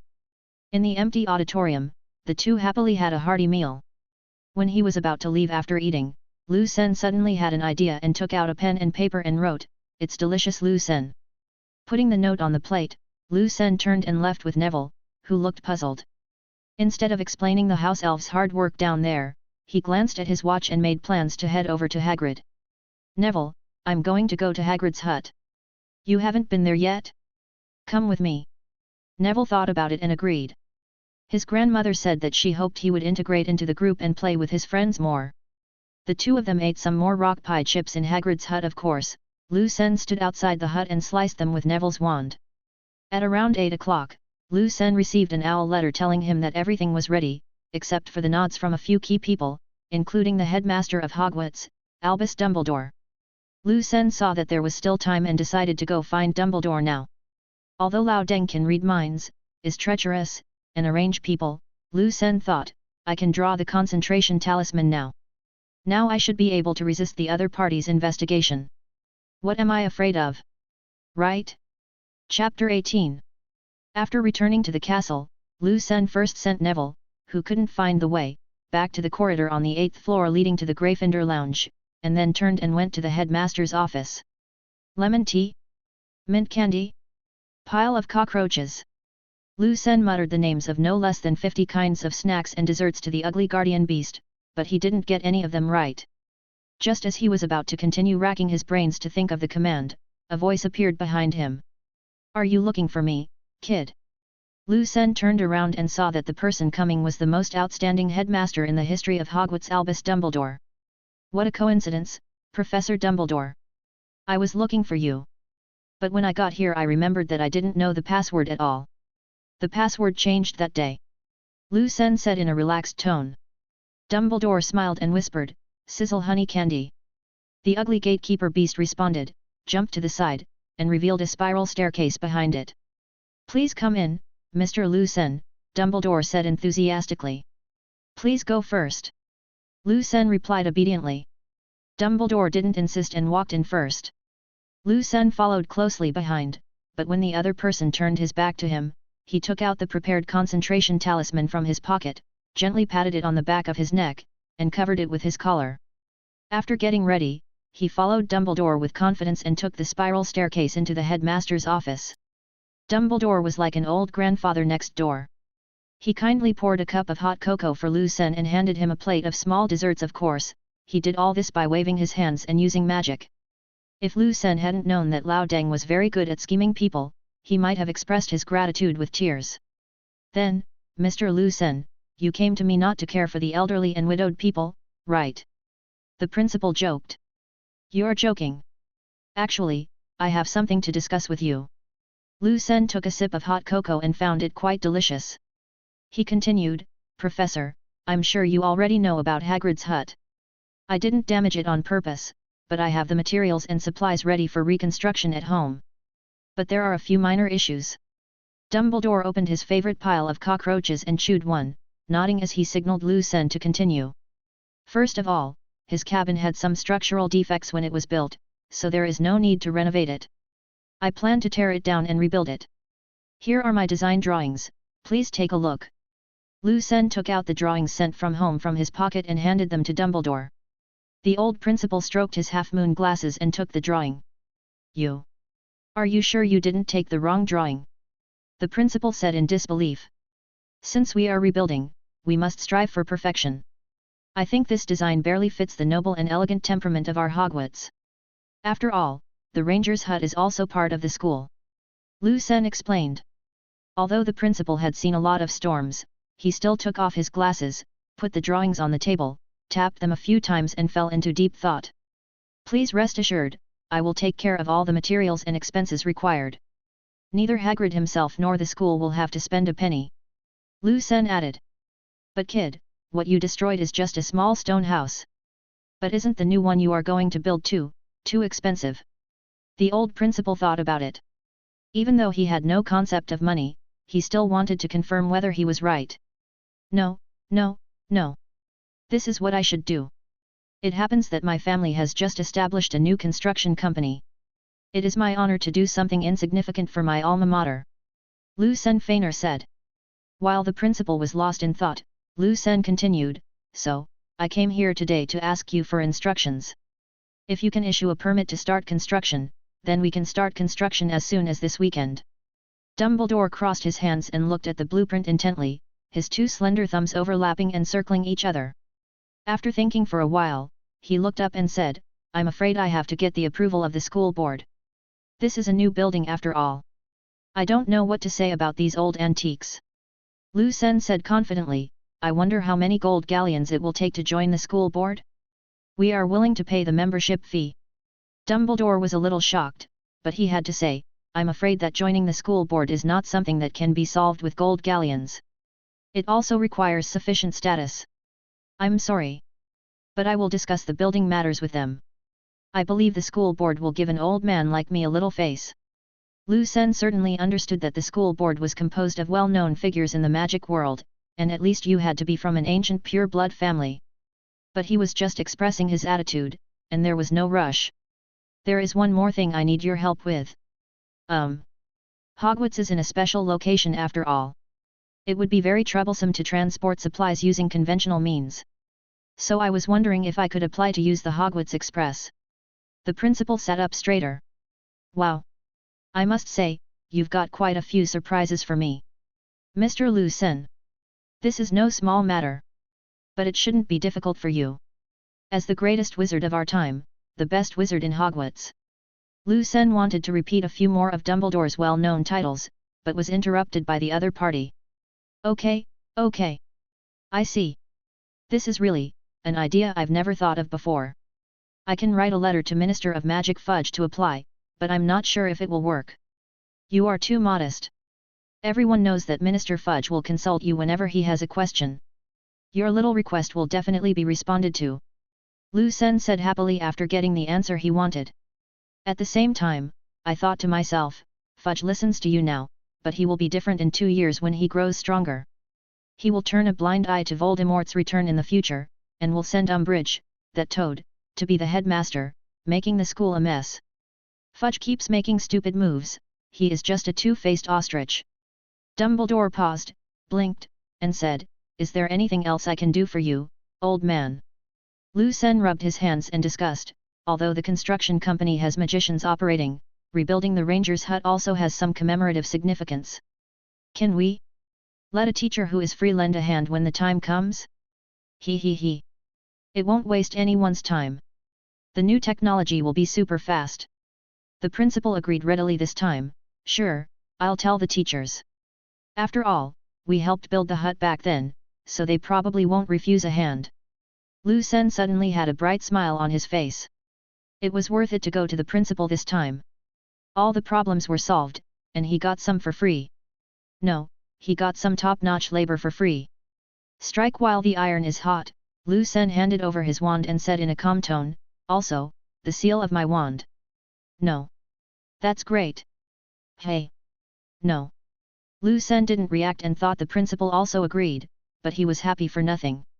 Lu Sen did not give up and reorganized his words, you know, if the little wizard only relies on the short time in class to practice magic, it will be difficult for him to master the content of the class.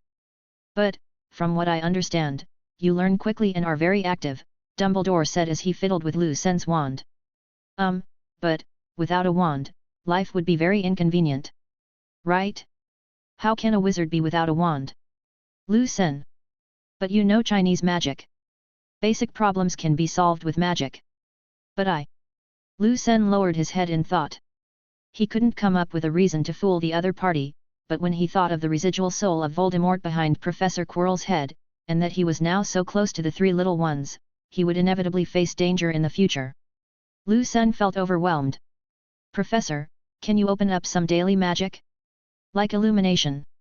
Lu Sen looked at Dumbledore expectantly, thinking that without this rolling pin, he would be very weak in front of the boss. What trolls, Quirrell, Voldemort. This year has not started well. Dumbledore thought for a moment, took out his own wand and tapped the rolling pin a few times, and the seal chain inside suddenly emerged. He smiled and looked at it for a moment, as if he was appreciating a work of art. Under Lucen's puzzled gaze, Dumbledore whispered a few magic runes, and without him clicking a few times, a few silver magic coins emerged from thin air and disappeared into the golden rune chains. Okay, if you encounter special situations, you can use the illumination spell. Dumbledore smiled and returned the wand to Lucen. Lucen couldn't believe his ears. They actually agreed. I can use the lighting spell. But before Lucen could cheer, Dumbledore's voice spoke slowly. There is a limit on the number. You can only use it 10 times. Otherwise, Minerva and the others will notice. After saying that, the principal blinked at Lucen like a child. Chapter 19. Lucen tightly grasped his wand. He felt that he could vaguely communicate with the seal chain. Thank you. I will use it carefully. I mean, shine it occasionally. Dumbledore leaned back in his chair, a gleam of light reflected from his glasses as he suddenly said, "Show me, Mr. Lu Sr." Lucen was sweating profusely and pretended not to understand. What are you showing me, Professor? I observed the ceiling of the corridor, and the magical traces you left are very special, but it should be a magic similar to illumination, if I'm not mistaken. Dumbledore said slowly and calmly, which made Lucen terrified. But he changed his mind and thought, since old Deng had allowed him to show it and even opened a corner of the seal, then there should, probably, possibly, be no problem, right?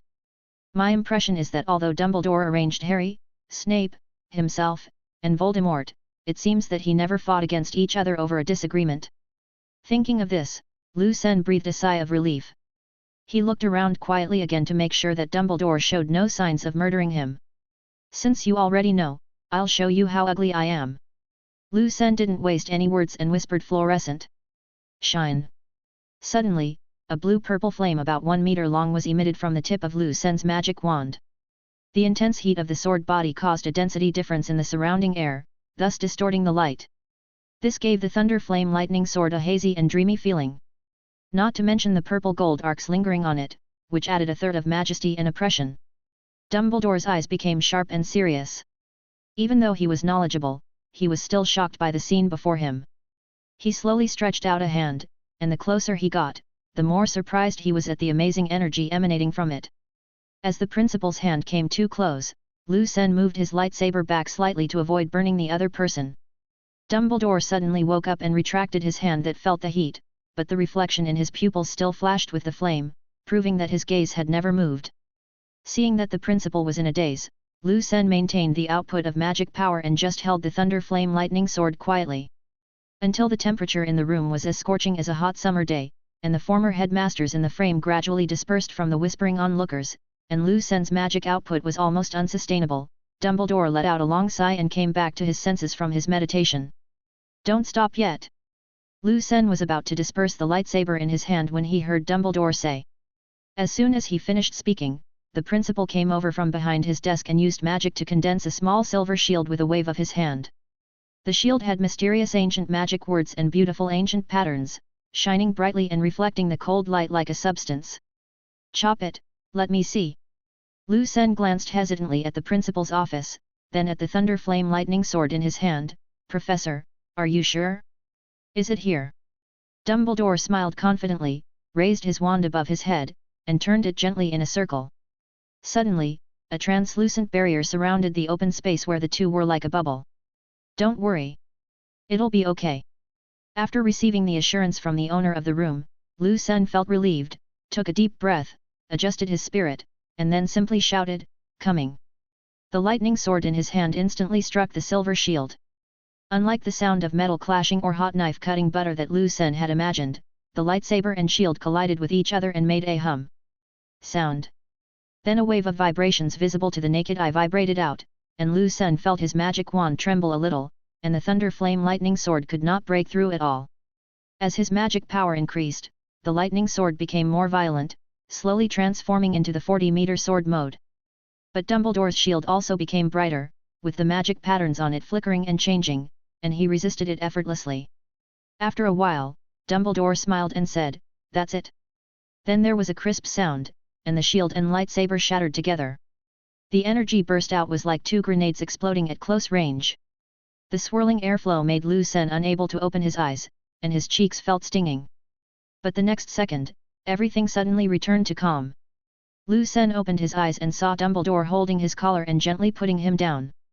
Lu Sen felt that he must have been cast under a levitation spell, and his body was light.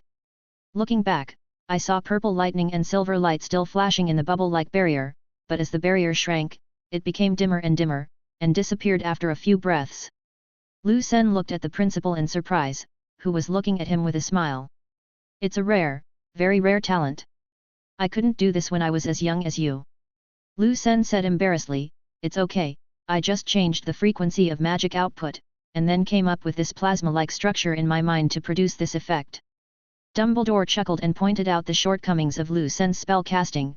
You thought too much about the result of the spell, which only fixed the magic in the imaginary mold without telling her who she is. Lu Sen's first thought was, is there any difference? But after careful consideration, his eyes lit up. He suddenly understood why his magic was always out of control. This sentence was like the finishing touch, and it made a breakthrough in the problem that had troubled Lu Sen for many days. After thinking for a moment, Lu Sen couldn't wait to activate the Thunder Flame Lightning Sword again. This time, the lightsaber became smooth and solid, with a distinct tip and blade. Like a divine weapon. Although the surface no longer emitted amazing heat, the energy inside was even more terrifying. Dumbledore clapped his hands elegantly and said, Congratulations, Lu Sen. Your magic has improved again. Very good. Thank you. Your words are more useful than reading a whole library of books. Lu Sen extinguished the flame on his wand and praised sincerely. Dumbledore shook his head slightly, reading is very useful. Remember the Muggle saying, books are the crystallization of wisdom. I think it makes sense. Lu Sen nodded in agreement, then thought for a moment and decided to try out several other uses of lighting techniques that he had figured out and asked the principal for some pointers. Fluorescent glow. Lu Sen's wand emitted a soft white light lighting spell, glow stick mode. Thinking of the secret that Dumbledore had just mentioned, Lu Sen carefully adjusted his magic power and rethought the direction of improvement in his mind. Soon, the glow stick became slightly dimmer towards the user and brighter on the outside, which made the lighting range wider and the user's vision would not be affected in the slightest. Lu Sen extinguished the spell and looked at Dumbledore hopefully. Dumbledore is worthy of being the greatest headmaster. He has taught for decades and his guidance and teaching level is extremely high. More importantly, his magical attainments are at the pinnacle. He saw the deep use of this small application at a glance. He said slowly, unique application method. What surprised me even more is that you didn't focus on transforming magic into a weapon that only focuses on lethality. Very valuable. So, you have discovered the method just now. The spell does not have to be fired forward. The direction is in the human heart, not in the magic wand. According to this idea, maybe you can make some other discoveries. Lu Sen lowered his head in thought, recalling the feeling of casting the spell, and expanding his imagination according to the prompts. Assassin's Alliance, bullets that can turn? Domestic 008, a gun that shoots itself in reverse? No, this is wrong. Men in Black, laser guns? Star Wars, Star Destroyer? Hey? It seems that something strange has sneaked in.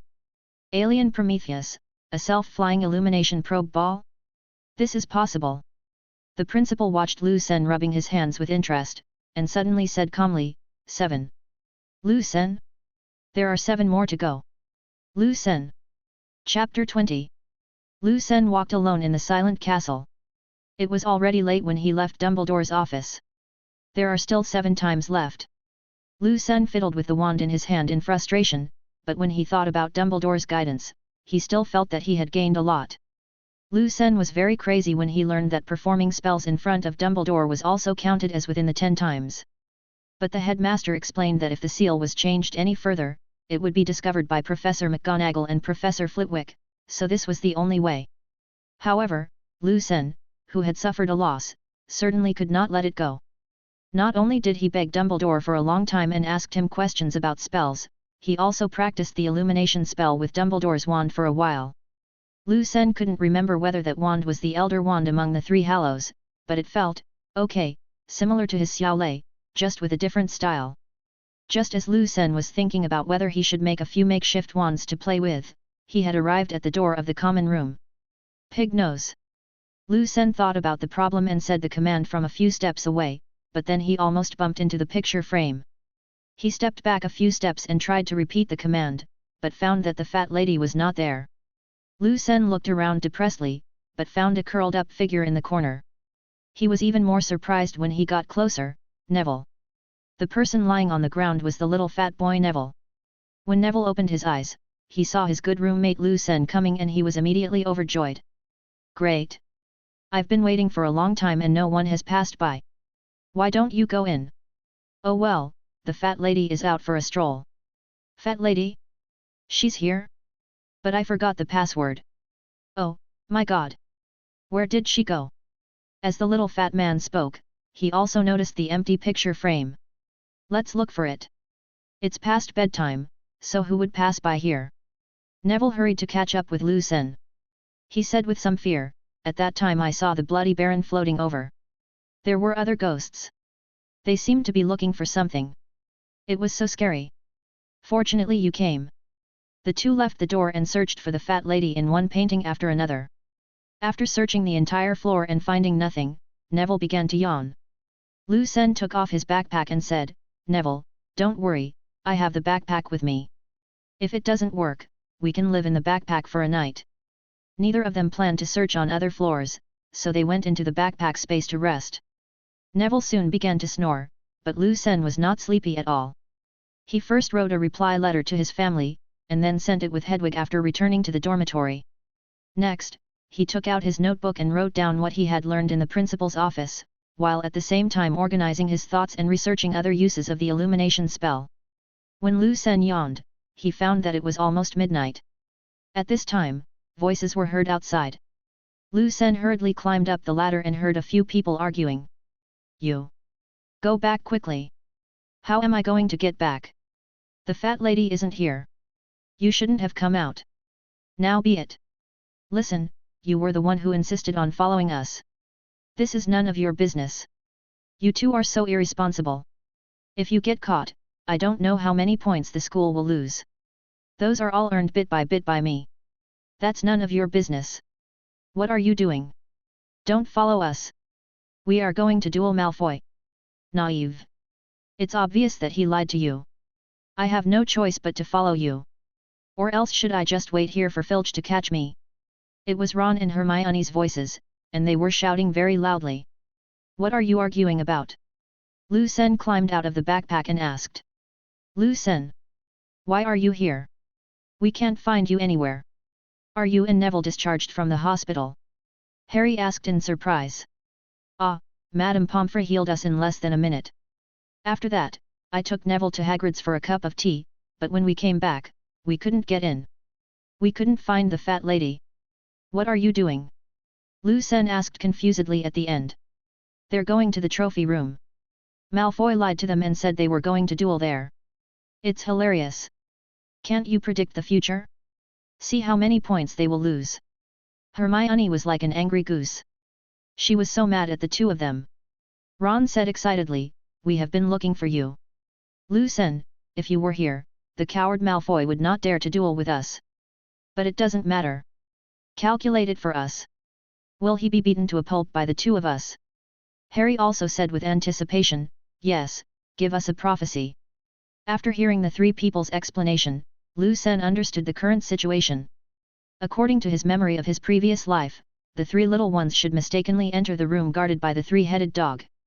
If he interfered at this time, it would be troublesome if something went wrong. He thought about it and compromised, I didn't see Malfoy appear, but tonight should be safe and sound, and it will be worthwhile for you. Hermione's eyes widened immediately, and she said angrily, Lu Sen. What do you mean? You should stop them. Ron said proudly, okay. Some people should stop blocking the way. We are safe tonight. Let's go, Harry. We are going to be late. Lu Sen, do you want to join us? Ron and Harry walked away stubbornly, and Hermione followed closely behind, muttering, I'll keep an eye on you. If I run into Filch I'll tell him the truth. I'm following you because I'm exposing you. Lu Sen was still hesitating whether to follow or not, when the dazed Neville heard the sound and crawled out. "What's wrong, Lu Sen? Where are they going?" Neville asked, rubbing his eyes. "They are going to duel with Malfoy, but I don't think Malfoy will go." "Well, I have to follow them, just in case. You stay in the backpack and look after it," Lu Sen said as he was about to catch up with the people in front. "No. I'm going to. The ghosts might come back. Don't leave me," Neville said in panic. Lu Sen thought about it and agreed. He put on his backpack and trotted with Neville to catch up with the three little ones. Harry whispered, "Listen. Great. You're here too." Ron also said happily, "That's nice of you, buddy. This way we're sure to win.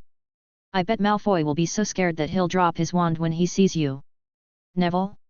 Why are you here too?" Hermione said with an unhappy look on her face. "Ha! The Great Prophet is here too and brought Neville with him. Do the math and see if you guys will be expelled." Ron said angrily, "Shut up. You're such a jinx. You shouldn't be here. If you hadn't shown up, we would all thank you." Harry was afraid that the noise would alarm Filch, so he whispered, "Shh. Stop it. Be quiet." Several people walked briskly through the corridor. The bright moonlight shone through the glass windows onto the ground, forming silvery white strips of light. Walking on them was very artistic. Lu Sen suddenly felt that a night tour of Hogwarts was so interesting. Lu Sen, who was in a playful mood, recalled the classic scene in Flirting Scholar, where the four stupid thieves who broke into the palace at night were circling under the leadership of Tang Bohu. Their funny and hilarious movements should be like this, right? It seems like Tom and Jerry is like this. Hermione looked back and saw Lu Sen holding his hands in front of him like Jerry the Mouse, with his feet rising and falling lightly, which she found very funny. Tisk. Childish. Hermione shook her head in disbelief, not bothering to pay attention. Lu Sen's heart sank instantly. "It's over, my glorious image is completely ruined." Arriving at the agreed prize display room, everyone breathed a sigh of relief. Ron and Harry looked around, but apart from various beautiful trophies and medals, there was no sign of Malfoy in the trophy display room. "What did I say? This is just a lie," Hermione scolded in a low voice. Ron was about to retort when he heard Filch's voice coming from the next room. "Give it a good sniff, honey. They should be near the trophy room." They all felt that something was wrong. Ron sat down on the ground dejectedly, thinking that this was the end. Neville was also frightened and lost his mind, trembling and unable to stand steadily. Although Lu Sen was not afraid of Filch, he did not want to be caught. He pulled Ron up, supported Neville, and was ready to run away at any time. At this time, Harry fearlessly stuck his head out of the side door. Seeing that Filch did not come over, he hurriedly greeted everyone. With their hearts pounding, several people tiptoed out through the side door and then ran away. On the way, Neville knocked down a piece of decorative armor beside the corridor, and the clanging sound immediately echoed in the empty castle. Several people quickly quickened their pace, and Harry led them through corridors one after another. After they were far enough away, Hermione continued to scold a few people breathlessly. Harry and Ron now believed that Malfoy had lied to them, but neither of them was willing to give in. Ron said in shock, "We have to get back to Gryffindor Tower." But just as they were about to return, a silver white head suddenly popped out from a door. Neville shouted in panic, "It's a ghost!" The ghost's head. Everyone was surprised to see a ghost with only a head, and felt it looked a little familiar. The most shocked person was Lu Sen, because he was the first to recognize the other party. It was Peeves.